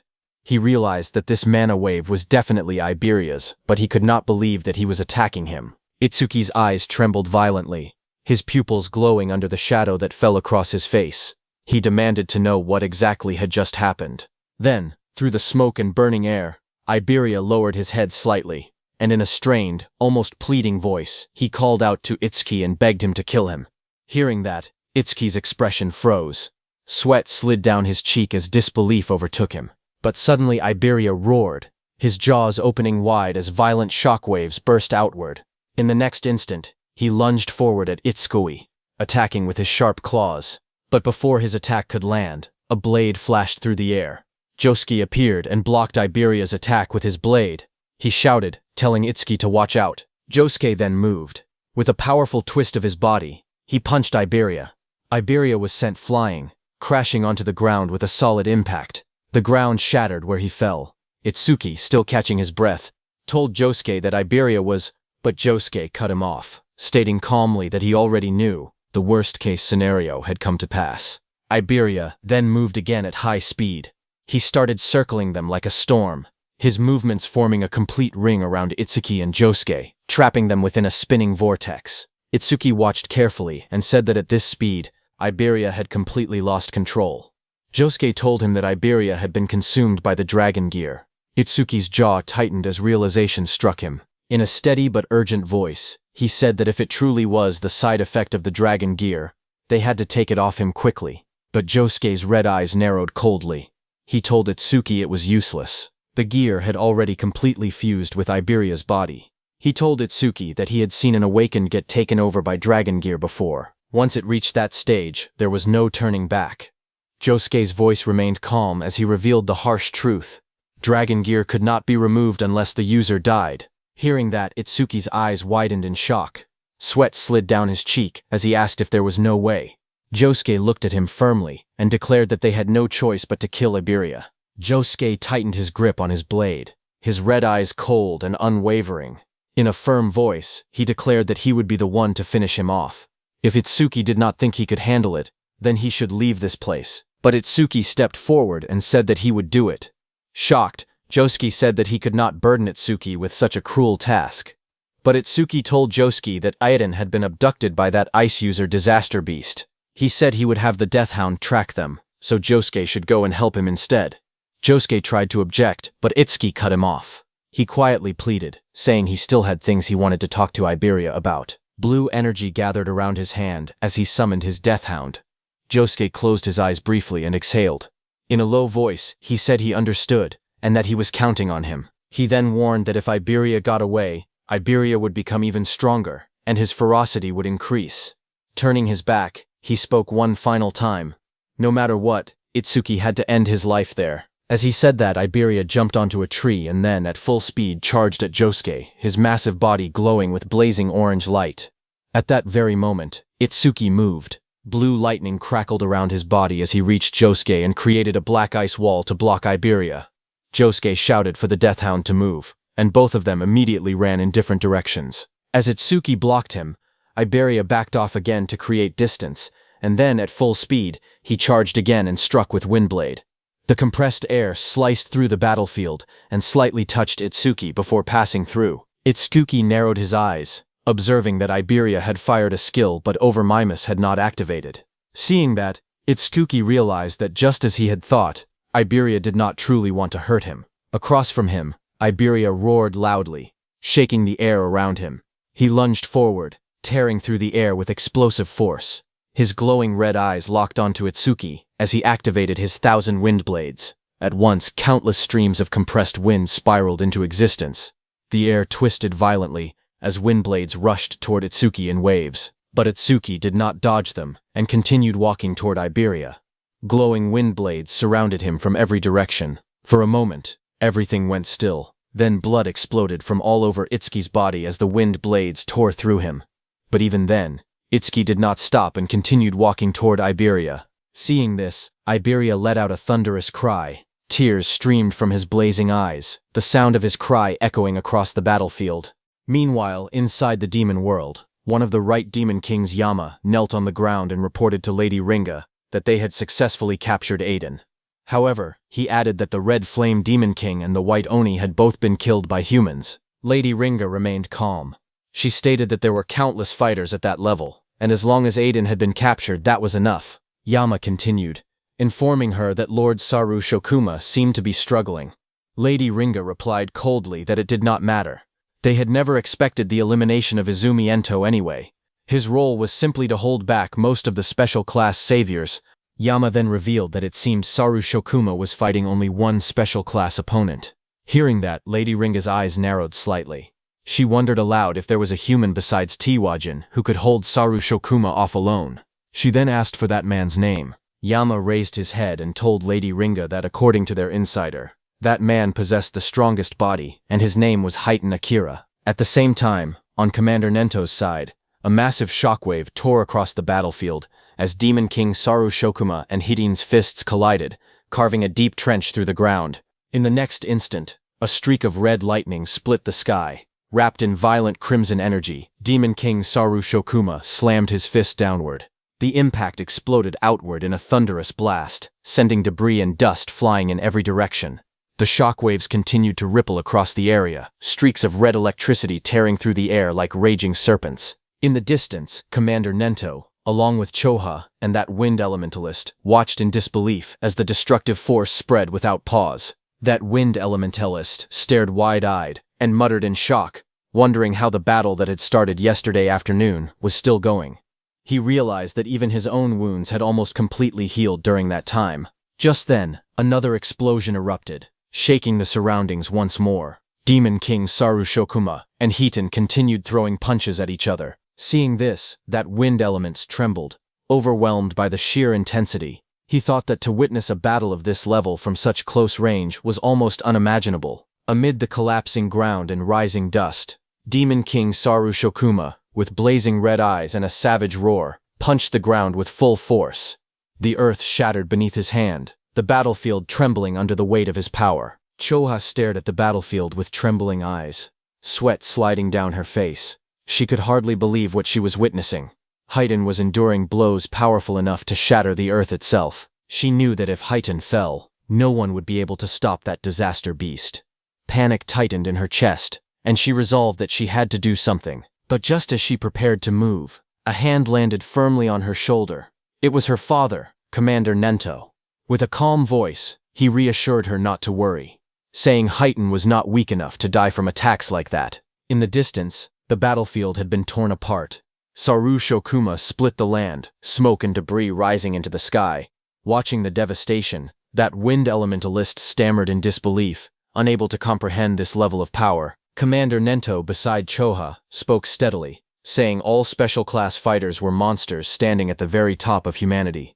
They were not to be underestimated. Choha steadied herself and looked back toward the battlefield, fully aware that she was witnessing a clash between beings far beyond ordinary limits. Suddenly, Demon King Saru Shokuma's massive fist that had slammed into Hiten slowly started to lift. Demon King Saru Shokuma's eyes widened in surprise. Far below his enormous arm, Hiten stood up again, lifting its massive hand. He was still alive, still full of power. Watching from the side, Commander Nento said it had been a long time since he had seen Hiten's second form. Choha, beside him, turned in surprise. She repeated the words in disbelief, asking what the second form was. Amid swirling dust and a rising crimson aura, Hiten emerged. His body was engulfed in a dark red energy that writhed like flames. His eyes glowed ominously. Watching that, Choa swallowed nervously. She said that his presence felt completely different from before, as though he had become an entirely different person. Commander Nento explained that whenever Hiten entered this state, all of his abilities increased explosively. But there was a price. In exchange for that overwhelming power, he became extremely aggressive and cruel. Hiten roared in fury, steam bursting from his mouth as his crimson eyes burned even brighter. He pushed back the massive Demon King Saru Shokuma with just his brutal force. Commander Nento continued explaining that the nickname given to him in this form was something entirely different. In the next instant, Hiten vanished. Like a streak of blazing red lightning, he shot forward.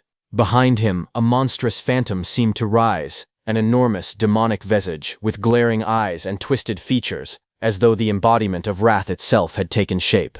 Hiten's fist drove upward with terrifying speed. The punch collided with the Demon King Saru Shokuma's body in a violent explosion of force. Blood sprayed through the air as the Demon King was sent reeling backward. Before the Demon King could react, Heighten punched a hole in its chest and came down to the ground. Demon King Saru Shokuma's body came crashing down onto the ground, its impact thundering across the battlefield and sending debris flying skyward. Heighten just stood there as the red aura around him flared like burning embers, carving a path through dust and debris. In the next moment, he started moving again. From behind, his back was a canvas of blood and scars, muscles tense beneath torn clothing. Crimson energy crackled faintly around his silhouette, his long hair whipping wildly in the air. In the distance, Choha stammered in confusion, asking where he was going. Commander Nento answered that he was probably heading to destroy the stone pillar maintaining the barrier. Hearing that, Choha admitted that she had thought Hitten would simply rampage without direction. Yet even in that state, he was still able to keep his reason just as expected. Commander Nento told her that if Heighten had attacked without caring about friend or foe, then even if his power increased, it would only bring disaster. Such recklessness would mean he could never become a true special-class protector of humanity. On the other hand, Heighten reached the stone pillar. Heighten's fist smashed into the towering stone pillar with a thunderous crash. The impact sent cracks racing through the surface as fragments of rock burst outward in every direction. Dust and debris spiraled around him. The red aura surrounding him flared violently for a brief moment, then completely disappeared, and Heighten returned to his original self. As the dust began to settle, Heighten stood there with blood smeared across his face and torso. He looked down at himself and wondered why he was there. Then his eyes shifted toward the fallen Demon King below. He asked if the enemies had already been dealt with. Seeing all that, Heighten finally realized that his other self had come out again. Heighten sat beside the stone pillar. With a faint, almost exasperated remark, he commented that his other self was still as meddlesome as ever. Far above the battlefield, the massive crimson barrier dome started to disappear after Heighten destroyed the stone pillar. Choha looked up calmly and asked if this time it was finally settled. But then Commander Nento brought up what had happened earlier. He pointed out that she had tried to heal Heighten at the cost of her own life and asked if that was true. Choha answered yes. Commander Nento sighed and said that it was not like her to act that way. Normally, instead of risking her life for a small chance of victory, she would have suggested retreating first. He added that she was becoming more and more like Itsuki. Hearing that, Choha, flustered, quickly denied it, insisting that it was not like that. Trying to change the subject, she wondered aloud how Itsuki was doing. She mentioned that they were also in the forest now, but since there were high-level awakened like Yusuke-san with them, they should be fine. But far away in the dark forest, Itsuki, inside the dragon gear, clutched his head in panic, tears streaming down his face. His glowing eyes trembled as he screamed, asking why he was not dodging. Wind strikes tore through the forest as Itsuki continued walking toward Iberia. Blood trailed down his body while those wind strikes rained toward him from every direction. Yet he did not stop. He declared that physical pain numbed the mind. That was why he would not avoid Iberia's attacks on purpose. The next moment, he stood face to face with Iberia, who was inside the dragon gear. Its jagged jaws snapped open, fangs glinting as it lunged. With one hand, Itsuki reached out and grabbed Iberia's shoulder. Locking eyes with him, he called out his name, Iberia. He pointed his second hand at him. Dark purple energy began to gather around his arm, swirling violently like a vortex. A system message flashed before him, announcing the activation of Black Orb. His voice turned cold as he declared that this was the end. The vortex in his palm expanded into a spinning sphere of destructive energy. With a powerful thrust, he drove it straight into Iberia's body. The concentrated purple energy orb pierced straight through Iberia's massive body, tearing a long, glowing fissure down its torso. Just as it happened, Iberia fell into Itsuki's arms. Itsuki caught him as he fell. Then slowly, the dragon gear's mask fell to the ground, covered in blood. One by one, the entire dragon head started falling apart from Iberia's body. Blood splattered from Iberia's body as he trembled in pain. Tears streamed down his face. His body shook as he forced himself to speak. He apologized weakly, saying that he had messed up again. Through broken sobs, he confessed that he just did not want to be a burden to Itsuki. Blood ran down Itsuki's face, dripping from his eye and chin as he held Iberia close. In a steady, unwavering voice, he told him that he had never once thought of him as a burden. Iberia's tear-filled eyes widened. His lips trembled as he asked if that was really true. Itsuki answered that they were simply good at different things. Iberia's trembling hand clutched weakly at Itsuki's clothes as he forced himself to speak again. He said that he had faintly heard it earlier, that the disaster beast was not going to kill his father but control him. Through tears and blood, he placed his hope in Itsuki. He said that if it was Itsuki, he believed he could surely save his father from it. Itsuki told him to leave it to him. Remembering the face of that demon general that had caused all this tragedy, Itsuki's gaze sharpened, his expression turning cold and resolute. He swore that he would crush it with his own hands. Tears and blood streamed down Iberia's face as his trembling hand slowly loosened its grip. With a faint, fragile smile, he said that he was glad he had gotten to talk to Itsuki at the end. His voice was weak, but sincere. In the fading moment between them, he whispered that he was counting on him, calling him Double E with quiet trust. On Prophecy Day 2, at 3:33 a.m., Iberia was dead. Watching from the demon world, Lady Ringa addressed Itsuki coldly. She said that he had done it now, but this was only the beginning. Sitting on her throne, she promised Itsuki something far worse.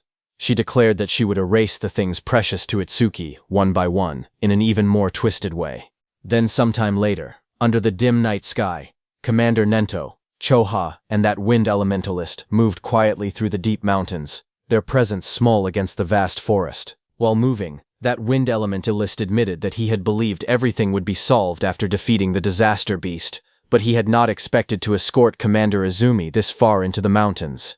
He knew that it had originally been Heighten's job, but his condition made it impossible for him to continue. As they were moving, suddenly Choka's summoned beast stopped.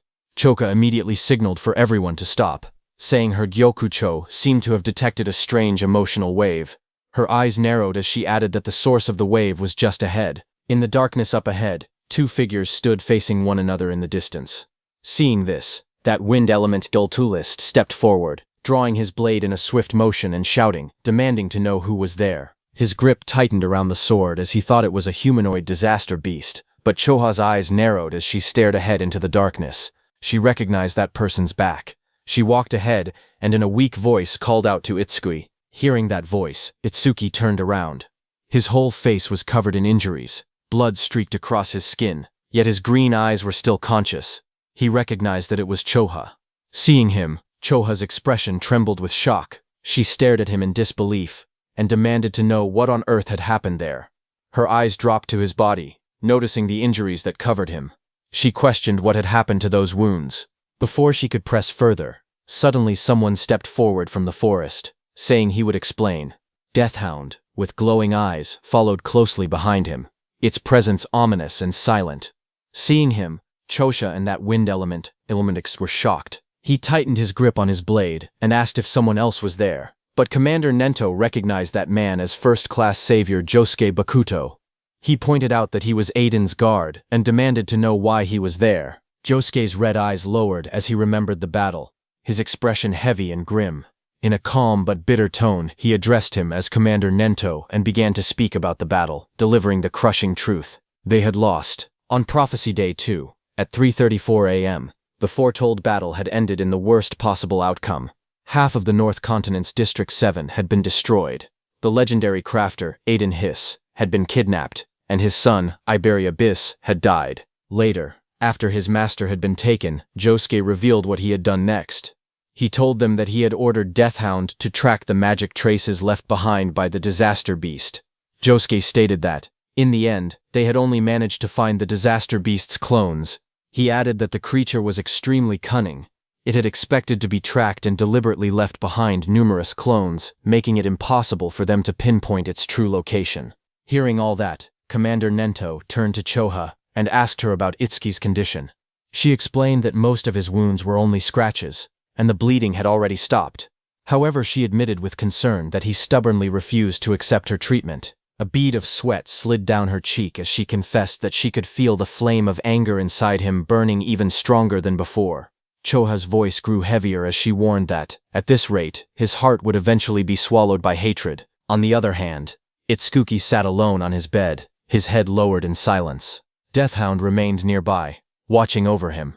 He sat quietly in his dim room, his gaze fixed on a framed photograph resting on the shelf. The picture showed a warm family scene.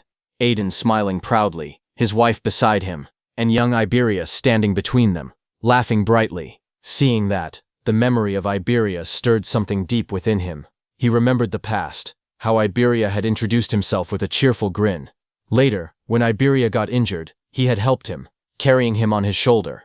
And while they created a team, Iberia hugged Itsuki, declaring that he would never leave Itsuki's side. His voice had been firm, filled with unwavering loyalty. He remembered the time when Iberia excitedly told him about Shikigami users, explaining that they could freely name their Shikigami. With bright confidence, he offered to come up with a name himself, boasting proudly about his naming sense. Those lively words echoed faintly in Itsuki's mind as he continued staring at the photograph. Itsuki slowly lifted his head. His green eyes were cold and distant, the pain etched across his bruised body no longer drawing even a flicker of hesitation from him. Deathhound stood before him, its glowing eyes fixed on its master. In a steady voice, Itsuki told it to move. Deathhound responded with a low growl, its presence heavy and ominous. A blue system panel appeared, revealing its status. Deathhound, B rank, level 20. Its attack stood at 350, ability at 300, defense at 200, and magic at 150. Itsuki stepped forward from the bed, his battered body tense with resolve. He declared that they would catch that disaster beast. Then his voice darkened as he declared that he would crush it. A red glow flickered in his eye, burning with ruthless determination. Without another word, he turned and walked toward the door, his broad back streaked with blood, his fists clenched tight. Deathhound silently followed him. But just as he opened the door, he saw Commander Nento standing in front of him. Itsuki was surprised to see him there. He asked why his teacher and everyone else had suddenly come. Along with Commander Ninio, Choha, Josuke, and that wind elementalist entered the room. That wind elementalist looked at Atsuki and acknowledged that this injured brat was Izumi-san's second disciple. He had heard that Atsuki alone had created a green barrier and defeated a disaster beast over level 30. But he had also heard that Atsuki had killed his own friend. That wind element thought that there was no denying Itsuki's strength, but he was certainly cold-hearted. Commander Nento asked Itsuki where he was going. Without hesitation, Itsuki replied that he was going to find the ice attribute disaster beast and save Aiden. But Commander Nento rejected his decision. Hearing that, Itsuki's green eyes flared sharply as he demanded to know why. Commander Nento answered calmly that Itsuki was not a savior yet. The Savior Alliance had already classified the incident as a special class danger. He told Itsuki that, to join the rescue, one had to be at least a second-class savior. With a cold voice, he told Itsuki that he did not meet that qualification. Hearing that, blood streaked across Itsuki's face as his expression darkened. His red eyes burned with fury. He asked if that meant that because he was not a savior, he did not even have the right to go and help. Clenching his fists tightly, he shouted that he had promised Iberia he would definitely save Aiden. Even if they tried to oppose him, he would still go. Hearing him, that wind elementalist was stunned and questioned how Itsuki dared speak to Izumi-san like that. Choha thought that her father did not have to say it so bluntly, and wondered whether he understood Itsuki's mental state right now. Silence filled the air, heavy and suffocating. Then Commander Nento's voice cut through the tension as he asked Itsuki a single question. Would it truly be acceptable if someone died because of him? The words struck hard. Itsuki's eyes widened, his breath faltering as the weight of that possibility pressed down on him. Commander Nento continued calmly. He said he understood Itsuki's feelings. What had happened was the result of his own mistake. He had believed the disaster beast was only targeting him, and because of that misjudgment, he had neglected Aiden's protection. He told Itsuki that, after going through so much trouble to capture Aiden, the enemy would not kill him so easily. Still, with Itsuki's current strength, challenging that disaster beast would only mean dying for nothing. Hearing that, Itsuki stood there in silence, his fists trembling at his sides. But then Commander Nento told Itsuki that he possessed limitless potential. Surpassing special class was not merely a dream. As he said that, the sun also rose into the sky, casting golden light into the room. In a calm voice, Commander Nento said that, if the time came, he would tell the Alliance to let Itsuki handle Aiden's rescue himself. Hearing that, Itsuki's battered face lifted slightly. His green eyes were filled with frustration and urgency as he asked what he could do right now to surpass special class. The room fell quiet for a moment. Then Commander Nento told him to join the Apex camp. Tenma repeated the words in disbelief, not knowing what that was. Commander Nento explained to him that Awakened who ranked in the top 10 of the Savior Alliance National Tournament preliminaries were invited to attend the Apex camp in Nakasu, hosted by the Savior Alliance. He said that strong humans like T.Y. and Hitan Akira had all endured that brutal training. Those who survived and overcame it became key forces in protecting humanity. His voice lowered as he revealed one final piece of information. This year's summit camp would be held in 3 days. Commander Nento calmly explained that if Itsuki safely overcame the trials of Apex Camp, not only would he rank high in the main tournament, but it would also serve as a shortcut to becoming a special class savior. Hearing that, Itsuki's green eyes steadied. The blood streaked across his face had not yet dried, but his resolve had already hardened. Without hesitation, he declared that he understood, and that he would join Apex Camp. Commander Nento nodded slightly, and added that before anything else, they needed to deal with Itsuki's injured body. Soon after, Choha gathered green energy between her hands and poured the healing light over Itsuki's battered form, wrapping his wounds in a radiant glow. As the pain eased and his strength slowly returned, Itsuki's gaze sharpened. He turned slightly and asked Choha if she knew about Apex Camp. As green healing light flowed from her hands, Choha looked at Itsuki and said that she knew about Apex Camp. However, she asked why he was suddenly bringing it up and told him not to say he was planning to join. Itsuki calmly asked if there was something wrong with that. He added that Sensei had said it was the perfect place to improve one's strength. Chuhong's expression grew serious. She explained that only the geniuses among geniuses were allowed to join Apex Camp. The green light continued to wrap around Itsuki's body as she went on, saying that was exactly why it was so dangerous. She explained that people who had been praised as geniuses their entire lives often realized, after joining Apex Camp, that they were nothing special. When that happened, their minds broke. She had seen many like that. Her voice turned firm as she finished her warning. Apex Camp was a training ground for geniuses, but it was also their graveyard. Chulaha continued her warning, her voice steady but heavy. More than anything, she explained, the training at Apex Camp was brutal, and the level of each stage was extremely high. Because of that, fatal accidents happened every single year. Itsuki listened without fear. A faint smile curved on his lips as he said that it was actually perfect. The green light around Shoha's hands flickered as she stared at him in shock. Itsuki knew that against half-hearted disaster beasts or mediocre awakened ones, his over-mimicry would not even activate.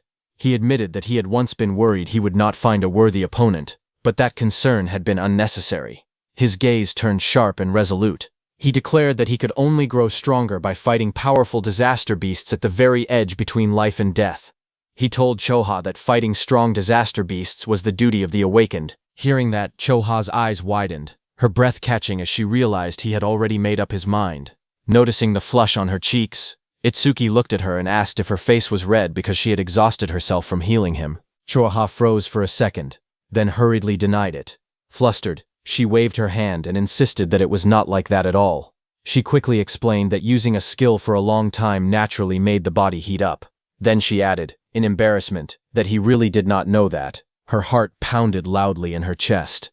For the first time, she could hear her own heartbeat so clearly. The warmth spreading through her face only made her more confused. She wondered what she was even thinking. After a moment, Itsuki steadied himself and told her that his wounds were almost completely healed. He thanked her, then turned and began walking toward the door. She asked where he was going. Without looking back, he replied quietly that he was going to say goodbye. Under the quiet sky, beneath the shadows of tall trees, Josuke and Itsuki stood before a grave. The gravestone bore the name Iberia Hiss, with the dates 2000.1/18/2018 carved into the stone. A bouquet of yellow roses rested at its base, and a sword lay carefully placed in front of it. Josuke lowered his gaze and apologized softly, saying he was sorry for making Itsuki do such a cruel thing. Itsuki, standing beside him, replied calmly that it was fine. He had chosen it himself. After a moment of silence, Josuke asked if he was leaving already. Itsuki confirmed it. He said he would join Apex Camp and improve his skills so that one day he could kill that disaster beast with his own hands. He then asked what Josuke would do. Josuke answered quietly that if he had not met his master, he would have been killed by a disaster beast long ago and would never have become an awakened. His hand tightened around the hilt of his sword as he looked down at his armor and weapons, reflecting on the path that had brought him there. Josuke lowered his head and gripped the hilt of his sword tightly. In a quiet voice, he said that even his life had been given to him by his master. No matter what happened, he would find his master. Before his words could settle into the night, Itsuki extended his fist toward him. Seeing that, Josuke looked shocked. Standing before him, eyes burning with determination. Itsuki declared that he would become a savior. One day, he would rescue Adian together with Josuke. Until then, he pleaded with him not to die. Josuke looked back at him, a faint, almost helpless smile forming on his lips. In front of Itsuki, he felt pathetic. As the wind rustled the trees and golden petals scattered across the grave, Josuke answered that he would be waiting. Their fists met in midair, knuckles pressing together in a silent promise, sealing their resolve. From a distance, Commander Nento and Choha watched them from the shadows of the forest. Choha remarked that as expected of Itsuki, only a few hours ago he had been completely wrecked both physically and mentally, yet he had recovered this quickly. But Commander Nento told her that Itsuki had merely pushed his negative emotions deep down for now, so that one day he could unleash them. Commander Nento then said that there were many suspicious points in the recent attack. He intended to gather the commanders from each continent and hold a meeting. As he turned to leave, he added that while he was handling that matter, he was counting on her to look after Itsuki. Hearing that, Choha smiled brightly and told her father to leave everything to her. Just then, Itsuki appeared behind her. He looked at her in slight confusion and remarked that she seemed unusually happy. At that moment, her face stiffened, and she quickly tried to compose herself. Itsuki then noticed Commander Nento going into the forest and asked Choha where they were going this time. Clearing her throat, Choha replied that it was classified, so she could not tell him. She adjusted her glasses and informed him that her father had asked her to take care of him. From now on, she would be his guardian. She asked if he understood. Itsuki awkwardly answered yes, though he muttered that having a guardian made it sound like he was a child. He then asked what they were doing now. Choha turned her back to him and pointed ahead, saying that it should be obvious. With determination in her eyes, she declared that they were heading to Nakasu right away to join Apex Camp. Hearing that, Itsuki immediately responded with a firm agreement as a faint aura flared around him, and the two of them prepared to move forward together. On the other hand, a memory of a violent explosion flashed before someone's eyes. From the darkness, Itsuki emerged, blue lightning crackling around his body. Not far away, Reiji Kinoshita collapsed to his knees. Blood dripped from his mouth as he gasped in pain, sweat and dirt covering his face. His eyes trembled in terror as he looked up. Itsuki stood behind him, rain pouring down while lightning roared across the sky. Without hesitation, Itsuki raised his fist. With a deafening impact, his punch came crashing down. Remembering all that, Reiji Kinoshita screamed, his mouth wide open as tears and sweat streamed down his face. His entire body trembled violently against the hospital bed, tightly wrapped in bandages from head to toe. He thrashed and cried out in fear, the sound echoing through the quiet room. Hearing the scream, his mother rushed inside. She ran to his side and held him tightly, her voice shaking as she tried to calm him. She told him not to be scared, that she was there with him. Leaning closer, she gently asked if he had dreamed again about the person who hurt him. Reiji Kinoshita's face twisted with rage. Even through the bandages, his fury was clear. Tears poured from his swollen eyes as he gritted his teeth and swore that he would return the pain he had suffered 100-fold.